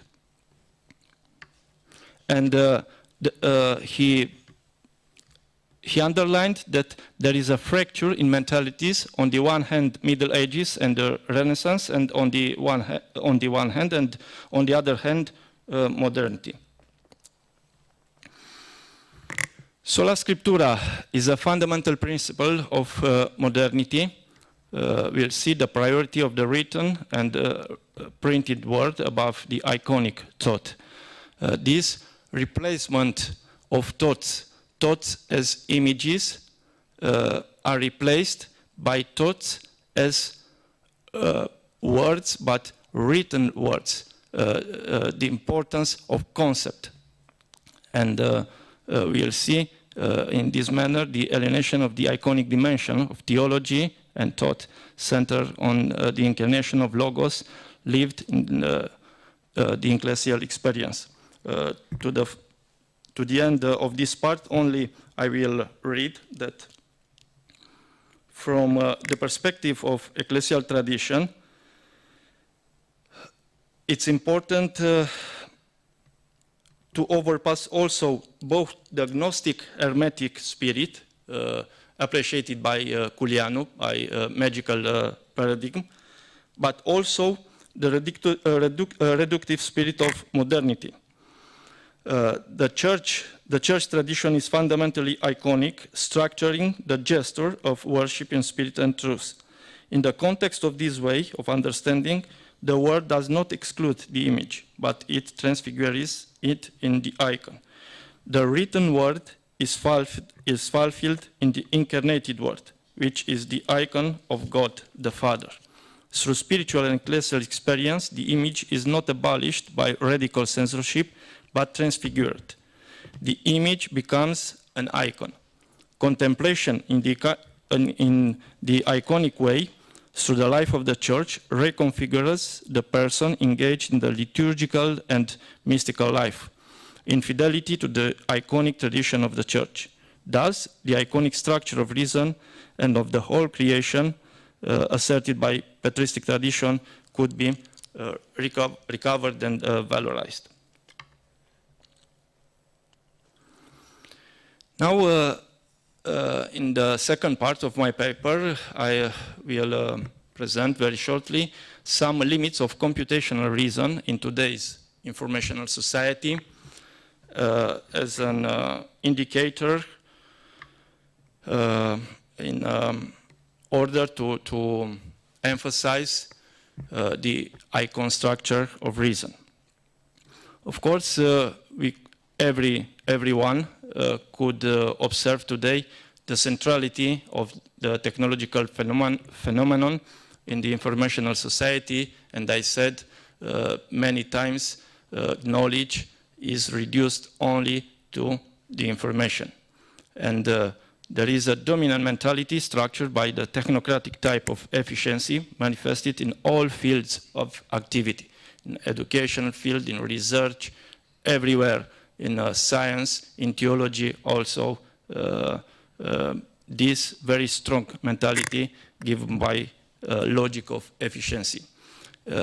In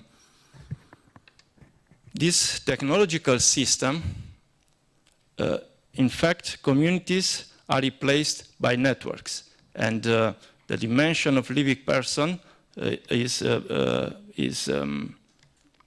influenced, and of course, the living power of the reason is very influenced by this reality, because the technological system implies a kind of incarnate in mind, an abstract reason, and a robotic artificial intelligence. In fact, agnostic reflection and attitude. It's the intuitive and unified knowledge given by symbolical thought rooted in tradition is very outside from this mentality rooted in the technological system. And only to mention here, because there are many to say, but I would like only to mention the personality, the very strong personality of Gödel, and the implications of these theorems of incompleteness in order to emphasize the fact that the mind and the reason is not computational. The nature of reason is non-computational, and it's very important. It's very important to understand this perspective, especially in our society. And Roger Penrose also underlines from Gödel's zoning that the human understanding cannot be reduced to an algorithm activity. It was very, very relevant that to Princeton, it was found a manuscript of Gödel related to Saint Gregory Palamas. It was relevant because we can see here how a brilliant logician, a genius from logical mathematics could be converted into a mystical perspective, and is very, thank you, it's very relevant. Is very relevant. This I will because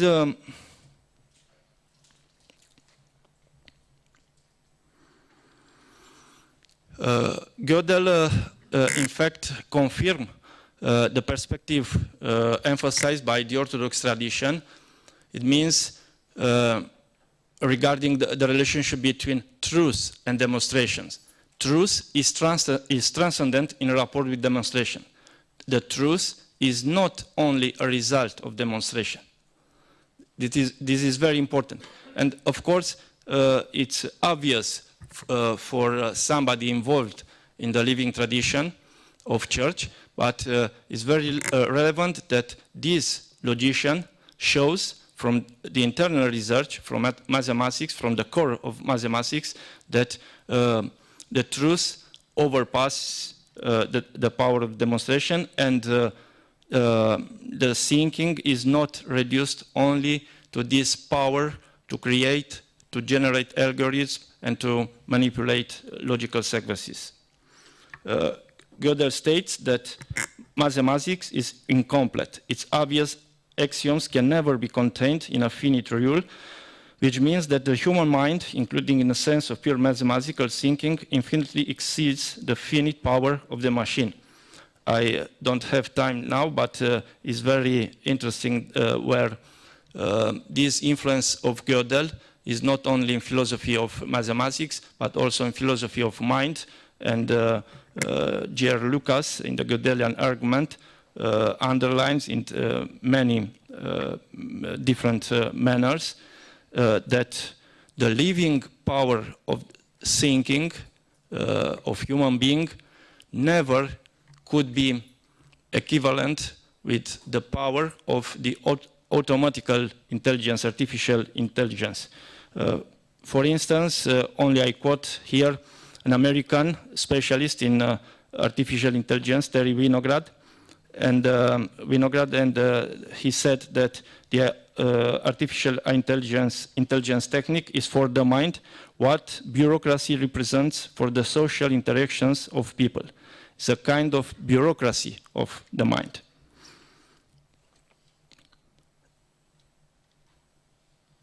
And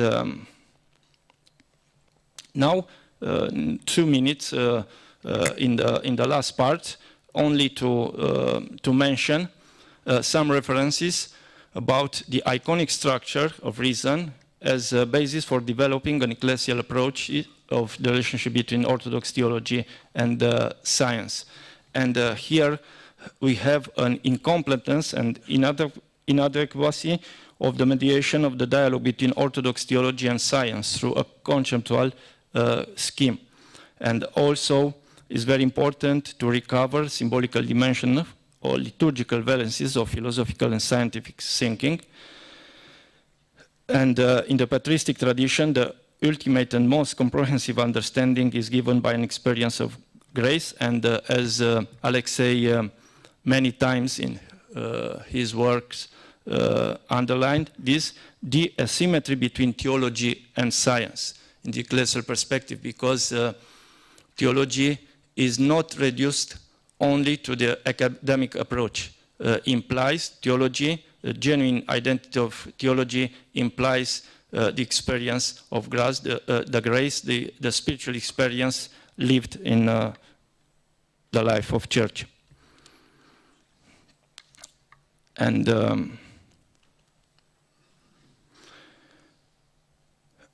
I will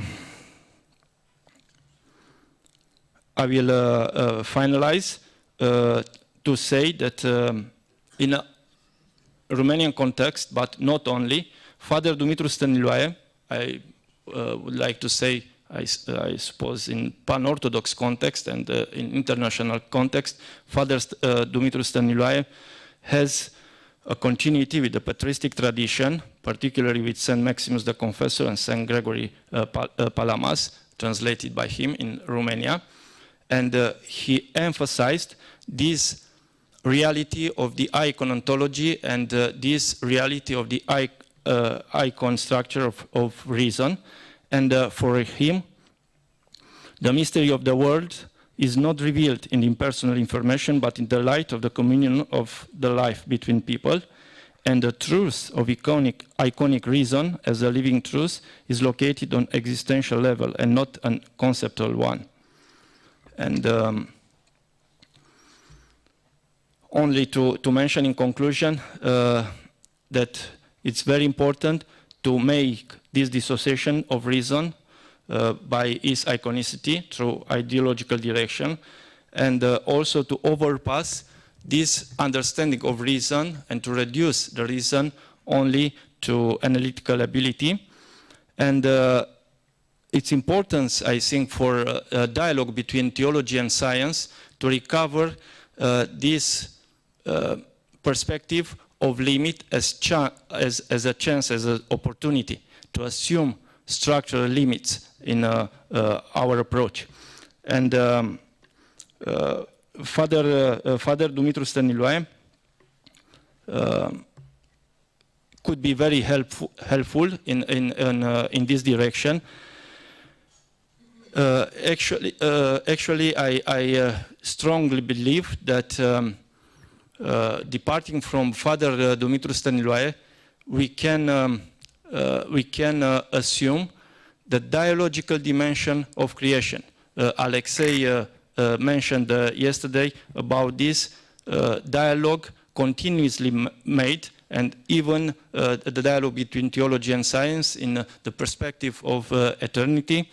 And I think that it's important to make this link between the dialogical dimension of creation with this iconicity, because like in an icon, the reality of the icon is not reduced to the material, to some external, but every time always shows the reality of the archetype. And assuming this perspective, I strongly believe that we can, including by theology, including by science, including by the dialogue between theology and science, to glorify God not only above all things, by in and through all things. And the face, I think the face of Father Stăniloae is very suggestive to indicate this living power of the transfiguration, which expresses, in fact, the mystery of the iconicity. Thank you very much. Thank you so much for your presentation. I have the impression that there is another more positive reading of computation and reality. We have the emergence of what seems strange by Floridi, the Italian, of computation theology. When we say information, we mean something much deeper. And actually, Gödel, in his 4th volume, in his collected works by Oxford University Press, says something very, very important, that mathematics is a metaphysical science. And of course we can use demonstration, and it's not a matter of dialogue, of experience, because, for example, St. Gregory Palamas is using prior analytics of Aristotle's in order to prove some things. Theology is not just dialogue, emotion, or mystical experience. There is a terrible misunderstanding that there is a mystical East and a rational West.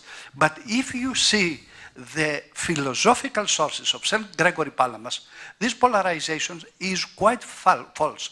So I have to say that if we read technology like Cassirer, who was speaking about the philosophy of symbolic forms, if we acquaint themselves with the mathematical philosophy, with the foundations of mathematics, we will see that some things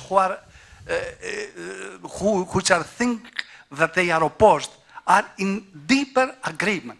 So I think we have, as we said about medicine, we have to re-educate ourselves into the philosophy of mathematics, into model logic, into the theory of proofs, and particularly into computation linguistics. It's exciting how things expressed in another language in the fathers are expressed in another language with the same content by modern scientists. Thank you so much. Thank you very much for your mention. It's very obvious, your statements. And it's normal, of course. St. Gregory Palamas didn't eliminate this approach of analytical reason.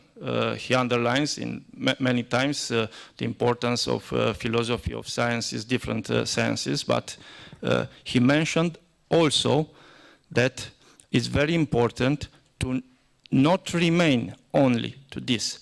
He mentioned if we are remaining only to this, it could be an illusion in order to advance in our knowledge, in our vision of the deep reality. Of course, it's very important to avoid reductionist perspective and to doesn't make an artificial opposition between reason, analytical reason, and this reason, intuitive reason, or between reason and faith. It's very important to articulate them, but to overpass this confidence in our self-sufficiency, to not believe that only by analytical reason we could know the reality. And Father Staniloae also in his work about ascetic and mystic, he underlines that it's important to valorize the power of the analytical reason, and he shows that only by exercise, a very strong exercise of analytical reason could be create the condition to convert the analytical reason into intuitive one, to overpass, and not to cancel the analytical reason, but to transfigure it by a kind of knowledge where there is a deep intuition. And Gödel also, of course, he was a genius. He was a brilliant logician. Some of specialists mentioned that it was the brilliant logician from all the time. Others said that it was like Aristotle, and others said it was a second after Aristotle. But he also underlined that the deep identity of reason is not reduced to this computational. Of course, without cancel the power of the analytical reason. It's important to understand this. It's very important. I think that actually here is a philosophical perspective before to be involved in the scientific into a scientific field. It's a kind of philosophical perspective. For instance, Gödel, because of his philosophical vision, he was a Platonist, and by his philosophy, he was sure that the truth is not exhausted in the concepts. And because of this philosophical vision, after that, he demonstrates this paradox. He demonstrates that the truth is not exhausted in demonstrations. For instance, Skolem, another logician before him, he was very close to the same results, but it was not possible for him to express the results because of his philosophical vision. He was very confident in the power of the autonomous reason. And I think that, it's very important you mentioned, and I think it's important to keep together the analytical reason and, of course, the intuitive reason and the faiths to be more comprehensive. Thank you for your presentation. It was well articulated and had many interesting points. I would like to make a comment, mostly because I have some questions myself, not solely for your presentation. Please. There is a discussion today, not only in your presentation, but in other presentations too, about technological changes and their impact. But I have some reservations about that, and more particularly, reservations about the attribution to technology, to attribute to technology a causal role, that technology provokes such and such and such. And for example, there is a philosopher in the 20th century that used the conception of instrumental reason. It's Theodor Adorno. But actually, he associated this conception with another concept that I find really interesting, the concept of cold subjectivity, that we don't have just computers or, how to say, abstract thinking, etc., but we have a mode to exist, a form of subjectivity that is indifferent to the suffering of others. And this concept was developed after the most extreme expression of violence in human history, the extermination of the European Jews during the Second World War. And I wonder, the problem today is that we have too many gadgets or too many technologies, or that, especially in Europe, we are full of people that are actually indifferent to the other, cold subjectivities. And I think that Orthodox anthropology could point to that direction. Because, for example, if we read Kirill of Alexandria, Kirill defines the human being as the image of the image, that is to say, the image of the Son, and as reborn through Christ. So, already in the definition of the human being is the idea that suffering is something really important for living, and the suffering of the other, not our suffering. So, I don't know, is it technology the problem? And this indifference, or this cold subjectivity, is causally associated with technology. For example, you mentioned that communities are substituted by networks, but actually in the 19th century communities were substituted by national states, and the creation of national states led to 2 world wars. So, is technology the causal? I understood. And principle? Only Thank you for to make a brief commentary also. Regarding to this topic, I think that it's very important to be not naive, because I believe that our technology from today, this technology of information, is different by nature for traditional technique. We cannot compare this technology, which in fact is a medium, with other tools, because the technology today is not a tool, is very understand this. And of course, there were many critics. Heidegger mentioned, Professor Heidegger, last century Heidegger, Ortega y Gasset, and the others. Jacques Ellul, maybe too radical, Marshall McLuhan, Postman, and the others. Very strongly emphasized the identity of this technology from today. It's totally something else in comparison with the traditional technique.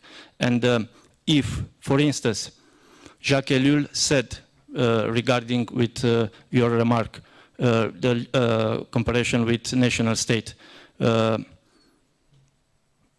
Jacques Ellul, 60 years ago, said, the link between state and technology will involve a radical changement in the history. Something very new, which transform in an irreversible manner the society. It was like a prophetic voice, because before to arrive to these networks, he emphasized many implications of the technological system, and he emphasized that the technological system doesn't mean only by artifacts, connection between artifacts or between different networks, but this power of the operational rationality to integrate everything in order to create an efficiency. Rules, codes, schemes, mechanism, everything, not only artifacts. And for instance, if today we have special institutes in order to help the children to look each other in face, we have a problem. And it's so many so many aspects, but of course we have no time here to discuss. But it's a great challenge. I think that it's a very great challenge, this topic. Not only in mathematics, but in Yes. our culture. Of course. Thank you. Thank you, Mr. Chair. Thank you. So I think we can start. It is my great pleasure to welcome you to this session, which I have the great honor of acting as a chair. I'm sure it's going to be fascinating. I would just like to start by saying that I am a follower of the Andrew Briggs school of chairing conferences, and I think this should be noted from the start. And having said that, I would like to welcome our first speaker, Professor Donald Yerxa, to the podium. I've been asked to comment on how greater familiarity with the historical scholarship of the interface between science and religion in the West would be helpful for Orthodox scholars. Before I do this, however, I want to express indeed my sense of honor and gratitude to return to Athens for this third international conference of science and orthodoxy around the world. I want to thank Efthymios and his staff for their hospitality and hard work in organizing this event. Although this is the third occasion, my third occasion, to present remarks in this setting, it's important, for me at least, to establish that I stand before you as a generalist historian and an editor of two historical journals, one formerly and one presently.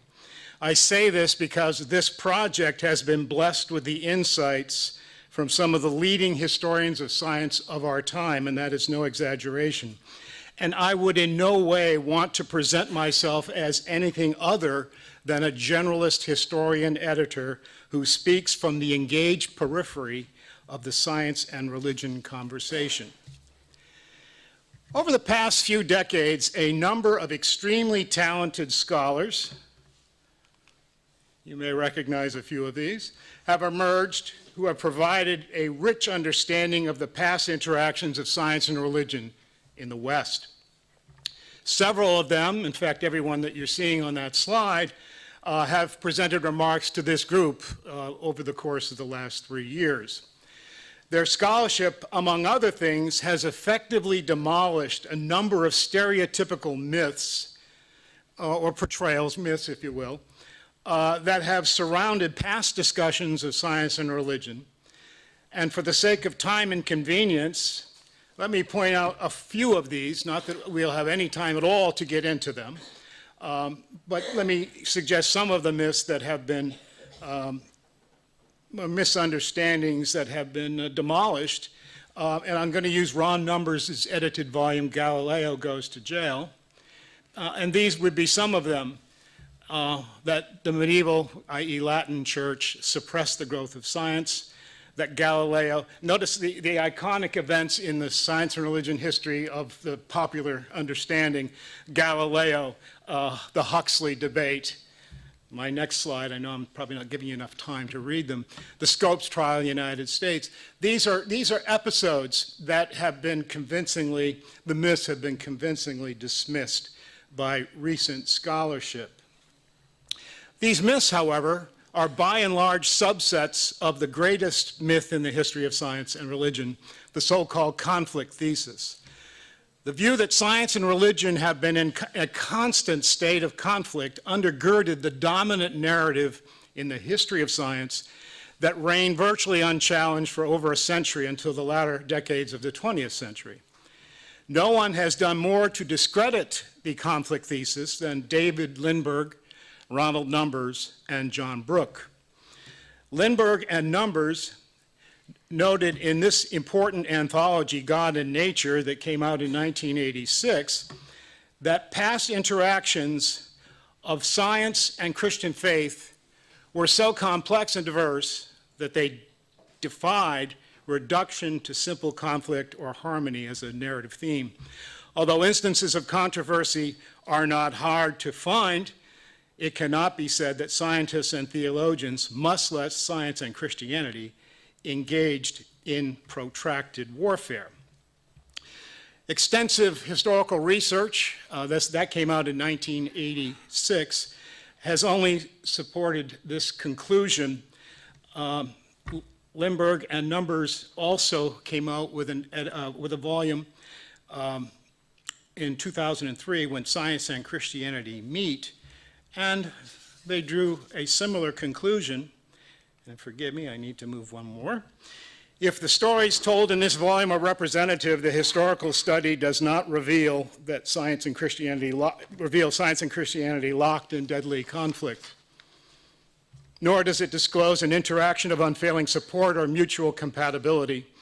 The relationship between science and Christianity proves to be much more intricate and interesting than these traditional alternatives allow.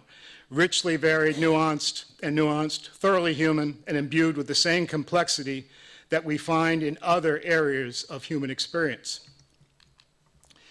No discussion of the conflict thesis can omit the work of John Brooke, who, as a result of this influential volume that came out in 1991, Science and Religion, Some Historical Perspectives, has been dubbed subsequently the slayer of the conflict thesis.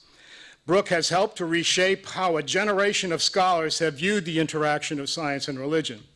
His emphasis on the rich complexity of past engagements of science and religion utterly discredited the conflict thesis, and indeed, and we may discuss this a bit later, and indeed rendered all science and religion master narratives suspect.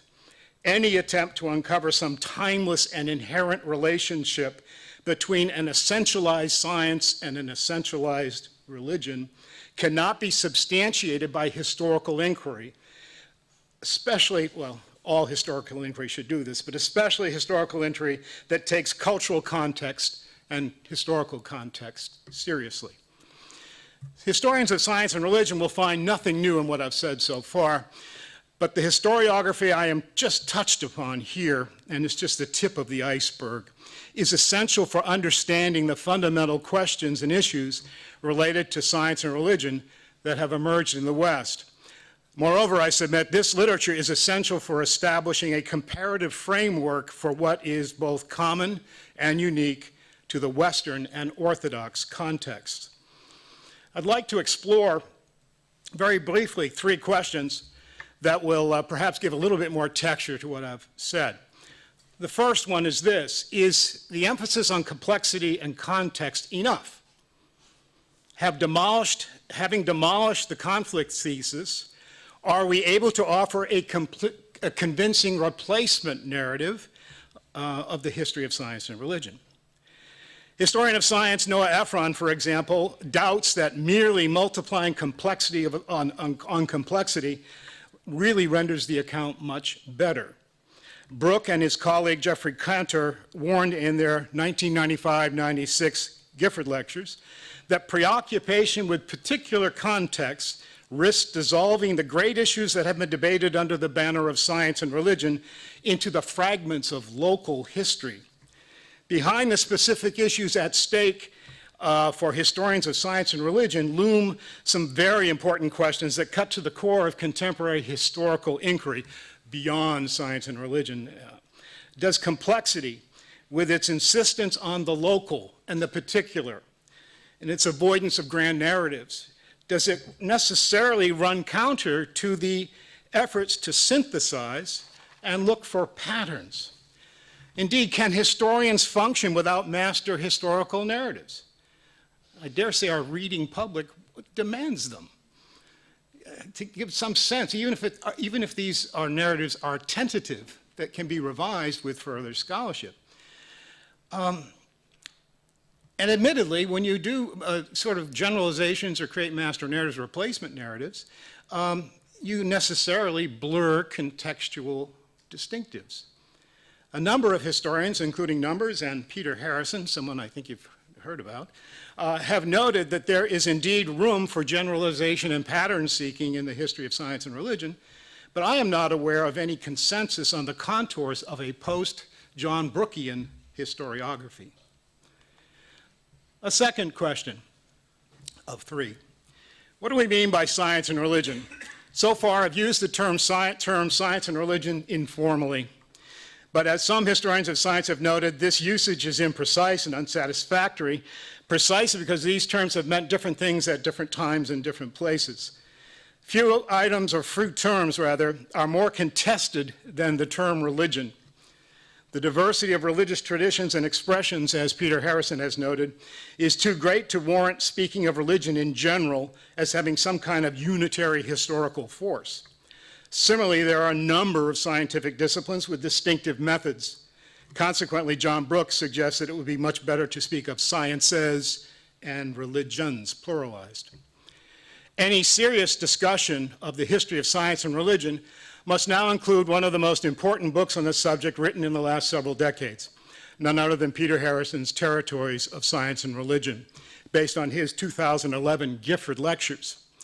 He provides a convincing account of how the meanings of the terms science and religion have changed over time, and in such a way that made the conflict model of their relationship possible.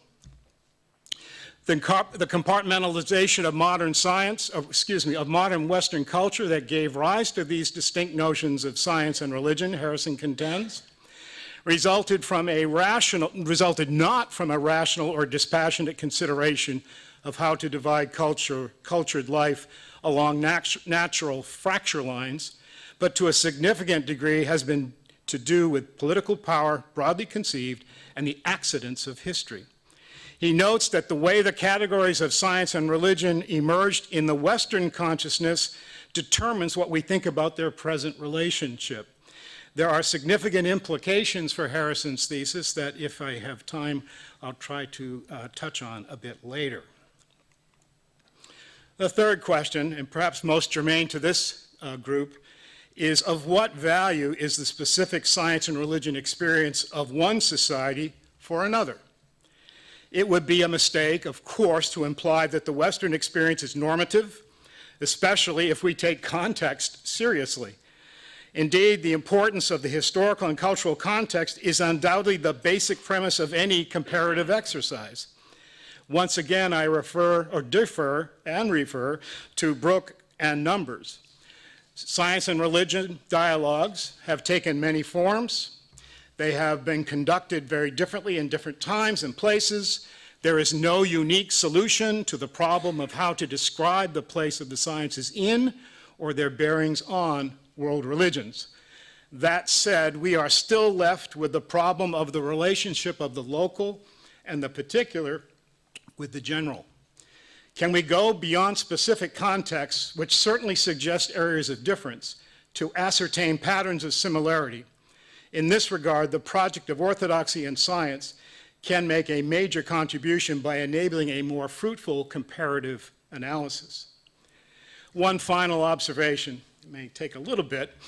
At the first conference, perhaps naively, I commented on what I perceived to be a lack of symmetry in the science and religion dialogue in the West, at least that I had been exposed to.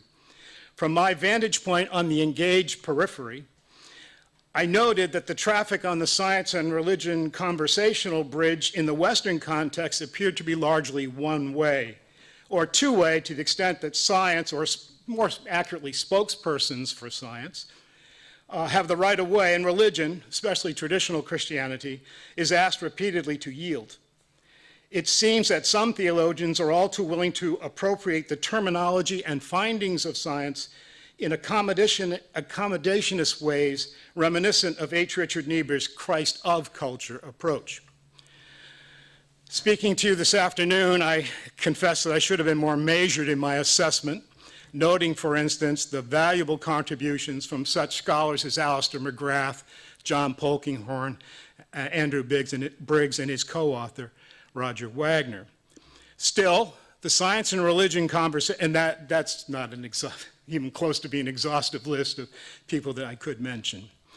Still, much of the science and religion conversation, especially as conducted by Protestant theologians that I'm familiar with, strikes me as being a monologue, with theology either playing the role of what I would call a scientism referee, blowing the whistle, no more scientism here, or finding creative ways, often using the term finding space, by which traditional Christian doctrines might be reconceived to fit better with the current scientific understandings. So I continue to have some questions about the dialogue, whether it is a true dialogue. It certainly has been interesting, it has been creative, it has a lot of potential, but I'm not sure it has been as meaningful as I thought it might be at the outset of my engagement or on the periphery. So I'm not so sure right now. In February 2017, I expressed hope that the Orthodox tradition, and I probably should pluralize that, shouldn't I?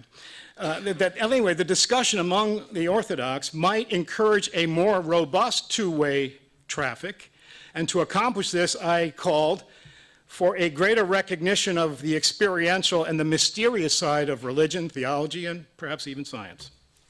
And I suggested at that time that a discerning embrace of mystery could be a means of addressing the asymmetry that concerned me. Admittedly, mystery is often viewed as a science stopper, and invoking it can be akin to committing, in some circles, in many circles, akin to committing intellectual suicide. But surely, I argued, recognizing the limits of human understanding can serve to stimulate the pursuit of further knowledge. If that is true, and if that is the case, then orthodoxy could play an important role in educating the West as to how mystery enhances our necessarily limited understanding of the cosmos and the divine, as well as ourselves. How am I doing time-wise? Okay. Since I voiced these views, I've encountered the work of two scholars, perhaps who have been influenced by the radical orthodoxy crowd, Paul Tyson and Michael Hamby, and they give me a little bit more reason for hope today than a year ago in terms of the potential of a more robust conversation. Tyson, a philosophical theologian and apologist for Christian Platonism, decries the fact that we in the West have accepted a grossly inadequate view of reality that is bereft of any transcendent grounds for our everyday experiences of love, beauty, meaning, and the goodness of God.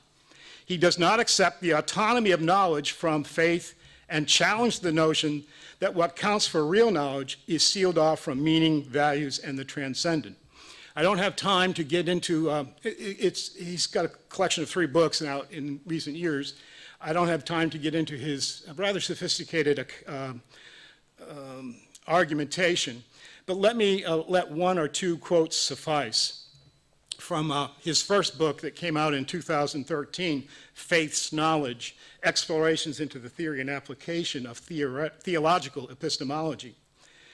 The entire cultural pattern of modernity, he writes, is one premise on the separation of faith from knowledge, beauty from truth, religion from science, objective facts from subjective values, power, wealth, reality from morality, teleology, and meaning.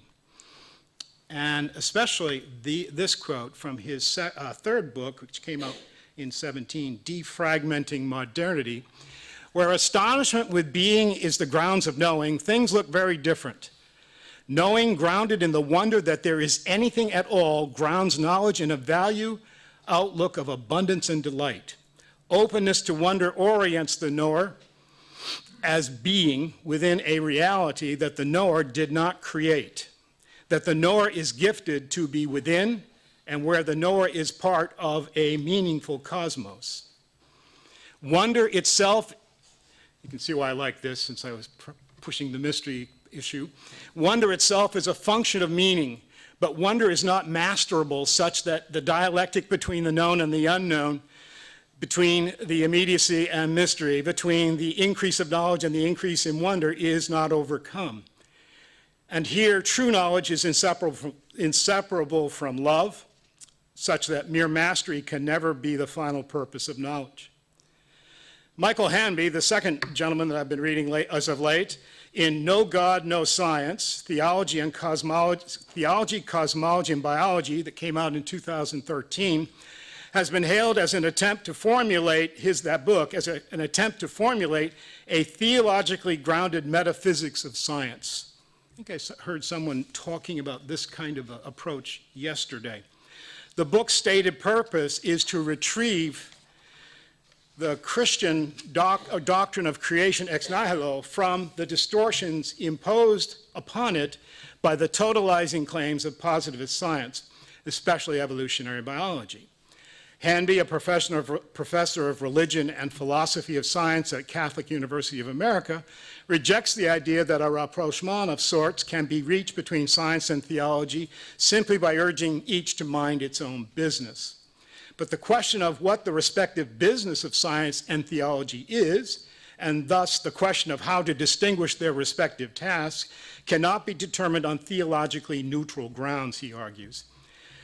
He writes, science cannot determine for itself its relation to theology without effectively doing theology, without saying explicitly or implicitly where to draw the line or how to characterize the difference between God and the world.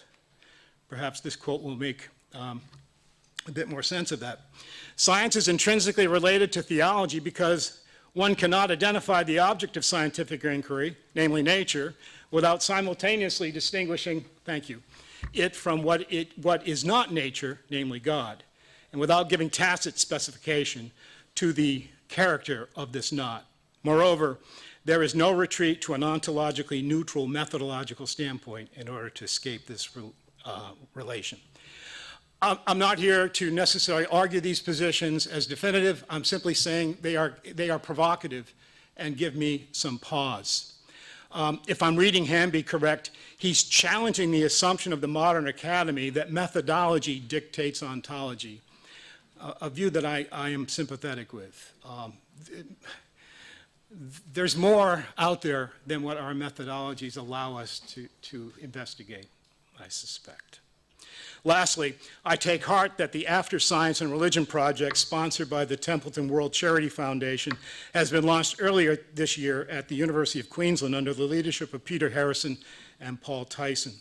Distinguished participants in this project are being asked to rethink the way in which we conceive of science and religion in their respective territories. Clearly, this project is inspired by Harrison's Territories book and his argument that science and religion have been defined and constructed within a distinctive temporal and cultural context to perform separate or competing functions, and the way those natures and territories are defined have far-reaching consequences. I'm hopeful that the publication of books coming out of this project, or at least hope to come out of this project, a couple of edited volumes, Theology and Science Toward a New Conversation, Theologians on Science, New Possibilities, and a monograph by Paul Tyson could alter the, maybe this is too grandiose, but could alter the trajectory of the science and religion conversation in stimulating and productive ways. Stay tuned.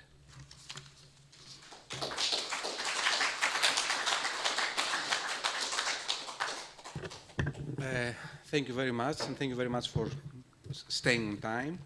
Any questions? We have some time for questions now.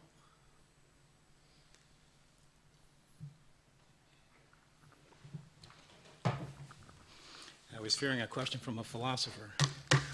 Well, this will not be a philosophical question. Very kind of simple-minded question.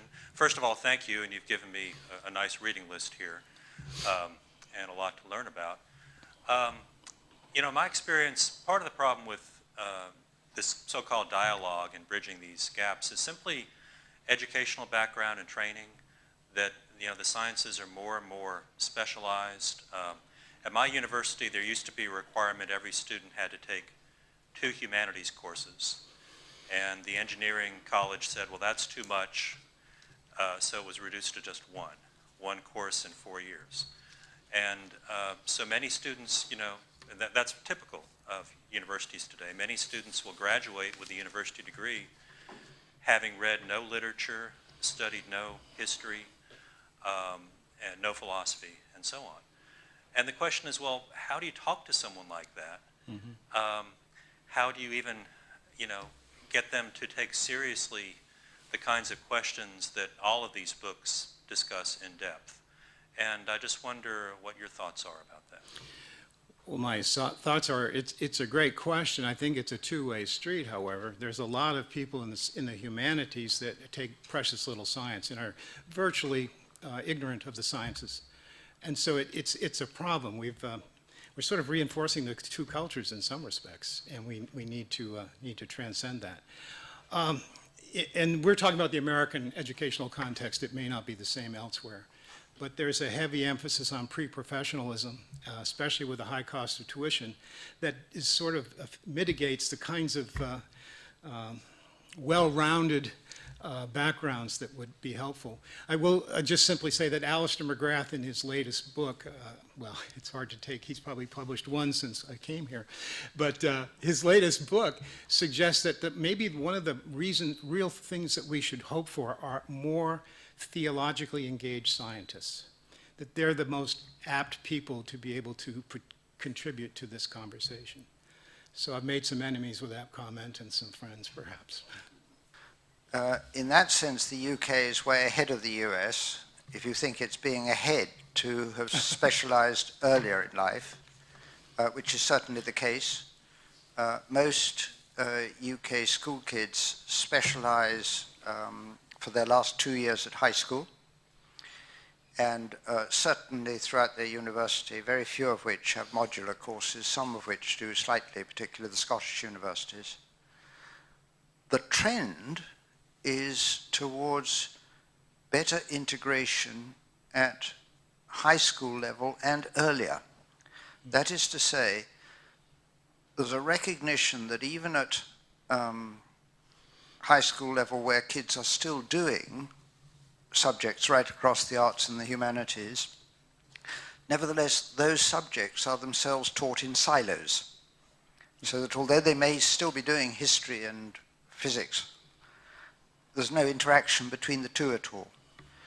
And the move now is to equip school teachers to be better at building the bridges across what were previously silos, and to recognize that in a given subject that a kid is doing at high school and earlier, there may be legitimate questions which can usefully engage with some of the other subject disciplines that they may be being taught by another teacher. Thank you very much, Dan. Let me be indelicate with my very bold request. Okay. After these past few years from the engaged periphery, which actually gives you a vantage point that is very interesting for us Orthodox. What would you reckon would be, if you don't want to answer this one, you don't have to. What would you reckon would be the strength of this dysfunctional camp of ours, the Orthodox? Have we managed to give you an idea that we are here for some reason and we have something to say? Recognize that you're asking for an answer of perception as opposed to reality.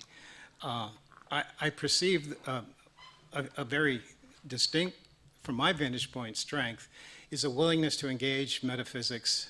You're not afraid of that. The notion of mystery, although it can be abused, is certainly prominent in your discussions. And so that is encouraging for me. You didn't ask for weaknesses, did you? So I won't say them. But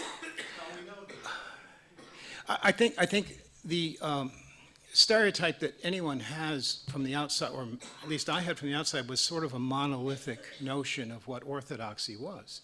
And being in this group, I recognize the spectrum viewpoints, not only based on national churches, but also within Orthodoxy.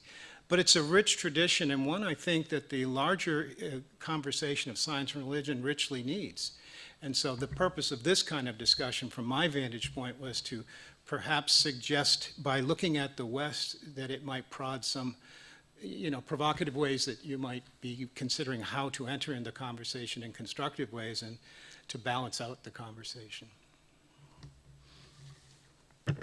I would like to thank our first speaker, Professor Yerxa, and call Professor Peter Harrison to give his lecture. You may have heard of him. Well, it's a great pleasure to be here, and let me also thank the organisers. The last 3 years have been very educational for me, and I've very much appreciated being able to be part of this conversation.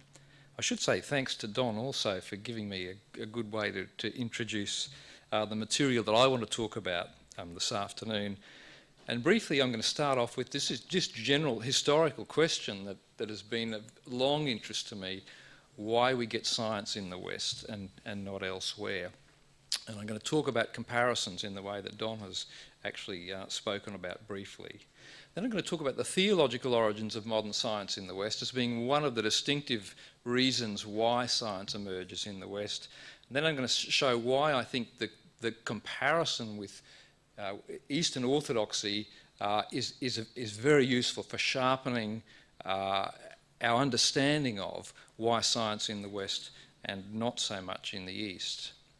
So I want to start with just a consideration of a number of classic texts that have examined this question. Joseph Needham famously asked, why if China was so technologically advanced in the Middle Ages, why did science not happen there, and why did it happen in the West, as I say, given that China was so far ahead?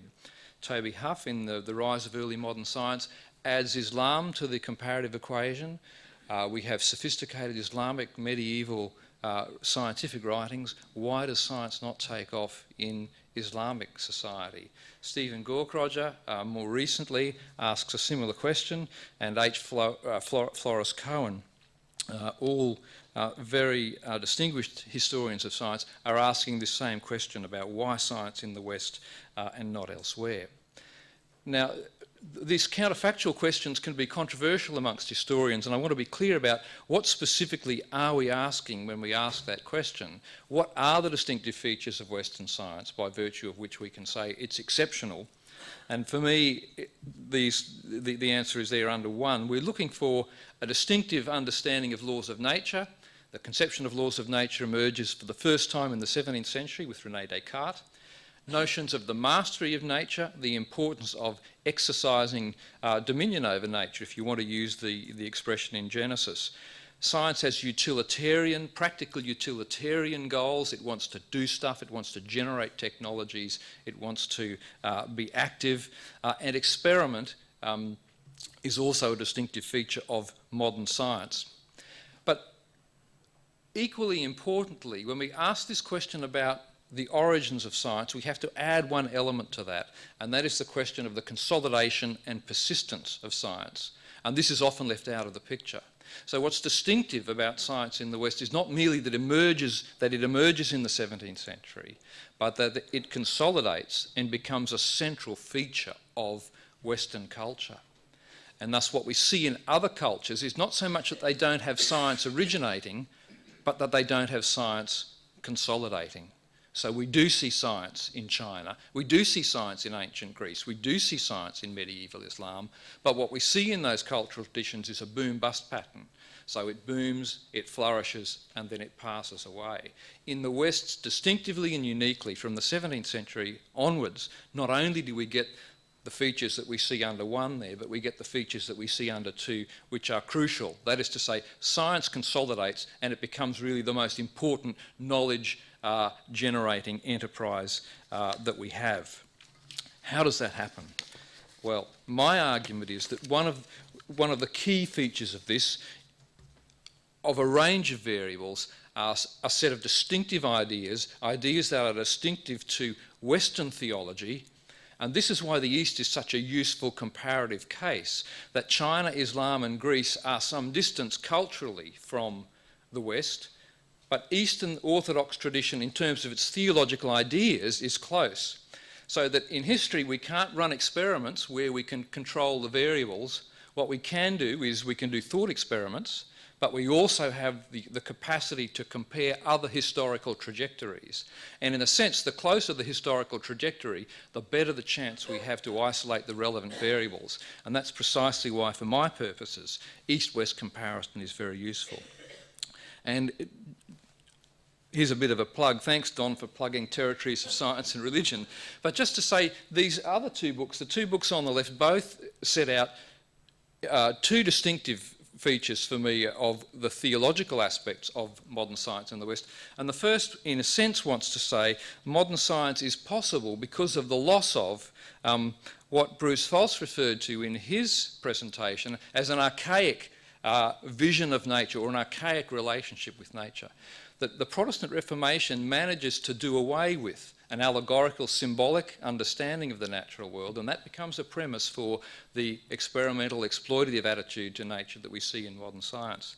The second book moves on from there and talks about the significance of a Western conception of full redemption theology for modern science, and again, this is a distinctive difference between a particular version of Western science and what we see in the East. And let me just unpack very briefly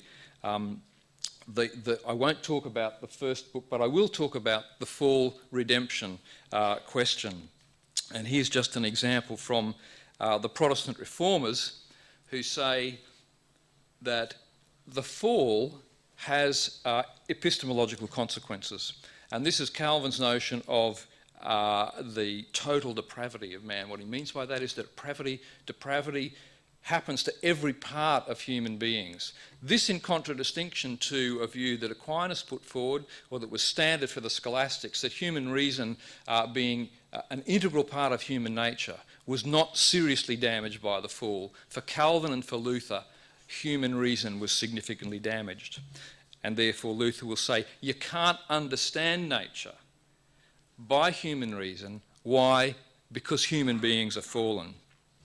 Now this then will have significant implications for how you have knowledge of the natural world. So here's the anthropological premise. Nature can't be known through human reason as a consequence of its fallen tradition. Just to show that this is not purely the preserve of Protestant thinkers, we have the Augustinian influenced Blaise Pascal, who says here's the problem with the Greek approach to nature. Either they were completely optimistic, as in the Aristotelian view, thinking, not knowing that there was a fall, and thinking that there was a natural correspondence between human reason and the natural world. Or they were completely sceptical, and they fell into despair, as he says here. But those two extremes, he says, neither of them are accurate to what we know from Christian revelation about human anthropology. And really we need to be located somewhere between complete despair and the optimism that characterises Aristotelian natural philosophy. And to cut a long story short, that mid-position is going to be called experimental natural philosophy or experimental science. So here is Pascal again. We perceive an image of truth, but we realise that we fall short of it. And the image of truth was represented by Adam's perfection in the Garden of Eden when he had an encyclopedic knowledge of the world. That was lost. We have a sense of that loss, but we also understand that it's very difficult to recapture that state from which we have, as he puts it, unhappily fallen. Francis Bacon is the person in whom this picture comes together in the most distinctive way. And here's the kind of the most succinct statement of why the fall is significant, or why full redemption theology is significant for understanding the origins of modern science. And as he says there, man by the fall fell from both his innocency and his state of dominion over the creation. His innocency, but both can be partly repaired. His innocency, of course, by religion and faith, but arts and sciences are the way in which we recapture dominion over nature. So science becomes the means of redeeming the natural world. And then as he goes on to say, so by various labours at length and in some measure, the fallen creation can be subdued to the supplying of man with bread and for the uses of human life. So here's the utilitarian approach. We now need the sciences to help us redeem the natural world, and this then is also part of our own redemptive program. So knowledge, what is it for? It is not for personal formation. It is not to do something in us. It's to do something to the world. Knowledge is sought not for the quiet of resolution, not the contemplative life, right, but for a reinvesting to man of the sovereignty and power that he had in his first state of creation. So it's in exercising dominion over nature that the redemptive task is carried out. Just to give you then one final version of this, Robert Hooke, first curator of experiments for the Royal Society, in the introduction to this very famous work, The Micrographia, all of us are fallen. We have a derived corruption innate within us, and because of this we're subject to errors. How do we overcome them? The remedies can only proceed from the real, the mechanical, the experimental philosophy, which is to say modern experimental science is the mechanism by which we overcome the limitations that accrue as a consequence of the fall. In summary then, here are some of the features of this new science that emerge more or less directly from this very strong anthropology of the fallen condition of human beings. We have probabilistic knowledge, it's not demonstrative. Aristotelian knowledge was demonstrative. We don't get that anymore. We have the knowledge of appearances, not of essences, again in contrast to Aristotelian philosophy. Knowledge is corporate, you need lots of people to do it, and it's cumulative. You need lots of time. So you need societies to form together so that you have corporate and cumulative knowledge. Knowledge is experimental, which is to say experiential. It's based on experience, not reason. And the terminology they use is not empiricism versus rationalism. They talk about experimental versus speculative, and speculative is the wrong kind of thing.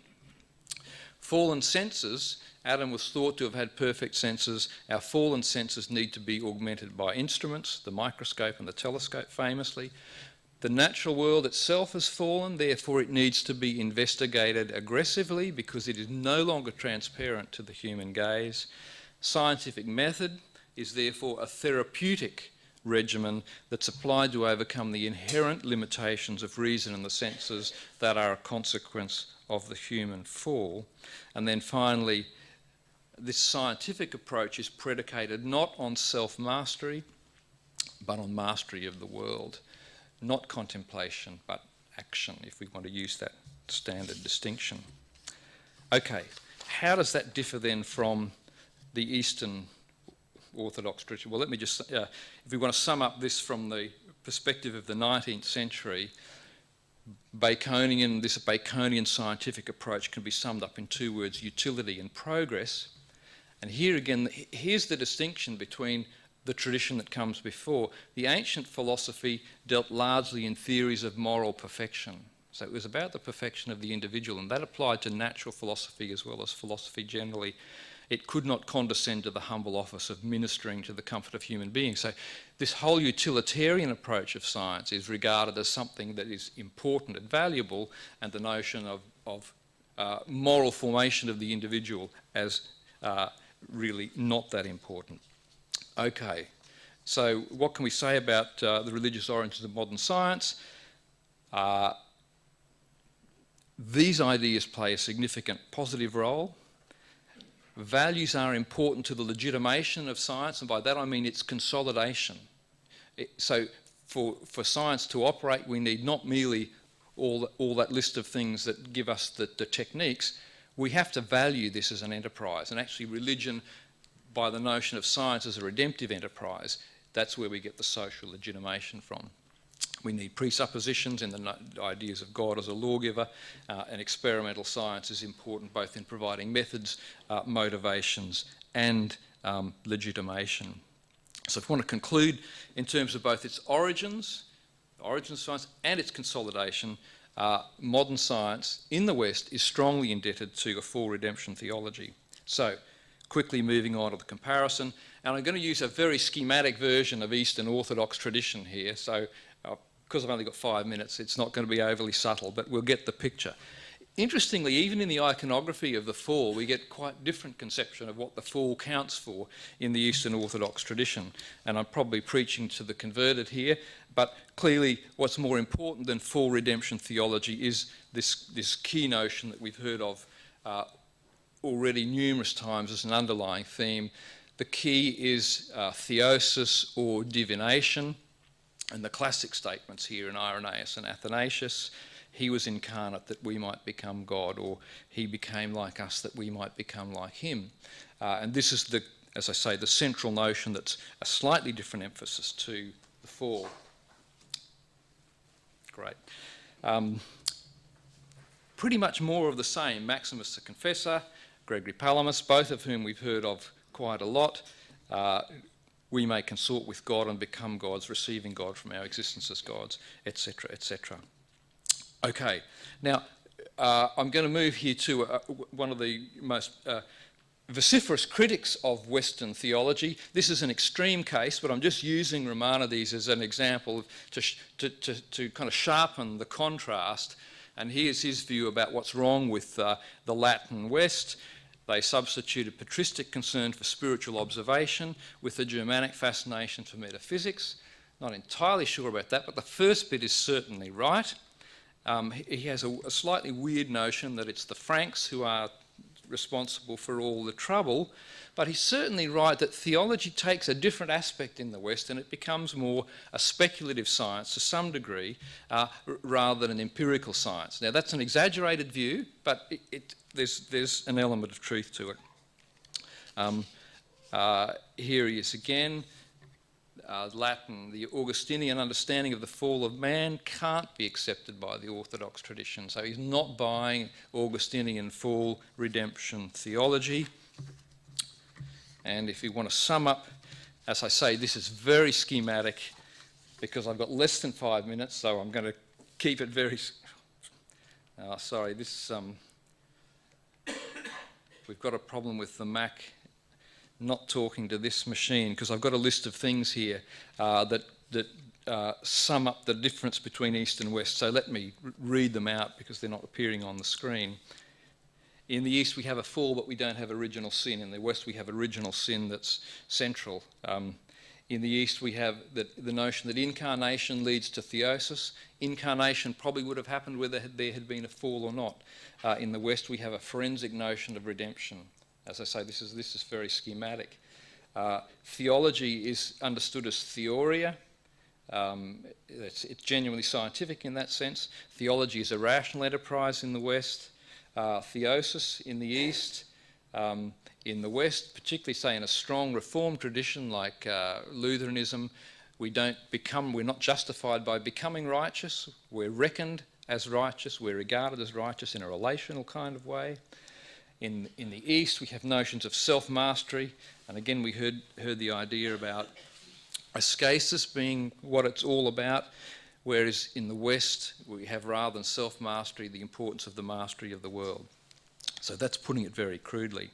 Okay, now Maimonides exaggerates to some considerable degree about the differences, and I just want to show you very quickly how in people like Aquinas we still have this strong experiential notion. And I'm just going to quickly run through these. We have an experimental knowledge, which is to say knowledge of God by experience. Last sentence here, we still have some notion of theosis in Aquinas as well, participating in the likeness of God. As I say very quickly, even in Luther, the notion that mystical theology is experimental, that is to say experiential, it's not just doctrinal. That's, again, addressing the standard criticism. And even in strongly Puritan thinkers like Burgess, we have both experimental and speculative theology. Okay, I'll skip Jonathan Edwards. So coming back to Maimonides, my second last slide, the notion that orthodox thinking is an empirical science. In this sense, the tradition of empirical observation and verification is the cornerstone of the positive sciences. An interesting claim, but in a sense the same is true of Western conceptions of theology. So this is exaggerated. Let me come to my conclusions, which will refer back to this. And now here again we have the east and west. It's like Max talking to, it's not a DOS box, Windows. Anyway, the east-west comparison suggests that Western theological conceptions did play a major role in the rise of modern science. So what I think the comparison does, it's actually helpful for my thesis because it does show that those variables are key. That said, the story about why science doesn't happen in the West is not just to do with theological ideas, right? It's overdetermined. There's a whole range of material conditions that are also an important part of that story, right? So this is only a tiny part of the story about which ideas are significant. And that's the second point, that historical changes are overdetermined. Lots more going on than just these ideas, but I hope to have persuaded you that nonetheless they are important. I think the other thing, though, finally, and a number of people have brought this up, that the consideration of the trajectory of Western science and the criticisms we get from the Eastern perspective, they do raise important questions, I think, about what are the problematic aspects of Western science, and the discussions we've had today about the ecological crisis, which is precipitated by this utilitarian instrumentalism that we see in Western science. The critique of the East is directly relevant, it seems to me, to that question. And we can also ask more broadly what a science might look like had it been based on the richer participatory metaphysics that we see in the Eastern tradition. Just straws in the wind, really, but there are nonetheless in this description of what I think are the key theological elements of Western science, there are interesting normative questions that we can ask, and thinking about the perspectives that the East bring to this discussion helps us think about those normative questions. So I'll stop there. Thank you.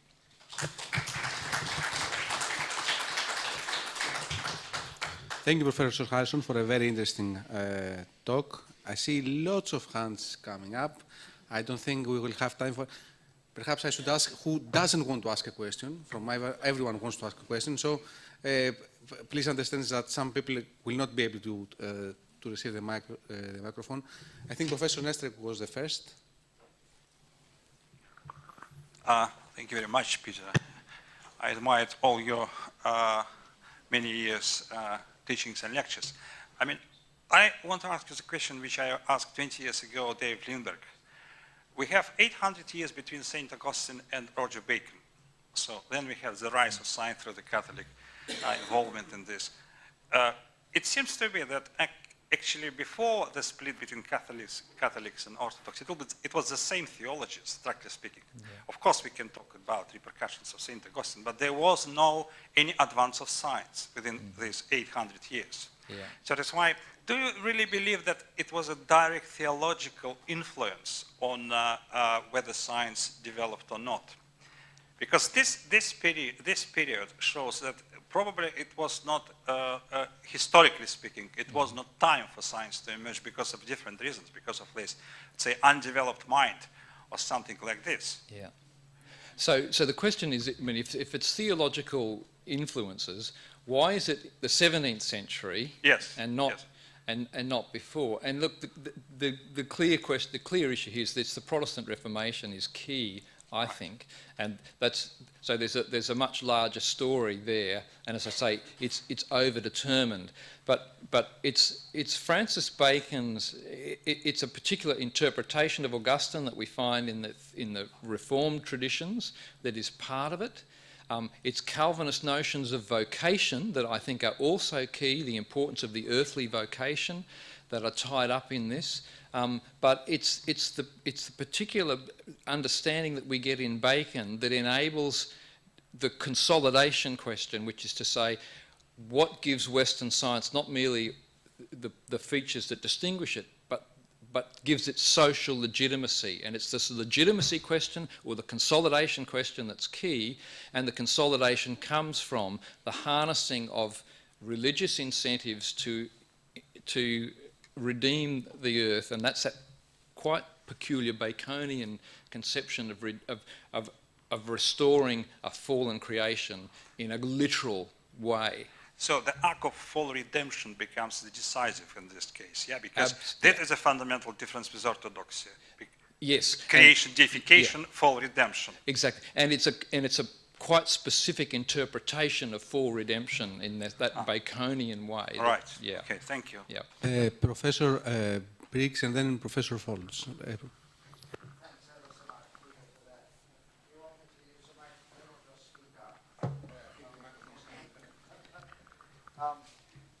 Perhaps I'm just probing at some of the complexity that you were very helpfully simplifying for us. But if it was the case that theology in the West was a more speculative science than an exact science, in a sense the rise of science was the other way round in the 17th century, that there was huge emphasis on precision and accuracy in measurements, and actually, I suppose, a de-emphasis of speculation. And alongside that, this sense of being, as it were, entering into the mind of God and sharing in that. I suppose you find it in Johannes Kepler. I suppose much later you find it in James Clerk Maxwell and so on. Is this just emphasizing the richness, or are there other aspects to it that you're wanting to bring out? No, this is another case of now reverting from my cardboard cutout model to the more complex reality. And the complex reality is that both the speculative, there's a lot of rhetoric on the part of the experimentalists that the speculative aspects aren't good. And by speculative, that's code for Descartes originally, but for a whole rationalist tradition. But that rationalist tradition is really closely aligned with the mathematical understanding. So Kepler is a really interesting case. If we go back to Galileo, so Galileo is the guy who says, once we have a mathematical understanding of the operations of nature, to that extent God doesn't know nature better than we know nature as well as God knows it in terms of those mathematical certainties. And that's not so much an anthropological statement or a theological statement, it's a statement about the universality of mathematics. And that's, as you can see, is cutting much more in the speculative direction, the experimental direction. But it's really the creative combination of an experimental approach that's strongly informed by a full redemption theology, and that's what you see quite clearly in Robert Hooke's version. But if you look at the way Descartes sets it up, Descartes will continually stress the importance of natural light. And that's the Catholic-Protestant divide that you get even post-Reformation, where by virtue of the natural light, we can still have legitimate speculative knowledge. And those two are in dialectical relationship and continue to be in the modern sciences.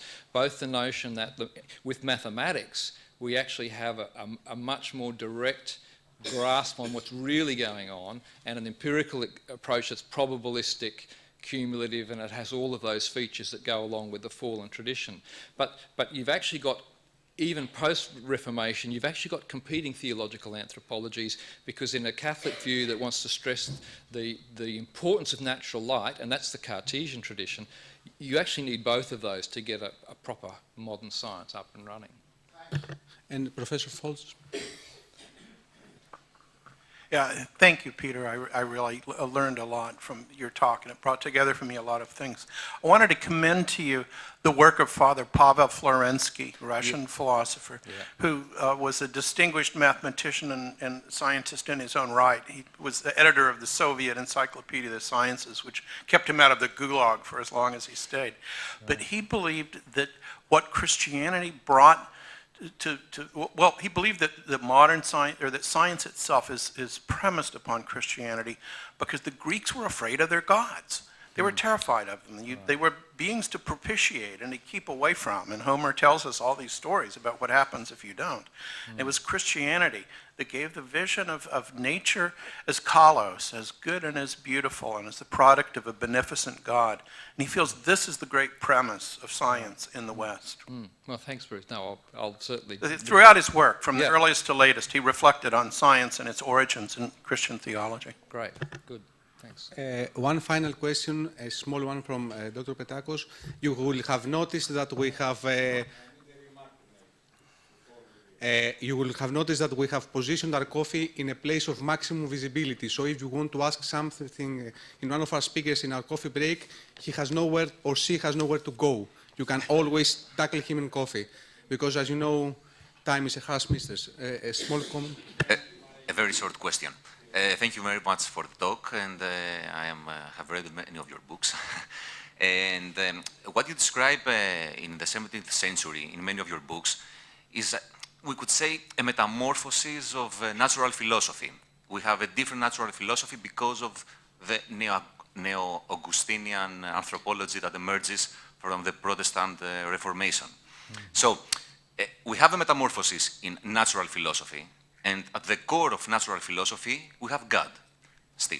So the question is, when, in your opinion, God stops to be the core of natural philosophy? Not science, natural philosophy.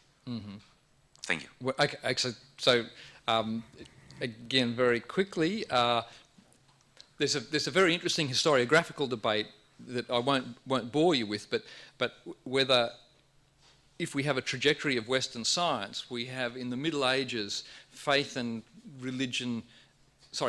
science, religion and science mixed up together, and this is a standard story. And then with the 17th century, with the rise of science, they become separate, and they increasingly become separate. And that story, it seems to me, is absolutely wrong. What happens in the Middle Ages is that we have a very clear separation of faith and science. It's represented, for example, in the faculties of the university, where the arts faculty is distinct from the theology faculty. And this is what, and then in the 17th century, what happens is that theology and science come together, and you get people like Kepler and Newton, and Galileo gets into trouble for this, speculating about theological things, and that's very uncharacteristic of the medieval period. As I say, this is what gets Descartes into trouble. It's his speculations on biblical hermeneutics as a mathematician that is the key thing, I think, that initiates the move against him by the Inquisition. But people like Newton and Kepler are making theological speculations. Now that then will gradually change, so that in the 19th century, theology will be completely removed. And interestingly, what makes this possible is this key Cartesian notion of God as giving laws of nature that are they're infinite, they're universal in their scope, and they're immutable. And that then becomes naturalised in the 19th century, when laws of nature are no longer regarded as divine volitions, but they're just regarded as a brute feature of the natural world. So the trajectory basically goes, Middle Ages, theology and natural philosophy are separate, although natural philosophy does treat of God. And Aquinas makes this clear that and this is the points where theology and natural philosophy will overlap, because sometimes they deal with a similar subject matter, although they have different conclusions. They come together, and this is the distinctive thing about 17th century science, is that it's infused with theology. But ironically, one of the key premises of 17th century theologically infused natural philosophy is a notion of universal laws of nature that sets the grounds for the secularisation of science in the 19th century. So that's the quick and dirty version of how it works, I think. Thanks. Thank you, Professor. Good. I'd like to call Professor Makridis to give the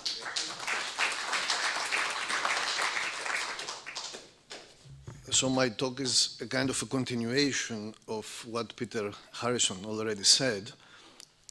And you see the topic of my presentation, the question, why has a scientific revolution? And I could add, why could a scientific revolution not take place in the Orthodoxy? So both questions. Now, scientific revolution of the emergence of modern science is more or less a fact, okay, and orthodoxy certainly has not played direct role in it. The name of Joseph Needham has already been mentioned. I'm not going to say anything. So considering all these reasons for this emergence of modern science, there are two big categories. The first one, it has to do all with this social, political, cultural, economic, and other reasons.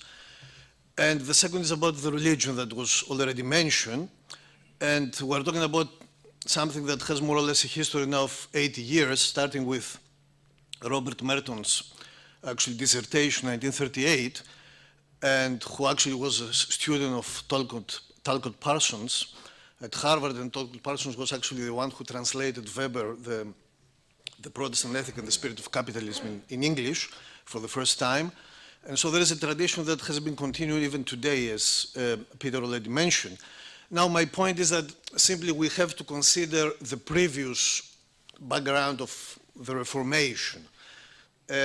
In other words, there are some things that begin earlier, and of course they get a transformation when the Reformation appears, especially about this, not only about this neo-Augustinian understanding of the original sin and its Protestant also appropriation, but also different other things that appear already earlier. Of course, they are not connected with the rise of modern science at that time, in the Middle Ages, but still there are changes between East and West that can explain that. For example, a more rationalized theology, which appears already in the East than in the West, and I'm referring to Augustine, and some other things about critical thinking that is also pretty much to be found earlier, also in Augustine, and so on, or hermeneutics. The point is, again, here we have a kind of a common Christian background, okay?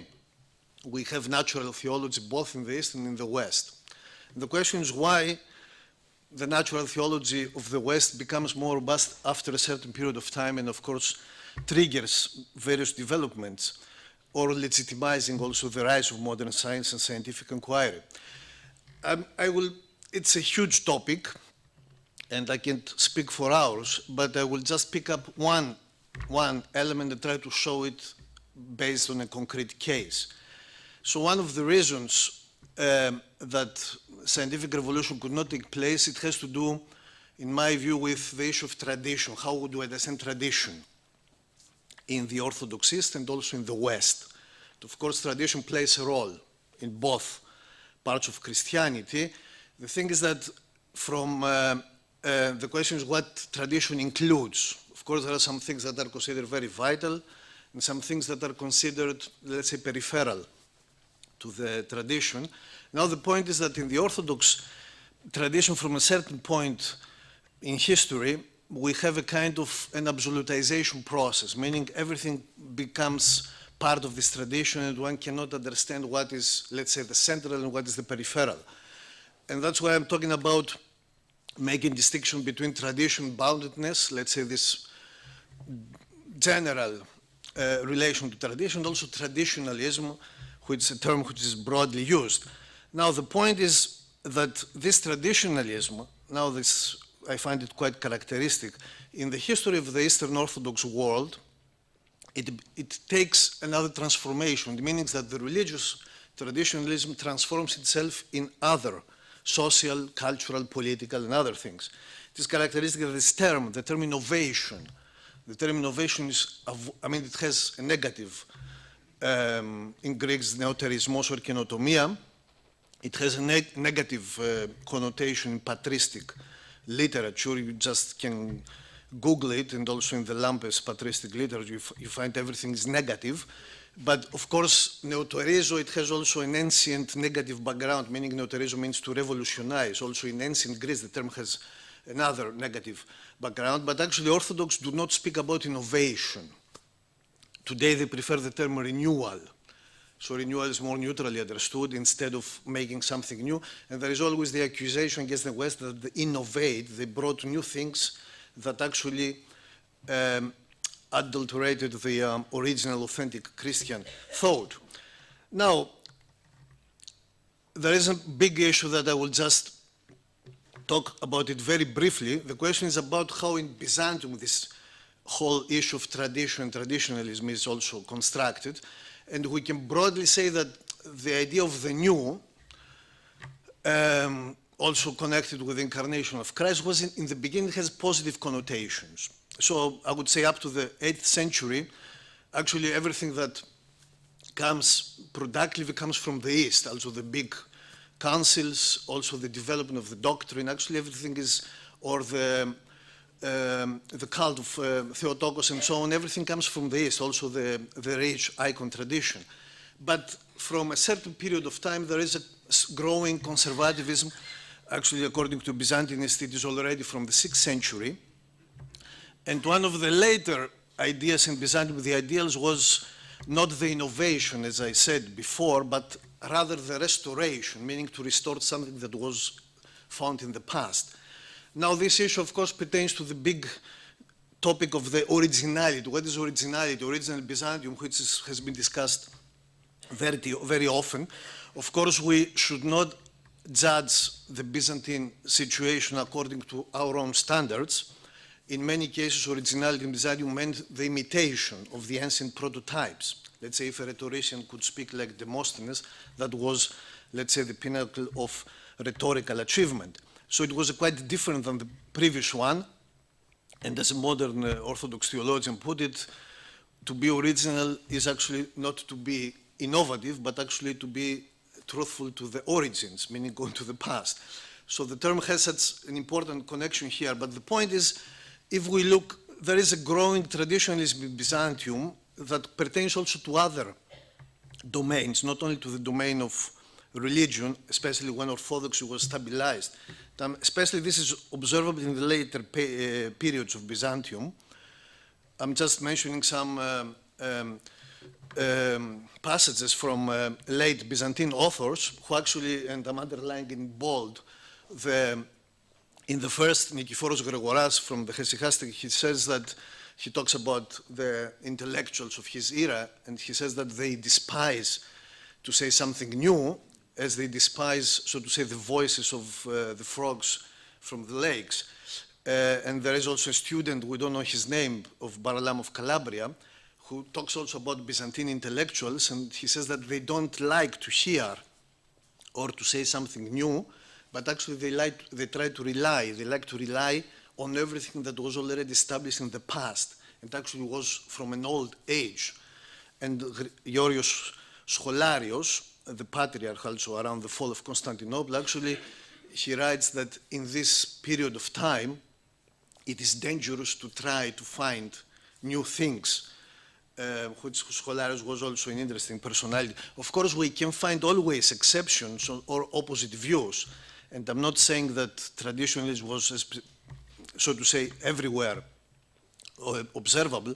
For example, among a learned bishop, Archbishop of Thessalonica, Eustathios, who actually is an interesting text that talks about innovation, actually, and that we should not rely on the past. But actually, this was a tendency in the late Byzantium, and we can find a lot of other such evidence also in Dimitrios Kydonis' text and so on. But to connect all this issue with the previous situation, let me just show you one. We're talking about the late Middle Ages, and something that happens in the West is the rise of the Western universities, okay? Now you see here a map with the universities that actually start from, let's say, from the 11th century up to the 16th. So we're talking about 500 years. We have a huge extension of this, let's say, institutions of higher learning with Latin as a common language. There is a common culture. And you see which is characteristic, you see where actually the border stops, when the East begins. Of course, we have higher schools in Byzantium in the East, but they are not comparable by far to this revolution actually that takes place in the West. So there is a continuation. Of course, there is a difference between the medieval science and modern science, but I would not separate it completely. Now, going back to the previous situation, which is what I said about traditionalism, it becomes much stronger after the Ottoman domination, which leads to several defensive and also compensation strategies among the Byzantines, and which is characteristic also to a cultural isolationism of the Orthodox East. And also a critique against this innovative spirit. This is characteristic, one of the cases when the Patriarch of Constantinople, Jeremias, he has this correspondence with the Protestants. The Protestants were looking for support in the East, but of course they had no idea whom they were dealing with. And then in the third letter, actually, he attacks them in a way. He says, let's stop the dialogue. And he said, you have a problem to the Protestants. Actually, he said, ukistate imon in diani. Actually, your mind does not stand still, meaning you're not satisfied with what has been established. What are you looking for? And of course, the Protestants had a completely different agenda. Now, there is another passage which is also very dear to me because it has also a secular history, meaning that it is also related very much to religious topics, of course, in the beginning, but actually it is mentioned in many other cases when people want to condemn innovations. Actually, do not move, it comes from the Proverbs, and we find it, of course, in many religious texts, for example, in John of Damascus and so on, but we find it also in many other cases when people in the East want to condemn any innovations, also scientific ones, which is characteristic. So do not move the ancient landmarks that your fathers have set. So my interpretation is that we have this transfer from the religious, actually traditionalism, to another one. Now I'm talking about a concrete example, how this traditionalism gets shaped, actually takes place in the East. And I'm talking about a later form of Aristotelianism, but actually we're talking about 17th, 18th century. And we have a scholar of this, Theodorus Korydalleus, who studies in Padova with Italian Neo-Aristotelianism, which is introduced through him to the Greek Orthodox world. He studies with Cremonini there. And actually this Neo-Aristotelianism, it is well known that it supported, so to say, a more neutral understanding of Aristotle, so against the scholastic reading of Aristotle. And now the thing is that this has been established by a well-known patriarch of Kyrillos Loukaris of Constantinople, who had difficult times due to his decisions that time and his, the problems with his dad. And he had also studied in Padova, but actually he wanted to introduce this kind of Aristotelianism in the East. And actually he supported this Korydalleus, and Korydalleus, of course, there was a lot of problems with this reading of Aristotle, and it was actually a kind of a materialist, actually it was not considered neither anti-religious nor anti-metaphysical, but the paradox is that the church, that's what I'm saying about this tradition, they first, of course, they allowed the introduction of this Korydallism, and then they made it actually a basic aspect of this, let's say, Orthodox tradition somehow that also could not be changed. Of course, Loukaris, he does this because of he was very much anti-Catholic, okay, also anti-Jesuit and anti-scholastic. He criticizes, so to say, the scholasticism, this intermingling of philosophy and theology in the West, talking about the corrupting thoughts. And he found, let's say, this version of Aristotelianism as an alternative to the Jesuit influence in the East, which was actually quite strong. Actually, also in Moscow, the first school, the Slavo-Latin-Greek Academy, actually introduced Jesuit curricula. It was very strong. So Loukaris is going to find an alternative. So he introduced Korydalleus, although despite the fact that with Korydallism there was a big problem, actually, because it was not compatible with let's say, the Orthodox tradition, and also with the fact that Korydalleus was also accused of heresies at that time. Now, Loukaris, when he did that, he was not a traditionalist. He wanted, in a way, to make a kind of innovation. The point is that the subsequent generations consider this version of Aristotelianism as part of the Orthodox tradition. This is exactly what I'm saying, that we have this pars pro toto, in a way, meaning that they wanted to support so to say, very traditional understanding of scientific thought. Here is another interesting passage, actually from a learned Protestant a learned Patriarch of Jerusalem, Nectarios, who actually studied with Korydalleus in Athens, and then he wrote a text. And you see here a quite evident formation of this both Orthodox and scientific traditionalism. He says, He attacks a French Protestant, and he attacks also Copernicus and Galilei. He says we don't need such teachers and such lessons. And he said, this is a very interesting passage, it is absolutely sufficient for every scientific knowledge, also the religious one and also the profane knowledge, to look in the writings of those who lived before us. We can draw from them everything we need, having all the truth about the questions we have. So you see a very good formulation of this traditionalism, and you can see it many, many times. And we're talking now, we're going into the 18th century, actually, and we have this transition. There is a group of Anglican non-jurors who actually contact the Eastern Orthodox patriarchs, and they have a kind of an interesting correspondence, and the patriarchs also answer to them regarding, let's say, again, scientific knowledge. And they say, we have Aristotelian books with us and also their commentators. They mean actually Korydaleus. And we have different schools. And of course, we teach theology according to the tradition of the fathers, but Aristotle, we follow Aristotle in the philosophical, it is the scientific domain. And here we have a kind of an official sanction of this form of Aristotelianism as an absolute authority in scientific matters, which actually was not the case.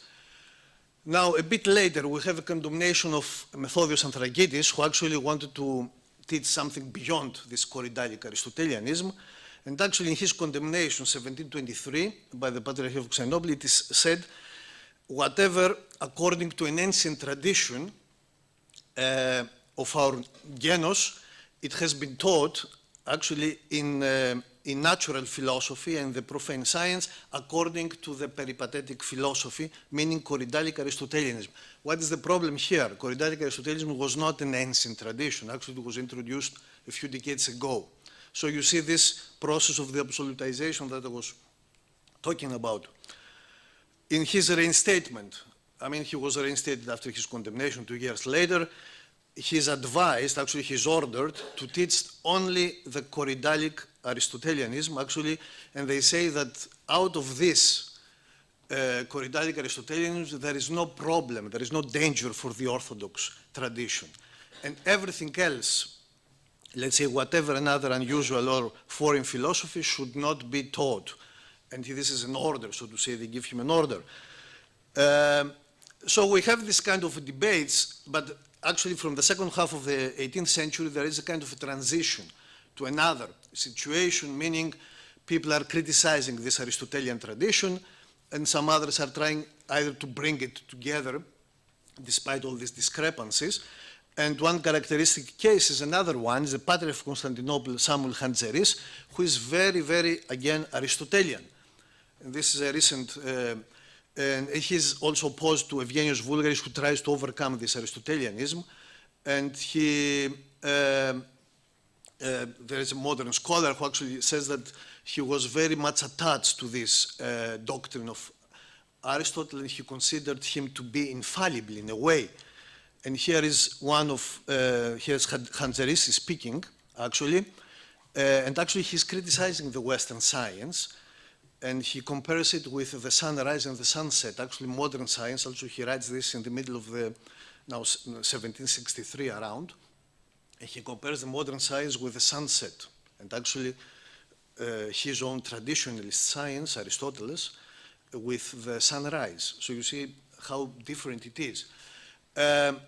And he says here, actually it's a legitimation of Aristotelian philosophy. He says the fathers of the East, the Greek fathers, also Basic the Great and Gregor of Nazianz, actually had followed the Aristotelian. Actually, I think that the majority of scholars think they're more Platonist, but in any case, he thinks that they were Aristotelian. And he said, why did they pick up this philosophy? Actually, because they found that something was quite important. Okay, and here is Vulgaris, who actually criticizes all this pervasive traditionalism, the Orthodox East, and the veneration of antiquity. Actually, many believed, he says, in his era, that nothing is more true than the ancient things, also everything that is before our age. I will just finish we're coming to the end of the 18th century, and we have another Aristotelian, Sergius Macreus, who actually does the same. Actually, he's the one who writes against the Copernican system as late as the 1797.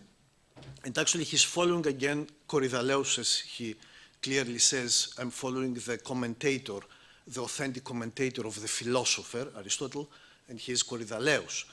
And here again, he criticizes the vanity, the human vanity, which actually does not allow humans, let's say, to stand still and accept whatever is already there, but they try always to find the new. So you see this continuation of this traditionalism, which goes as late as the early 19th century. This is very briefly my presentation. I try to show it against the background of a concrete example, how from the Orthodox traditionalism, we have this transformation into more broad social, cultural, and also scientific traditionalism. And I think that considering this background, it was impossible that something like a scientific revolution could come out of this. Thank you very much. So we have time for some questions. The gentleman over there. I'm sorry, Professor. Here. I'm going to be a little bit harsh for you. 2 months ago, we had a congress in the university about Byzantine philosophy. And first of all, we had an extensive discussion about innovation. A nice scholar told us, it proved to us, that we have more than 10 minutes of that word. What you said is absolutely wrong, not simply wrong, absolutely wrong. And he gave us, one by one, the examples where innovation not only was accepted, but it was promoted. And it started from a New Testament. New Testament means innovation. Second, we have presentations who were experts in Byzantine technology. Actually, a lady who was dealing with medicine. And he gave us hundreds of examples of social and scientific innovation. Third, we have a pluralism of philosophical attitudes. What you say is a transposition of the Weberian model in an imaginative way. It has nothing to do with reality. Even in the age of the Ottoman occupation, we have a conflict of schools. And don't forget, we have no magisterium in Orthodoxy. Korydalism or Korydalismos was just one case. Vulgaris and other thinkers were on the opposite side. So we have a conflict of schools. So the idea of traditionalism is absolutely fantastic. Sorry about that, but there is another approach. Yes, you're absolutely free to say whatever it is. And I said, I think I made clear, I said that when I talked about Byzantine traditionalism, I made clear that there is a huge discussion about this. And I mentioned a couple of names who are Byzantinists. I'm not the one who says this. Now, the point is, we're talking about the scientific revolution. So no matter how innovative Byzantine technology might have been, or philosophy, nobody denies that. The question is, where did it lead? I mean, if you read late Byzantine authors, if you read the Apologia of Kydonis, who is very critical against his own Byzantine, or if you read Bessarion, his letters to the last emperor when he's still in Mistra, who says, send some young students to the West so that they learn something from new technologies in order. Or if you look at Plethon, who goes another direction. So there is a problem which another Byzantinist, Shevchenko, called the decline of Byzantium. If you read an article that he wrote years ago, he talked about the decline of Byzantium seen through the eyes of its intellectuals. Okay, and its intellectuals speak. So the question is not, I made, I think, that clear. There is a lot of innovation, especially in technical things. The question is, we're talking about the scientific revolution, if this was able to do something. So there is a huge discussion. I mean, we're talking about a huge topic that we cannot do justice to it right now. There is a huge discussion about Byzantine scholars contributing to the Italian Renaissance. Okay. Now consider this hypothesis. They contribute to Italian Renaissance when they were in Italy. In Byzantium, such a Renaissance was not possible in a way. So they went there. This is what Chidoni said.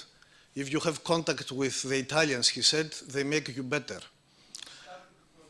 I would like, first of all, to thank both the speakers, and I have to make some comment or put my view for further reflection. I fully agree with you, Dr. Makridis, and also I endorse and subscribe what you said about your criticism of some, let's say, Greek Orthodox views. However, I have to defend my Greek Orthodox theological school.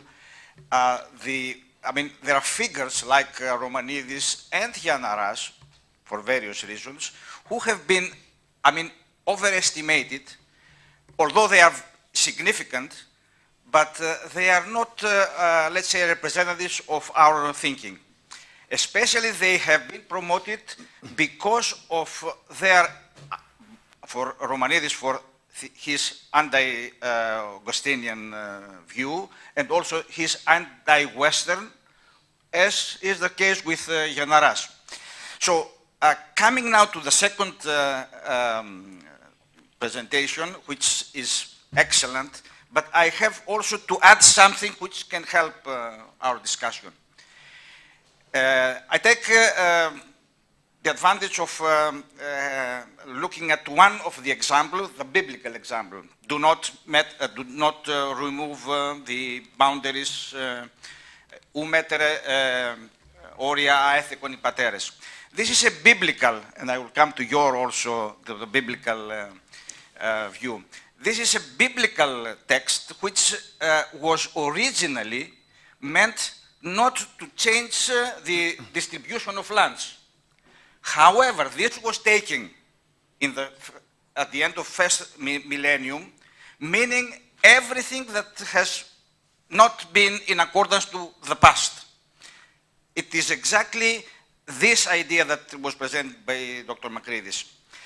I have a feeling that during the whole second millennium, the Orthodox, the Eastern Christian tradition has developed a negative identity. We are something that the others are not. This applies to ecclesiology. We are not having a pope, I mean a primate. That is why we have so many problems on ecclesiological issues. It is true that we do not trust what Jesus Christ said, the Bible said, because these are Protestants. And we are not innovators. That's why we prefer renewal. We are not innovators because, and all these science problems, because the others have this understanding. So this is important that the Orthodox modern theology get engaged as much as possible in a very careful way with all these new developments, especially the scientific developments that have been developed. Just fully agree with you. I don't have this was a comment. It's simply the fact that we're talking about, I mean, we start with the main point. We have a scientific revolution, this is a fact, okay? And this has not taken place either in Byzantium or in other parts of the world. It takes place in Western Europe. And we try to explain this, okay? Now, no matter, we're talking about a common Christian background, we're talking about potential. Nobody says that, let's say, the East was not in a, I will not say inferior, but in any case, if you look at the text of the same people, I mean, they feel a kind of inferiority complex from a certain period of time. Of course, they have their own system, and they should be judged according to their own system. But we are talking about a fact that happened in early modern times, and this is the rise of modern science. And now, despite this common Christian background, the Eastern Orthodox tradition could not lead to that. And I try to explain this only on this case, by using this notion of traditionalism. Okay. Thank you for your answer. Coffee has been served. As I've said, a place of maximum visibility for all speakers, so you can mob them there or congratulate them or both, as we usually do. So, thank you.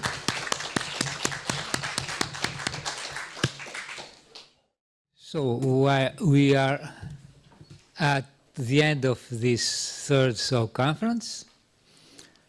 We have a round table, and I have the honor to be with Professor Da Vinci, Professor Bodrov, and Father Ludovicos. The title and the aim of this round table, of this discussion, is the future of the dialogue between science and orthodoxy. In this conference, we have treated many aspects of this dialogue. The title of the conference was, anyway, Past, Present, and Future. I think we have discussed a lot about the past and the present. And now it's time to look forward and to see the future of this dialogue. I have presented at the beginning of this conference some plans we have, but there are only, a part of the future of this important dialogue between science and religion and science and Orthodox Christianity. So I will invite our three participants to this round table to give their point of view, and after we will have a general discussion with questions and opinions from all of you. Maybe I'll begin from the right to the left, or from the left to the right? So the ladies. Professor Magda Da Vinci. Yes, it is nice to arrive at this point of the conference because as we are speaking about past, present, and future, we have to say that the past 3 years were very fruitful for the dialogue between science and orthodoxy around the world. It was a very, we hope to be, it was a very successful program because it is covered, as I have a colleague even from Australia here, it has covered all the world.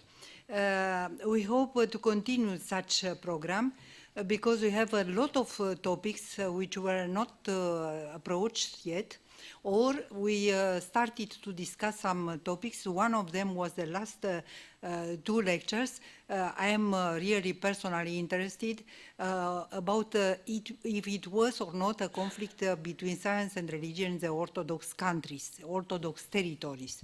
So there are a lot of other questions, other problems we discussed a few days before, but for the future, personally, I consider, and it's a topic I like to know your opinion, that we have also to go to academic level to continue such meetings, such conferences, as it was a proposal for expert groups, to publish monograph and so on, but also to go to the society. It means not only a very, narrow circle, but to address to public, and last not at least for the education. we have a lot of problems. I'm speaking about my country, I'm from Romania. It means we have a religion in the school, and we don't suppose that the teachers are prepared to answer to the questions put by the children. So we have to help them for such a dialogue between science and religion at the school level. But of course there are a lot of other topics which could be approached, and maybe this roundtable will help us for a new proposal for a new project. For the moment is... Thank you. Well, for me, participation in this project for 3 years already was great experience and also great pleasure. And I think that these several conferences and workshop... What? Louder. Louder? Oh, sorry. And I think that this project provides, well, of course, the future grows from the past and present. And so this project was and still is a very good preparation for future. And I think it was reflected in the panels of this particular conference and previous conferences as well. I would like to mention several things that I think will be important for near future of science and religion, science and theology dialogue. Well, first thing is extremely very obvious. It's rapidly growing fundamentalism in many Orthodox countries. Well, the Russian situation I know more or less well, but it happens also in many other Orthodox countries, like, was it last year, last May, when there was infamous statement by church leaders and state leaders in Serbia concerning this creationism and teaching in secondary schools, and similar things happen everywhere. And it's something new because, say, 20 years ago, I do not remember that in Russia we ever had problems with this kind of fundamentalism, with creationism, but now it's really widespread with monkey trials, with fighting. Well, there is religious fundamentalism, but of course there is also atheistic fundamentalism. And when these two fundamentalisms clash, nobody tries to listen to each other. They simply fight. And so we have both problems. We have a problem of religious fundamentalism, not just Orthodox, but also Islam in Russia, very essential, and also atheistic fundamentalism when people do not accept any notion of religion. So this problem, of course, suggests that good level dialogue, science and religion, would be extremely important in future as well, and we need to develop this dialogue.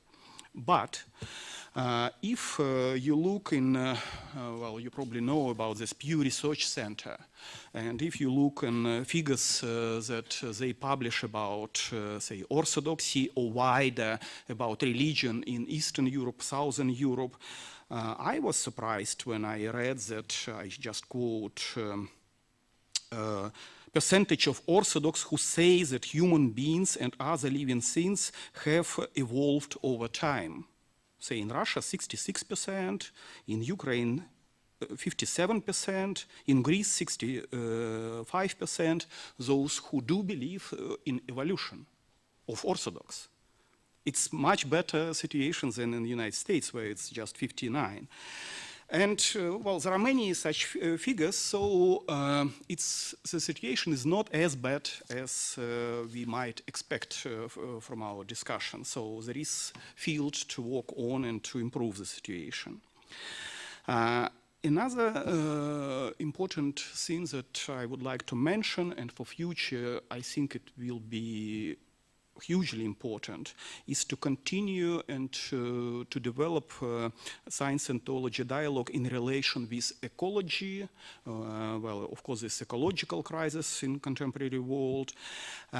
So for this, we need to develop theology of nature, theological anthropology, and here, of course, science and theology, science and religion dialogue is crucially important, and also ethics. ethics, bioethics, medical ethics, again, ecology, because it's also connected with ethics. Military, we always have now conflicts, wars, and it's not only a theological problem to understand it better, but it's, we need interdisciplinary approach.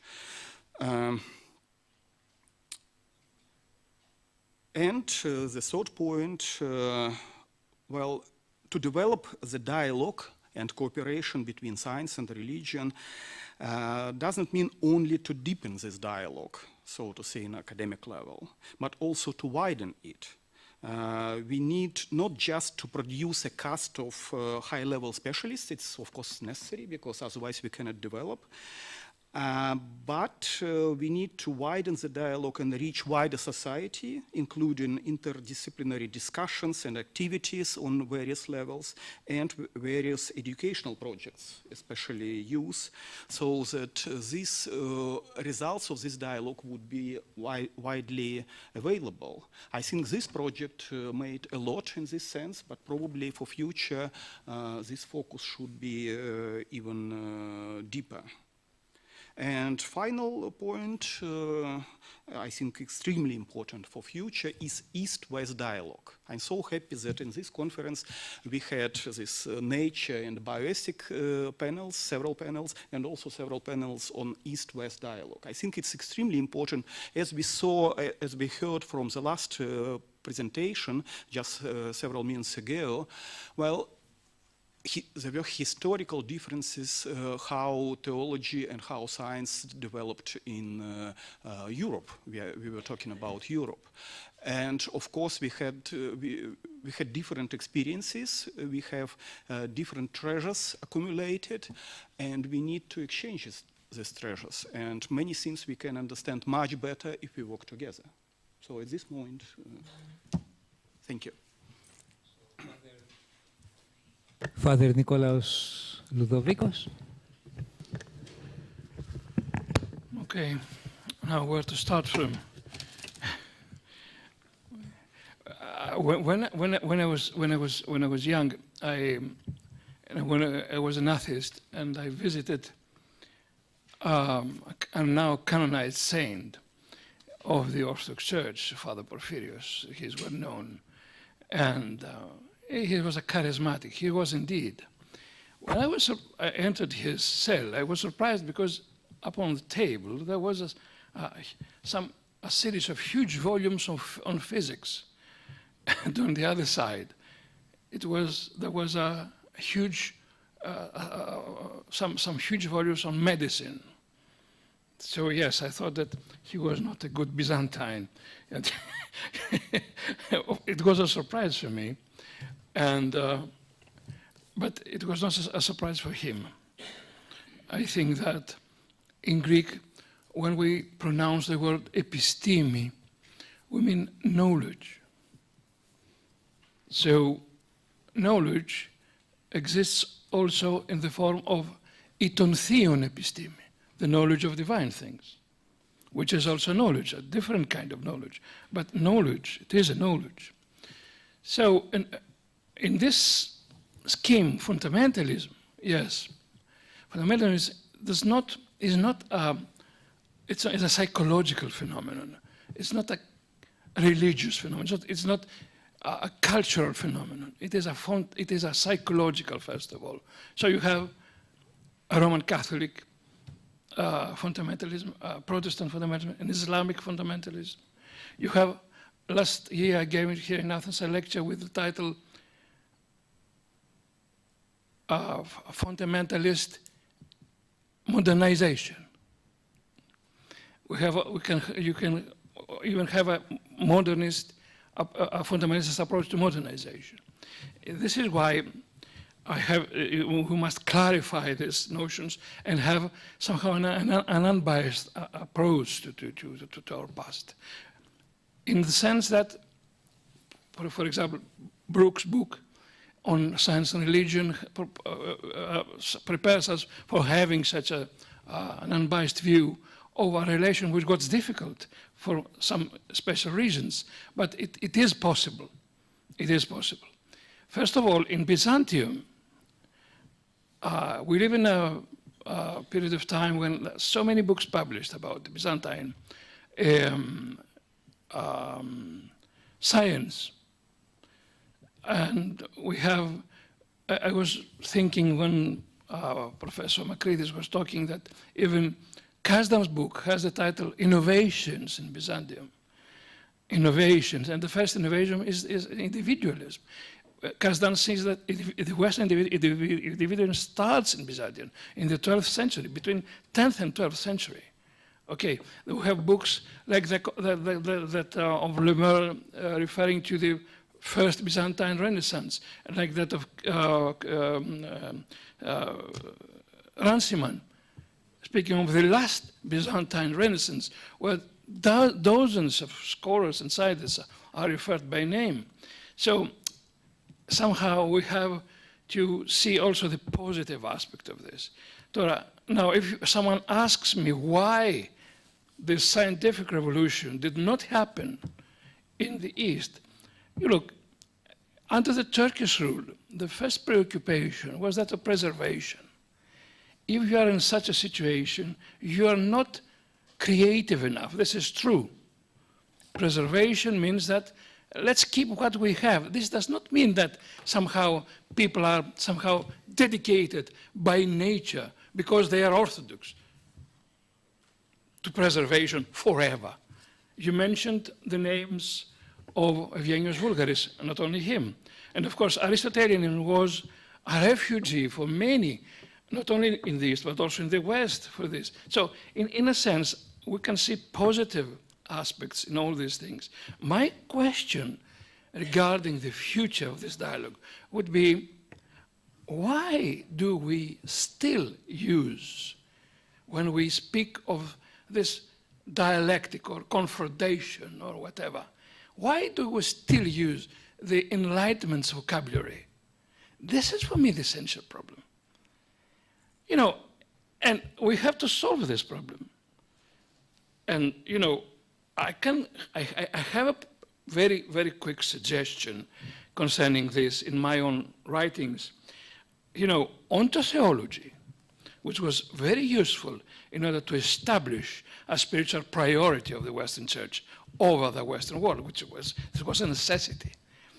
But the summa contra gentiles was a necessity. But on the other hand, it created a sort of ontotheological totalitarianism. A very buffered, if I can say this, metaphysics, where, you know, to be, say, what Aquinas wanted you to be was a sort of necessity. Of course, there were reactions. You know, we know all the history, the scholastics, well, not all of them same, and but this sort of theoretic, contemplative understanding of the essentials of theology prevailed. And thus, with the Enlightenment, we have somehow the first explosion toward this monopolizing of the truth. If you are somehow dedicated to this ontotheological perspective, which can prove nothing at all, I have to propose a way of getting positive knowledge.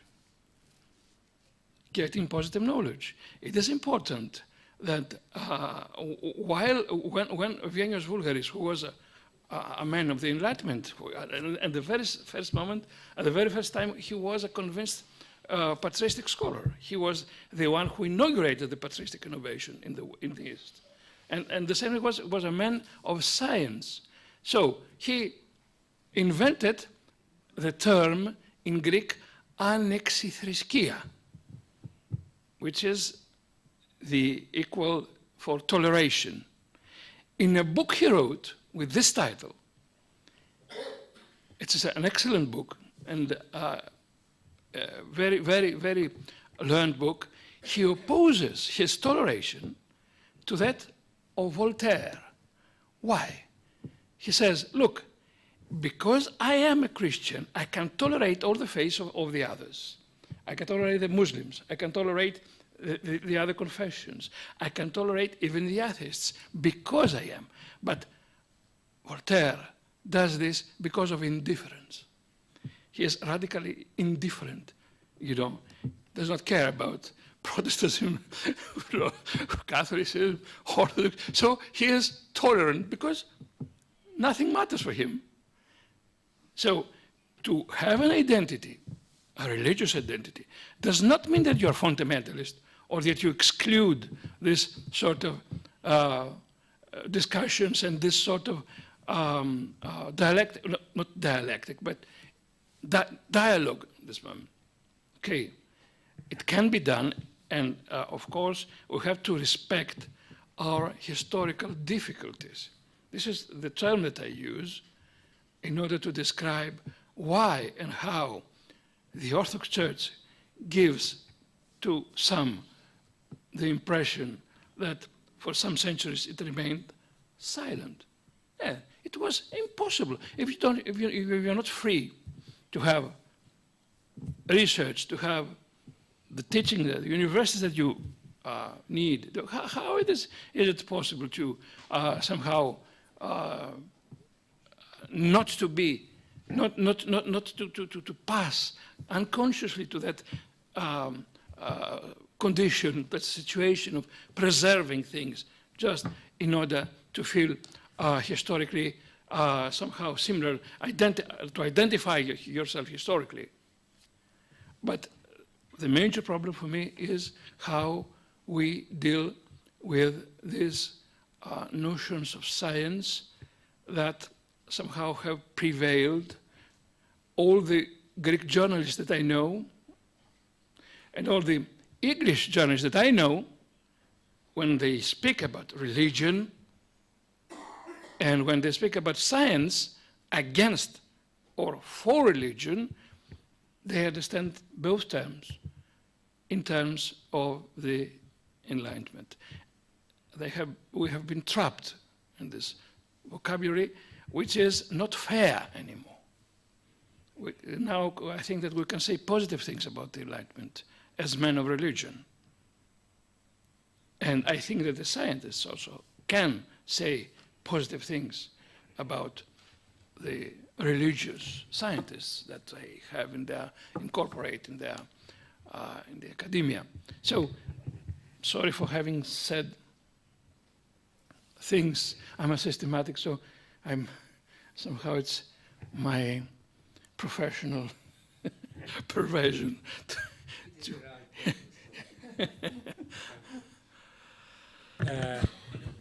Before giving the floor to all participants, I would like to ask you the following, because we are speaking about the future of the relationship. In our era of globalization, why speak specially about Orthodox and science relation and not think about Christian and science relationship in general? For me, it's very simple. If we are Orthodox, other ones are Catholics. As long we have this split, we have to speak about Orthodoxy, and more we have some tradition which is different from Catholic Christianity. So I suppose we have for a while to continue such a dialogue between science and Orthodoxy. Of course, open doors to other Christian, and not only Christian, Muslim, and even atheists. It's very important. During our Templeton project in Romania, we have every time some atheist participants, because it's very interesting to know their opinion concerning such kind of dialogue.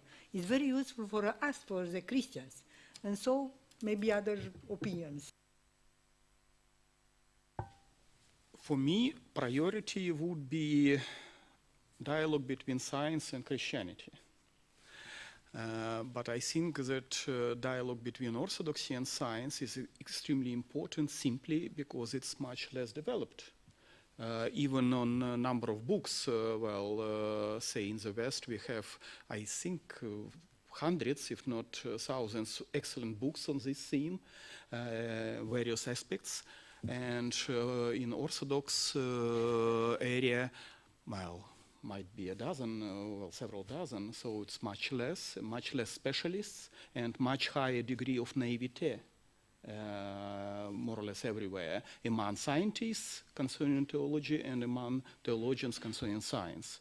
So for this specific reason, we do need similar projects to develop specifically orthodox science relationship, dialogue, and better understand how, well, again, theology and science could help each other on academic level, but also wider.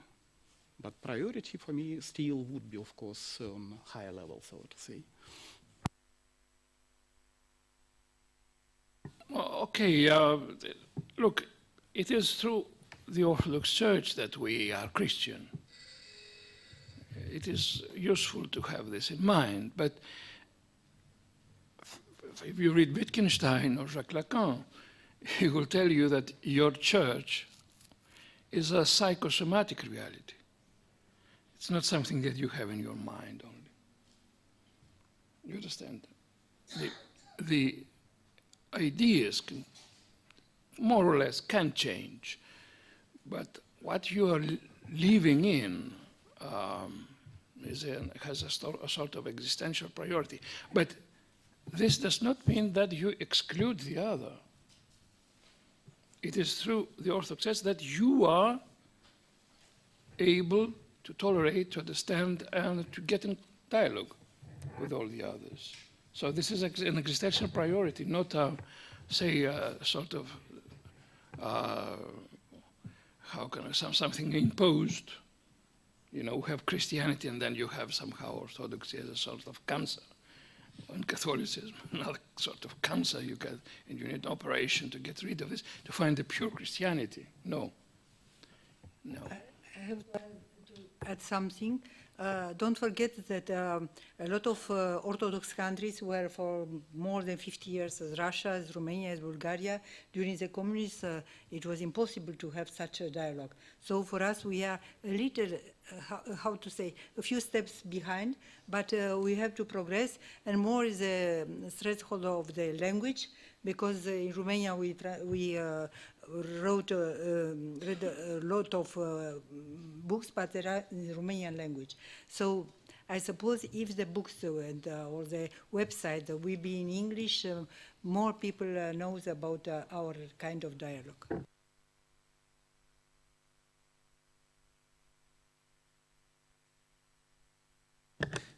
So, the floor is yours to all the participants. You can, just a minute, yes. The microphone? Who has the microphone? Can we, because we'll, please, go on and after. One remark and a question to Father Nicholas, my colleague. In addition to his priestly capacity, he is also an academic.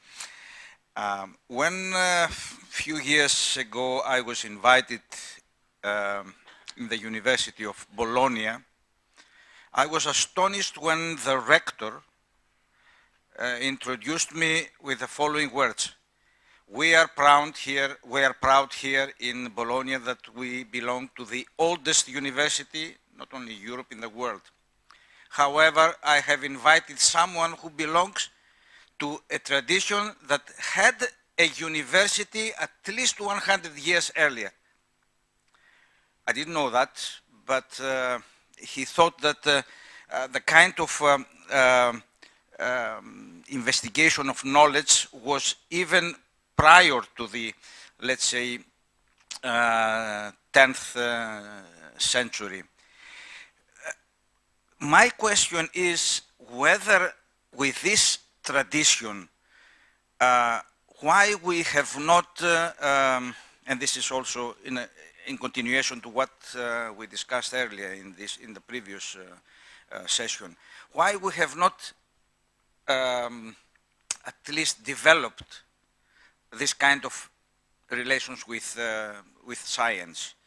And my question is whether the unionist and anti-unionist struggle has, and of course the result of the failure of the so-called those in favor of union with the West, has helped this detachment from the later developments? This is something which I don't have an answer, but I put it as a question to the panel. No, I just said to answer questions before they become 2 or 3 or 4 or 5 or 6, and then we forget what it was asked. Look, if you read the history of philosophy, for example, it's easy to see that there was a wonderful evolution and a dialogue, a deep dialogue in the West, because that was possible to happen. That was possible to happen.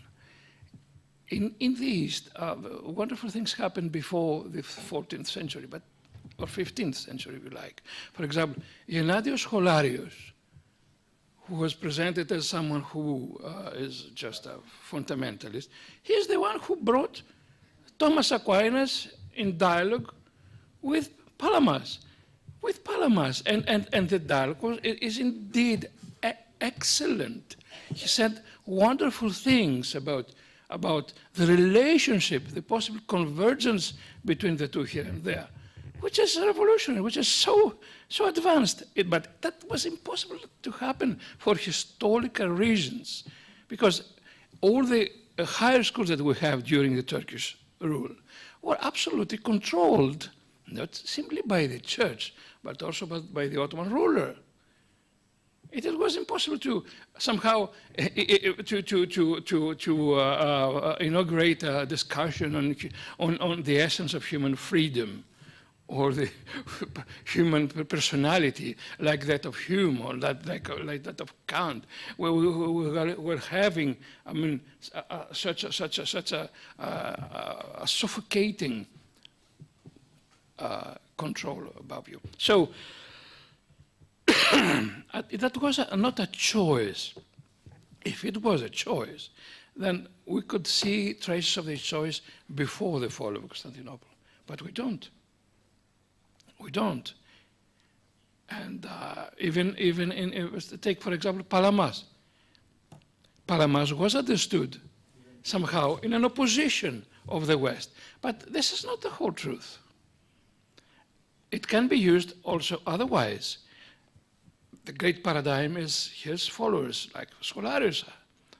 It's not something which is, but in order to acquire an identity, somehow, you have to be aggressive toward others. So all this euphoric phase, somehow psychologically speaking, helps us not to fall into absolute depression. The Westerners cannot understand what does it mean. I live in Thessaloniki. Thessaloniki was for 500 years under the Turkish rule. If you don't have such an experience, it is difficult to understand how difficult it is to feel somehow free to advance, to develop your thought. At least it seems to me a more plausible and fair historical speculation before we decide that for some reason the Eastern world, including all the Orthodox world, and you have to take also into account Russia, okay, for some reason has decided not to open itself to science or to knowledge or something, but that's totally unfair. This is my humble question, my humble answer. I don't know if it's satisfies you. Yeah. There is someone else who like to reply, or we go to the next question. So we have Professor Sweetburn, Father Knight, Professor Chrysochoidis, and after you, so forth. Okay. Thank you. A comment relevant to remarks made both by Magda Stravinsky and Alexei Bodrov. Creationism. There seems to be no doubt in my mind that the apparent conflict between the apparent teachings of the Church and the apparent discoveries of science came to everybody's notice with the apparent conflict between the discoveries of science about the evolution of human beings and of the created world and the apparent teaching of the opening chapters of Genesis that this process took place in 6 days. The Orthodox Church has a tradition of interpreting Scripture in a much more nuanced, allegorical, metaphorical way than the Protestant tradition had when it started. And therefore, it has certain tools for saying, well, we must take this as a story, just illustrating the general point that the world depends on God as its creator, and that can be developed. But Protestantism started, above all, with a demand that we should rely on the Scripture entirely, and that means we, the reader, should interpret it literally, and therefore, of course, conflicts begin to arise. And that conflict, although it may seem in a way past, is certainly not past as the speakers represented it. And in order to deal with that, the Church needs a satisfactory hermeneutic to explain why certain passages of Scripture need to be interpreted metaphorically, allegorically, or whatever, and other passages do not require that. And I think there are resources in the patristic tradition which enables that distinction to be made. And certainly in the patristic tradition, following Origen, Gregory of Nyssa, and various other people did interpret those passages in a fairly unliteral way. But it seems to me they didn't have a hermeneutic of why certain passages should be interpreted in an unliteral way and others in a literal way. And it seems to me the one patristic father who did have a very clear view of this was someone that doesn't often get quoted on this side of the East-West divide, and that is Augustine. Augustine, in his commentaries on Genesis,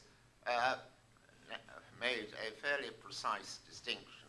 He said, you must interpret all passages in Scripture literally, unless they conflict with Christian doctrine, which he supposed to be known anteriorly.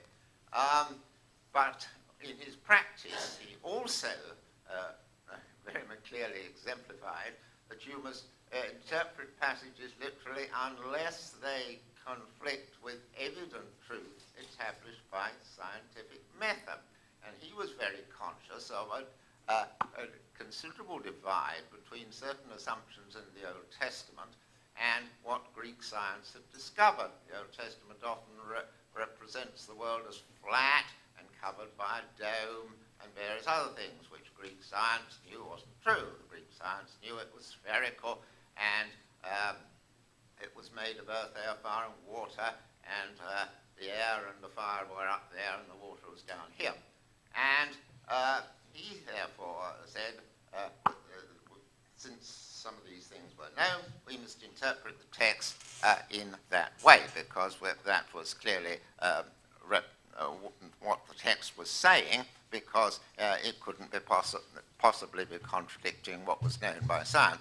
But he made one especially interesting remark with regard to one of these apparent conflicts, and that is if you remember, one of the days the creation narrative distinguishes between the waters which are above the heavens and the waters which are below the heavens.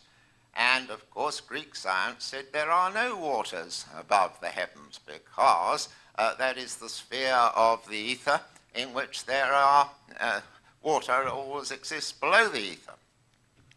And he didn't think that this part of Greek science had been conclusively established, but he wrote, if it were to be the case that this science this new science had been established, then that would be showing us what the text meant.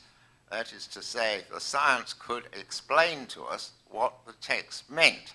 Therefore, he was suggesting, as a hermeneutic, that you should interpret passages literally insofar as they didn't conflict with Christian doctrine, and insofar as they didn't conflict with anything scientifically established, and that would naturally extend to historically established. So he had a doctrine there, and that was the doctrine which was in fact practiced by Origen and Gregory of Nyssa, but he formalized that, and if the Church develops a satisfactory hermeneutic, it will be enabled to deal with these questions, not by saying, oh, we better interpret it metaphorically, but say why we better interpret it metaphorically. Yes, Professor Knight and Dr. Kostis, Professor Foltz. I'd like to just comment on the question that was asked, why an orthodoxy science dialogue rather than just a Christian science dialogue. And for me at least, because my rooting was in the so-called science theology dialogue of the West, I feel that that dialogue from, let's say, the early work of Ian Barber, whose Issues in Science and Religion came out in 1966, for example, was actually dominated by all sorts of quite interesting assumptions. It was often actually not even a science-Christianity dialogue, it was a sort of science-theism dialogue in which a rather generalized theism, which related quite well to Protestant liberalism, if you like, was dominant. At a slightly later stage, you had people like John Polkinghorne, who had a more explicitly Christian view, but nevertheless, it was very much a view that came out of a certain strand of Anglican evangelicalism, if you like. So from my perspective, and I've been involved in that Western dialogue now for, 35 years, I suppose, a lot of the science theology dialogue or science and Christianity dialogue has actually tended to ignore about 2/3 of the Christian tradition. It's been dominated very much by certain assumptions, and that's been exacerbated, I think, by another factor, which we heard that somebody had said what we need is more theologically engaged scientists, but actually, for me, that's actually been one of the problems of the dialogue. Scientists have come in with a great specialist knowledge of their own particular science, but with actually very limited theological horizons. That's not always been the case, but it does seem to me that much of the dialogue has been dominated by figures who come into that particular sort of category. And one of the things that I've been interested in is not only what we as Orthodox can do in relation to a science and theology dialogue, but what resources we can give to that Western dialogue, which in that dialogue actually desperately needs. And one of the things that interests me always is that when people come across me as an Orthodox, they often don't want to become Orthodox Christians. They know how dysfunctional we are at a certain level. But at another level, they are fascinated by this sort of Orthodox input that can be made to their discussions. There's a real longing for new perspectives. And you can see it particularly in questions about divine action, for example, where, in fact, there have been some new strands of thinking recently which have really challenged many of the things that dominated the dialogue in the 1980s and the 1990s. So for me, a science orthodoxy dialogue is not something which is, just for the Orthodox world, although it's important for us. It's also that we can help that wider science-Christianity dialogue by providing them with real resources and also sometimes awkward questions about the way that dialogue's gone on in before. I don't know if any of you have any reflections on that, but certainly that's been my perspective as somebody who's been involved in that Western dialogue for quite a long time. Yeah, so I'd say pretty much the same thing, except maybe with a different twist. I've been involved in the dialogue, particularly with Christians in a very broad sense at the Zygon Center for probably 20-some years. And I do agree that they are very hungry for an Orthodox perspective. But what else I think is that when we join into their dialogue, our voice is lost very much because they have a means of communicating among themselves that's really different than how Orthodox communicate. So I have to really work hard to try to explain the perspectives that in the room we can sort of assume that we understand. And those of us, then those that are here as kind of outside observers, they also sort of understand Orthodoxy, so it's not a difficult thing for them to enter into it. So that's why I too favor an Orthodox Orthodox science dialogue. The only thing I'd argue about is that at least in the US, the science voices are very weak. There are very few scientists that come into the dialogue. So what happens is we tend to have a theology-heavy dialogue that doesn't engage science, and that's the one thing I stress all the time. You need to have scientists at the table too. It's hard sometimes to bring them in. You have to bring in theology-friendly scientists, but I think without scientists too, it becomes a difficult dialogue. Thank you, Professor Woloszak. Professor, okay. We interview after. Whose turn is it? I'm not sure. After, yeah. Is it my turn? Yes, we can change if you don't mind. I'll try not to be too long. Yeah. I wanted to build upon two questions posed earlier. First, why Orthodoxy? And second, Father Nicholas's question, why frame everything in terms of the Enlightenment? The question to me that I think is pivotal here is, can the institution of science survive? Can it thrive and flourish apart from an Enlightenment worldview? Why would that be important? Because I think there's reasons to believe that there's some very toxic elements in the Enlightenment worldview that are not inherent to the practice of science itself. There's a view that's becoming current among historians of ideas, of radical enlightenment, that the true enlightenment was not the jovial deism, you know, of Thomas Jefferson and John Locke and these people, but a virulent materialist hatred of Christianity, that was at the heart of the Enlightenment movement. Florensky, 100 years ago, who I mentioned earlier, argues that the twin pillars of the Enlightenment were building a barricade to keep God out of the world. And the two twin pillars were the autonomy of nature, that it has its own laws, that it obeys. We don't have to understand we don't have to understand nature with reference to the divine. It's autonomous, and of course Kant gives voice to that, framing this with his forms of intuition, categories of understanding, and so on. And the moral autonomy, the autonomy of man. Both are declarations of independence of the world against God.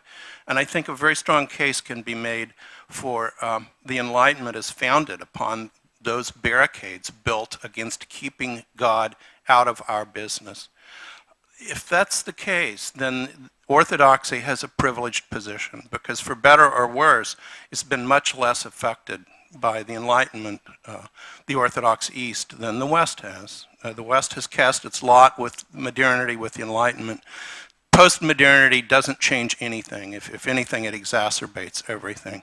So that's the answer I suppose I would suggest to why Orthodoxy. But again, the question is, can science flourish and thrive apart from an Enlightenment worldview? Just let Father Ludovicus to give an answer, and after. Whatever you like. Okay. Yes, and then of course there's some theological roots for this. Henri de Lubac, a great French theologian, Roman Catholic theologian, wrote a series of books in order to show how Aquinas was understood during the Middle Ages, in order to have this sort of autonomous nature, which could be autonomous in a way and somehow ask for absolutely for freedom. Of course, things were not like this indeed, in the sense that there's not only Rousseau, there exists also de Sade, who showed that, nature is not so innocent. It can be very, very, very dangerous. And this is why today somehow this current of thought has somehow reached the point where we all think that we need an enhancement. And either a political enhancement, as it happened with the totalitarianisms, or a biotechnological enhancement. Human nature is not enough anymore. And this is where, in my view, and of course all the common sources of meaning have collapsed. We don't have the ancient physis, nature, we don't have the Bible anymore. We have a very aggressive narcissism in the sense of the self-referring subject, which somehow needs a spirituality but without commitments. It criticizes, does not want to be affected by a truth coming outside, from outside. So now we are in a situation where we can put this dialogue in absolutely new, I think, existential and philosophical frame. But it's not anymore, we have now the consequences of enlightenment. And it is wrong to think or to write or to discuss as if those consequences are not present, and to still use a Rousseauian, say, optimism or optimistic, anthropology, and in order to somehow hide from ourselves the problems that we have. And of course there's the Freudian revolution, but we'll talk about this tomorrow. The unconscious somehow has undermined the detached selfhood, which had a perfect control over, an intellectual control over history, or she thought that she had this control. But after Freud, it's difficult not to realize that somehow the Enlightenment project has become a little bit dangerous for us today, if we take it as it was in the past. Thank you, Father Ludovicos. Professor Chrysochoidis, at last. Thank you. You have the floor. Just a short note concerning the continuation of the program of orthodoxy and science. I thought that this last session we had before, for me, and especially the two last presentations of Professor Harrison and Makridis, one was the continuation of the other. They put a very crucial, from an historical point of view, question: why the scientific revolution did not happen in the orthodoxies, not only in Greece, because sometimes very often the Greek theologians say, we had Turkocratia. No, in Russia also, Russia was a free country, a very strong Orthodox country. In the Orthodox world did not develop the scientific resolution. And we must say why Professor Makridis, according to the sources and the bibliography, was completely correct, but yet something is missing. He made an introduction, and I think one of the roots of our problematic must be the historical research. And let me say something more, a little heretic for Father Nicholas. Theologians usually make interpretation of history according to their views and to their needs.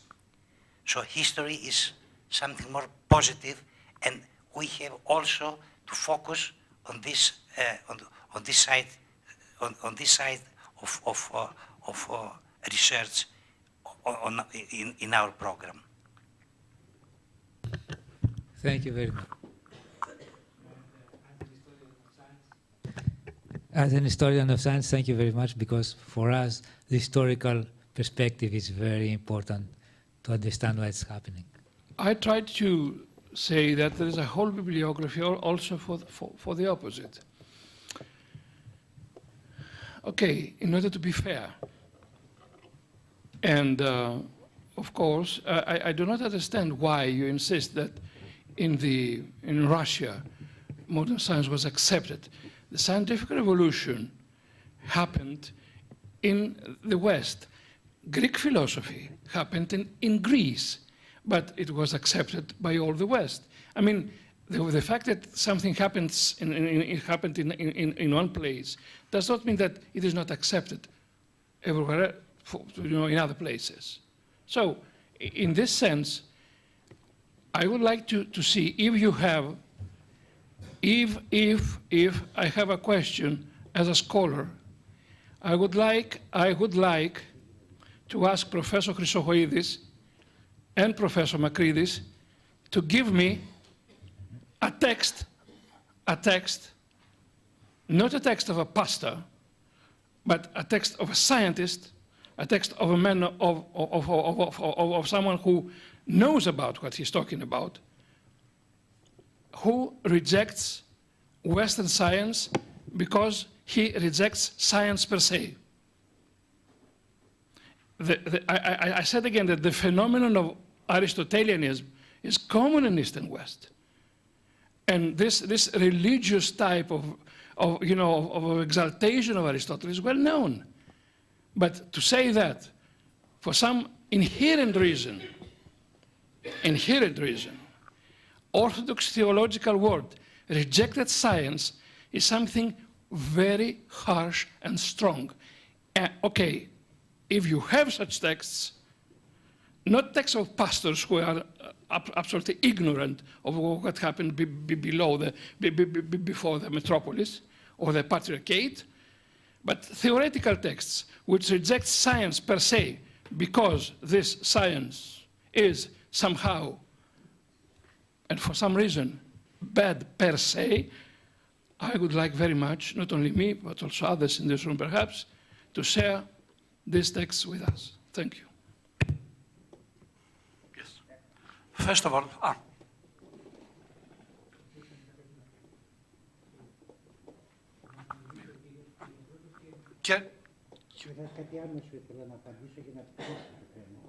yes.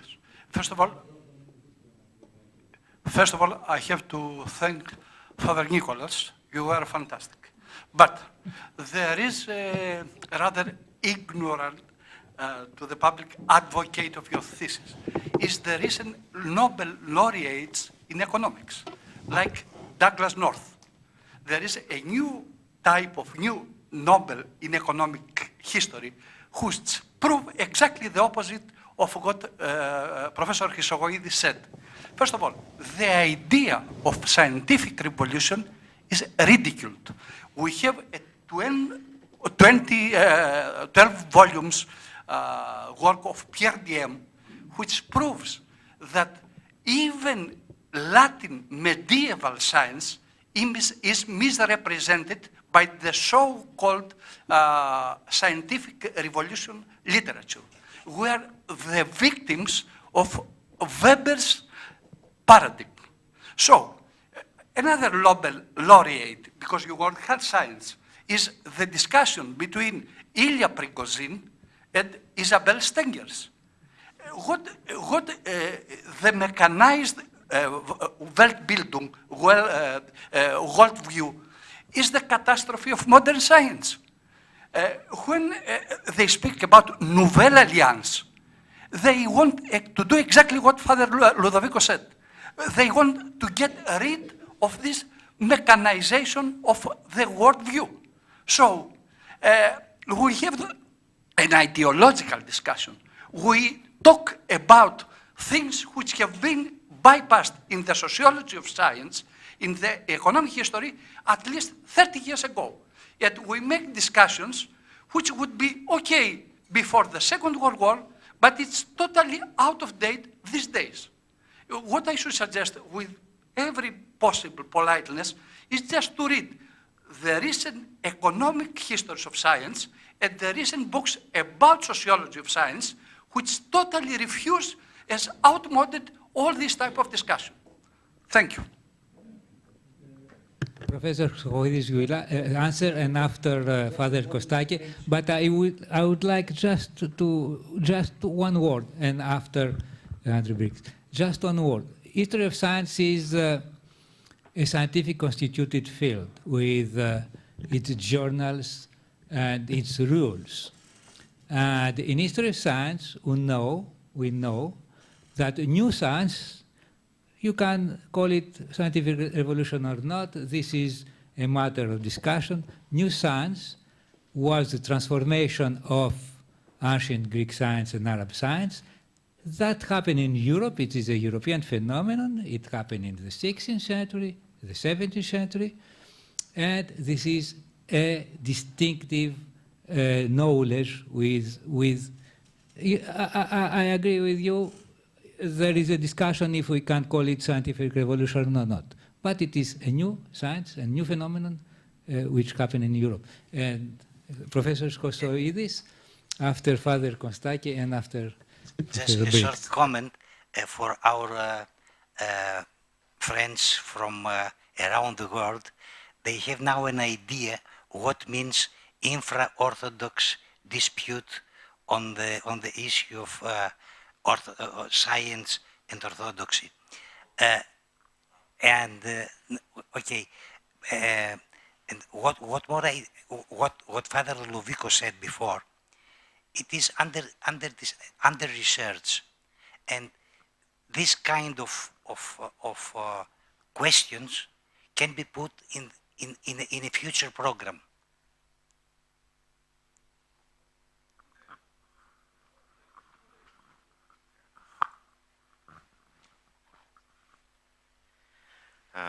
Thank you.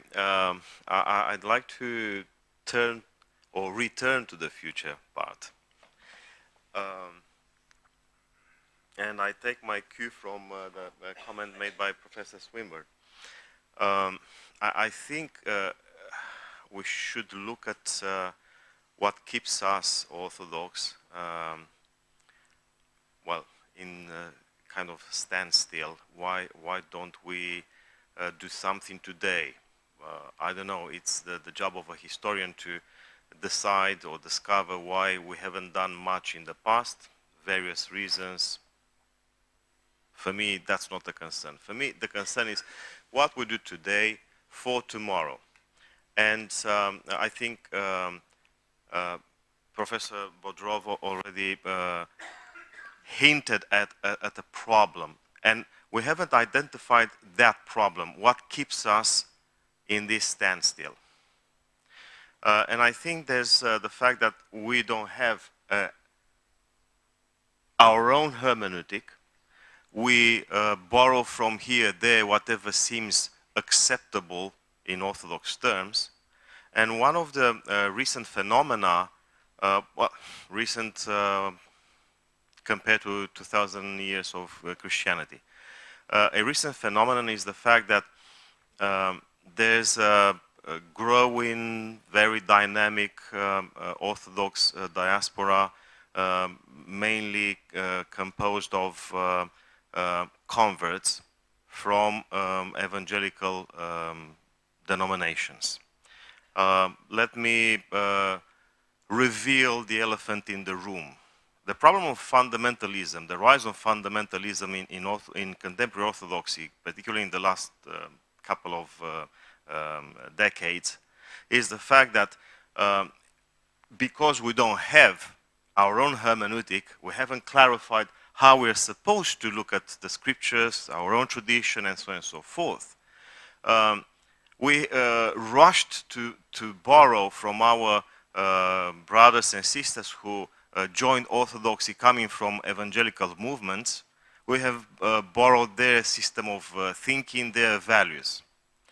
And I'm certain that the fact that the so-called Orthodox diaspora in America, Australia, Canada, and so on flourishes has something to do with the rise of fundamentalism in, well, let's call them traditionally Orthodox countries. This is a phenomenon that we seem to be unaware of, and the fact that we have been dramatically impacted by the coming in of a very strange phronima, as you Greeks say, a different mindset which has nothing to do with tradition or traditionalism. This is a new way of thinking, a new way of looking at things that, hermeneutically speaking, is unsound in terms of whatever we know from our own tradition. And I believe that before we think of what can be done in the future or for the future, first and foremost we need to identify this problem, the fact that the rise of fundamentalism in Orthodoxy across the spectrum is the outcome of borrowing from our formerly evangelical converts, and the fact that we are really not prepared to face this kind of challenge because we haven't decided yet in terms of what kind of hermeneutics do we follow. I agree that, yes, indeed, any rediscovery is in danger, to fall in this temptation of fundamentalism. You understand what I'm talking about? I mean, because of historical reasons, Orthodoxy was somehow in a situation of defense, preservation, if you like. I agree that this is not normal. It is a situation that, psychologically speaking, creates dangerous offsprings from time to time. Yeah, but I insist that this is not the whole truth, and there are positive powers which can be easily detected, and that's everywhere in the Orthodox countries, who want precisely to get in a real dialogue with the real world. In a book of mine, I say a phrase on this, which is perhaps, I say that there exist two sorts of identities. Okay, the first one thinks that it is historical identity, but it is not its historical identity. When I'm asked who I am now, and get from my pocket an icon of St. Maximus the Confessor, and present this to you as my present identity, this is an imaginary identity. This is not my true identity. True identities come from the future. That means you are in dialogue, but you are yourself, in order to have a dialogue here, with the others and get this identity which is yours. Real identities come from the future. So I would like to propose not to thematize so much this phenomenon of fundamentalism, which is a phenomenon that can be found almost everywhere.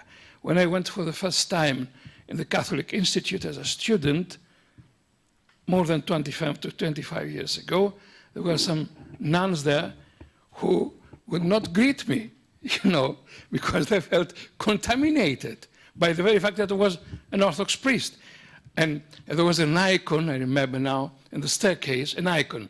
And me and some other Orthodox made the side of the cross and kissed the icon where they were passing, and they put it up, up and up, and not to reach. In this sense, we not have to thematize this so much, because we become, advocates of the devil.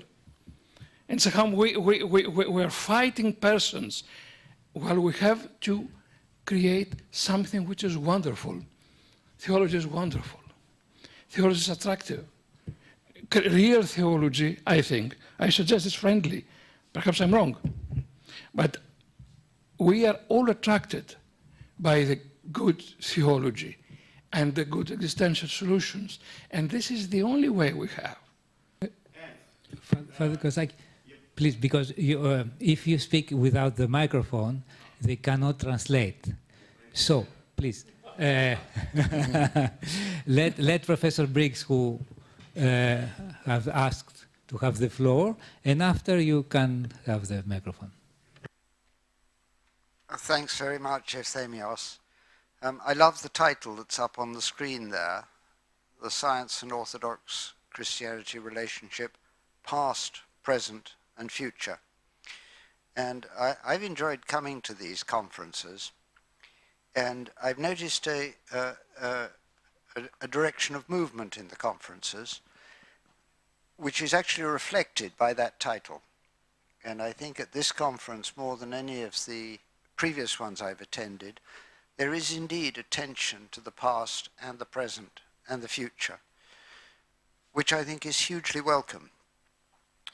And while we're wrestling with these issues of history and tradition and scripture and theology and philosophy,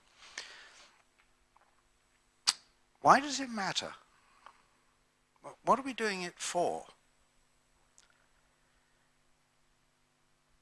And the church is here, we are here to serve God and his world. And it's a world in which amazing things are happening at breakneck speed in science and technology. Gravity waves are being discovered, new bosons are being discovered, exoplanets are being discovered, nanotechnology is advancing, CRISPR technology and synthetic biology are moving forward at huge pace. Machine learning and other aspects of artificial intelligence are going ahead. If you extend it to the social and economic sciences, attitudes to Homo economicus are changing, populations are moving, patterns of religious belief are changing, refugees are moving around the world faster than ever before, internally displaced. There's so much going on, and these things are going to impact on every aspect of human existence and flourishing, on transport, on employment, on healthcare, on care of the elderly. And the church is here to serve that. And many of these questions crucially depend on what humans are for, and what human nature is about, and how humans flourish, and what humans are called to. And the church has been thinking about these things for 2,000 years or longer if you draw on the previous roots of the church. And we ought to have something to contribute. The world needs something to contribute, and it's the kind of insights that can't come from anywhere else. And so I want to issue a rallying call to take that title that's on the screen seriously, and to say, how do we draw on the past? How do we look at what's happening in the present in order to make the kind of contributions in the future that only the church can make?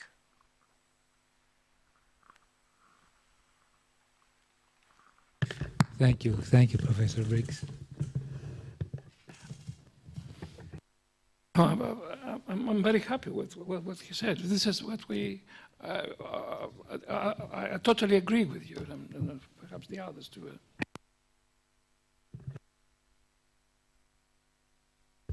The problem is to act, not only to agree. The first step is to yeah.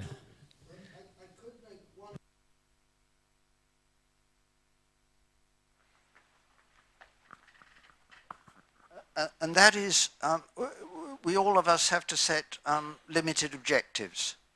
So it's no good sitting here thinking that we're going to tackle every problem going universally and change the whole world. we each of us in our lives have to say, what can I realistically contribute? And therefore, I particularly welcome the contributions that we've had yesterday and today, where people have taken a bite-sized problem and shown that they're willing to focus on that in a way that's sufficiently specific to make noticeable and measurable progress on it. Thank you. Kostas. You are after. Kostas. If I may make a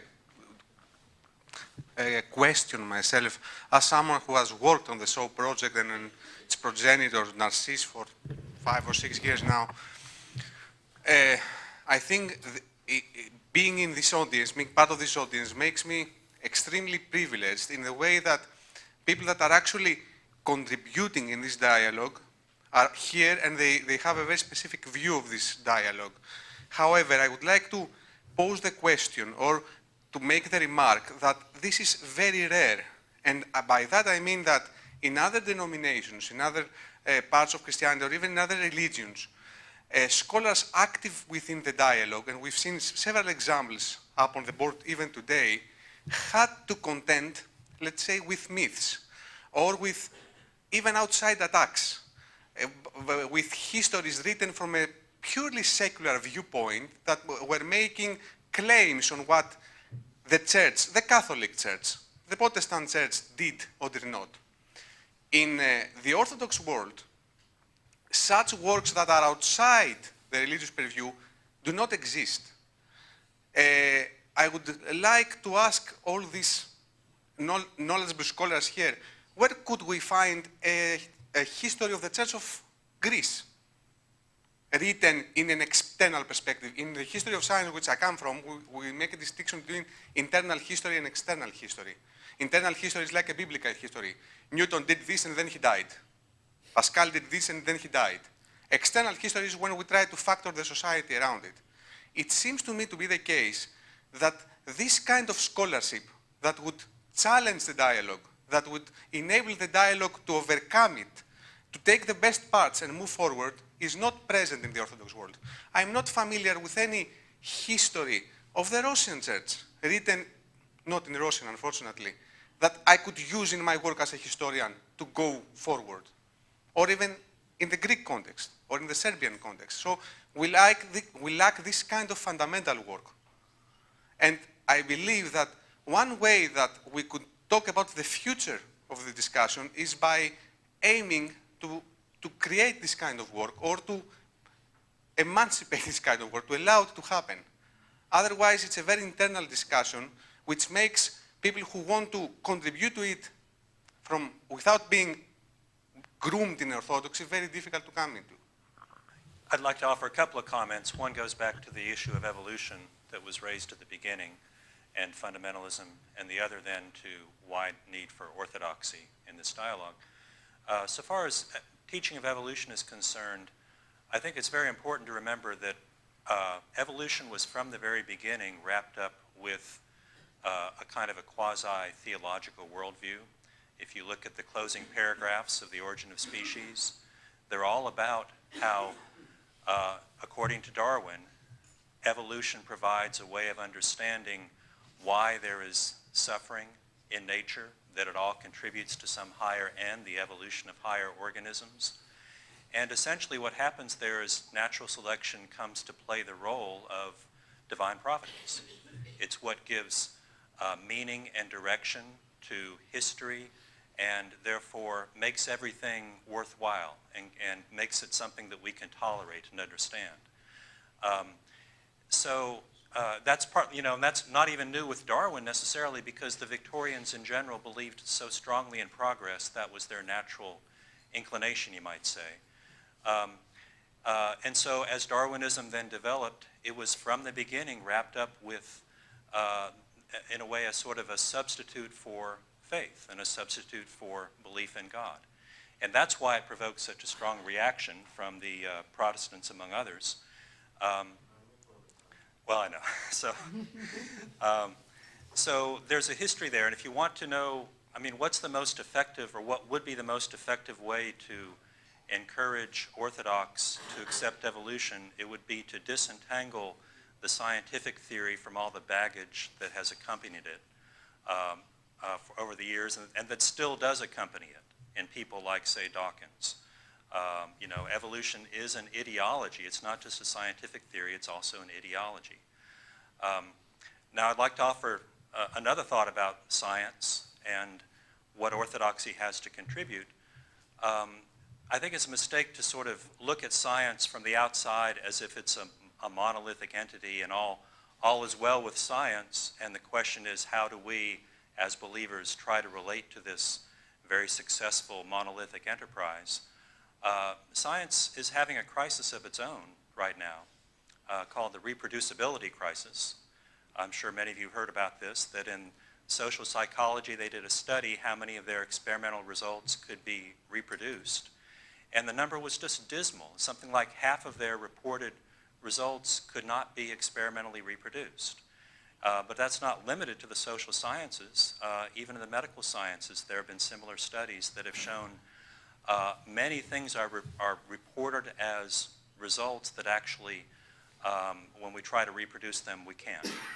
And part of what's going on there is simply the institutional imperative to produce results in order to justify further grants. Grants, the business of getting a grant, if you are an academic working in sciences, is incredibly competitive and incredible pressure and very high stakes involved. Not that this leads to dishonesty per se, but you can always, if you have a set of data and you're sufficiently sophisticated in your statistical analysis, eventually you can find something that is going to be significant if you work at it hard enough. Well, what's needed there from within this house of science itself is something that science cannot provide, namely a commitment to integrity and even humility, because it takes humility to be willing to say that this study I've been running that may determine the future of my career didn't produce anything particularly significant. I mean, how hard is it to say that? So there is a way in which I think science, as they look at their own operations, can and should recognize that it is not self-sustaining, and that there is a need for sources of ethical values that science itself cannot provide.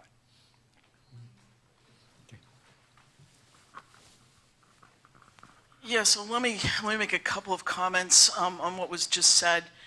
First of all, it is true that there are issues about reproducibility going on in science right now. I'm not sure they can be attributed to lack of ethical values as much as they can to the creation of very, very large data sets that cannot be reproduced.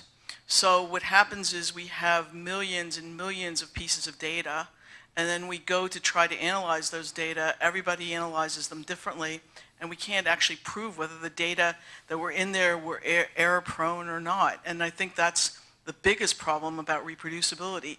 And that's why now, you know, the governments are expecting that there's statistical work and everything else that's been done on it. The social psych problems, I mean, I have a lot of friends that work in social psych, and I believe that those too very much relate to differences in methodology.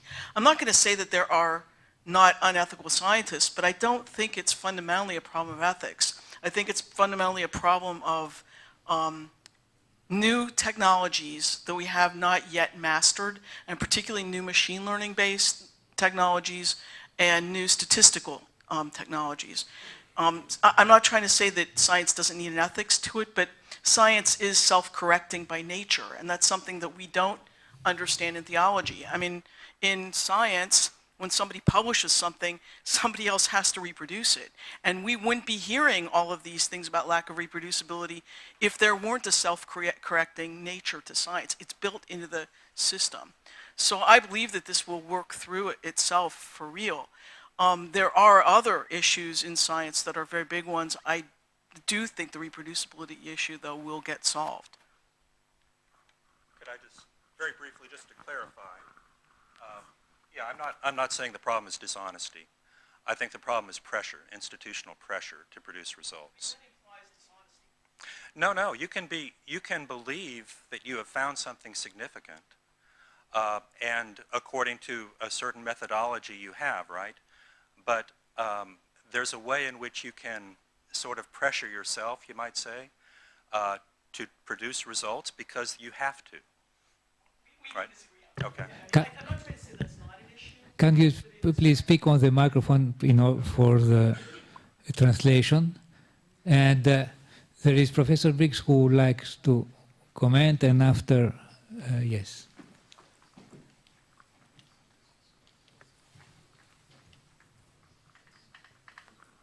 Thanks ever so much. I think what Gail said is just right about this. The problem of scientific fraud is a long-standing one. Millikan famously, fudged some of his results in finding the charge on the electron, but that got sorted out, and we're pretty much agreed on the charge on the electron now. The reproducibility problem is restricted to certain areas of science, very important areas, but for example, it doesn't affect my area of science, at least not in that same way. And I think it is right. I think everybody cares about it. And the fact that everybody cares about it means that ways are being found and will be found to solve that problem. I think the much bigger problems are not about how you establish results in science, but what results you should establish and what technologies you should develop with those results and what uses they should be put to.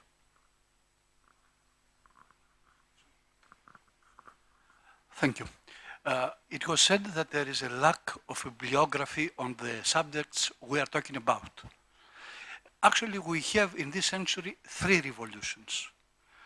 The Peter Brown late antiquity revolution, the revolution established by Kasdan on Byzantine studies, and the interdisciplinarization of patristic studies. When Kenesiger was saying bye-bye patrology, he was meaning that we are going to introduce social studies into patristics. For example, the handbook of Oxford University Press changed the title from patrology to early Christian studies. It's a fantastic document of interdisciplinary approach to every classical subject. With Peter Brown, we started to look into holiness in a sociological way. And with Kasdan, we managed to read things in a pluralistic ways. I assure you that there are not only few handbooks, but hundreds of dissertations based on these 3 revolutions. The problem is like science. Not only we have new approaches, but they are so many, and we are not capable to absorb the results. Probably we look in the wrong way. We look traditional handbooks to find things which are not found there. If you look in these interdisciplinary approaches, the results are really amazing. So there is no problem of lack of bibliography, but knowing how to find that bibliography. But it's quite easy if you try. Thank you.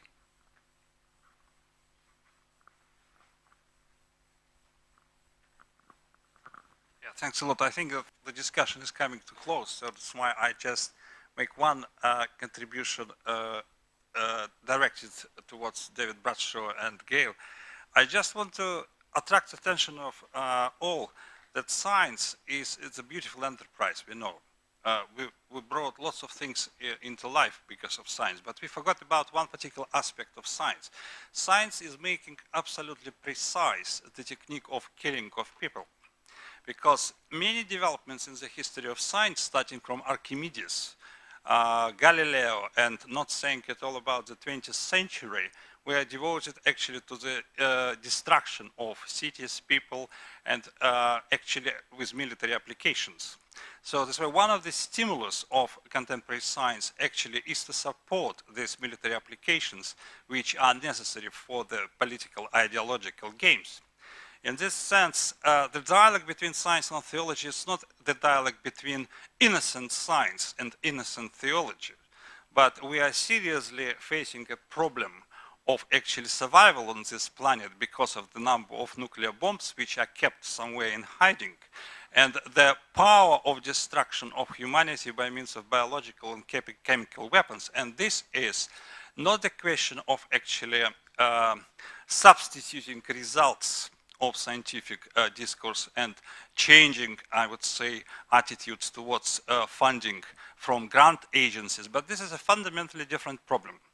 It's a problem which I tried to outline in my talk yesterday, that, and this is a philosophical problem once again, and this is the reason why I demand on inclusion of philosophy, because this is a question of transgressions towards post-humanity. Some people, they call about transhumanism, which I wouldn't share, but post-humanism, it's a serious problem, because we, by constructing atomic bombs, we transgress the boundaries of humanity, and we don't reflect upon this. Because if you know about the discussions in the philosophical literature in the 1950s, just one example, the book of Karl Jaspers about atomic bomb, you realize that everybody was shocked by actually this fundamental change in the human condition after the creation of atomic bomb. Now, the question is the following: did it change? What changed actually in the present state of affairs with science? And I tell you nothing, absolutely nothing, because most of actually technological applications are sponsored by military agencies, and even the gravitational waves which were quoted by Professor Briggs. I worked in the Soviet Union and the Optical Institute, and I know that the gravitational waves, they are needed for geophysical detection of actually cruise missiles. And that's why I don't believe that $300 million were invested in actually gravitational wave detectors just like this. And this is not an innocent experiment. It will be applied in military technology. So that's why, if I come back to the essence of my comment, that don't forget that indeed we need the input from philosophy, and we need the input from theology in order to understand that through science, contemporary science, which is, I agree with Professor Briggs, is going extremely fast, we are risking to transgress the human condition. We are risking to not to notice actually this depassing of humanity and becoming something different. But theology is about humanity. So that's why we need to look at ourselves. We need to look at this scientific progress not as an innocent enterprise. And the science-religion dialogue is not an innocent, actually, dialogue, because it's about our human condition, or our survival. Thank you, Professor Nestruk.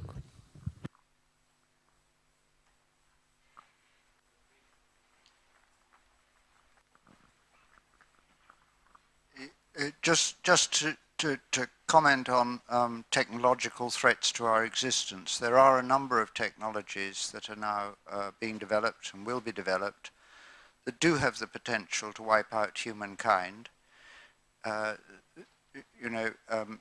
People ask the question, is it 10% worse if you wipe out the whole of humanity than if you only wipe out 90% of humanity? Most people think it's more than 10% worse. If you do a straw poll, there's no right or wrong answer. If you do a straw poll amongst people who work in the field, the main threats to existence that usually come top are machine learning, synthetic biology, global climate change, and nuclear weapons. And usually the machine learning and the synthetic biology come top. They're thought to be the greatest risks. And the nuclear weapons, which 50 years ago would have come top of the list, now usually comes sort of fourth or fifth down on most people's assessment of the risks. But as I say, there's no right or wrong answer. It's just important to be aware that there's quite a range of them, any one of which has the potential to wipe out humanity. Thank you, Professor Briggs. Father Kostaki, and after Father Ludovikus will make a remark. Oh no? Okay. Thank you. Just briefly, I want to point out the fact that we spent 2 nice hours without talking about us Orthodox. And I believe that that's one of the problems that we face as Orthodox, the fact that we are so skilled at avoiding our own issues. That's pretty much what I wanted to say. Thank you very much. So we are approaching the end of these 2 long days of vividly discussions and exchanges. I would like, first of all, to thank Templeton World Charity Foundation, because without its support and also the support of Professor Briggs, all these events would not be possible. And I would like to thank all of you who have participated in this two-day conference. And also I would like to thank all the people involved in the Project SOW, the 100 people who participated and organized all our events, the researchers, the support team, but especially the backbone of the project, 2 persons, Nikos Livanos and Evi Baku, because without them all this adventure would never took place. Thank you very much.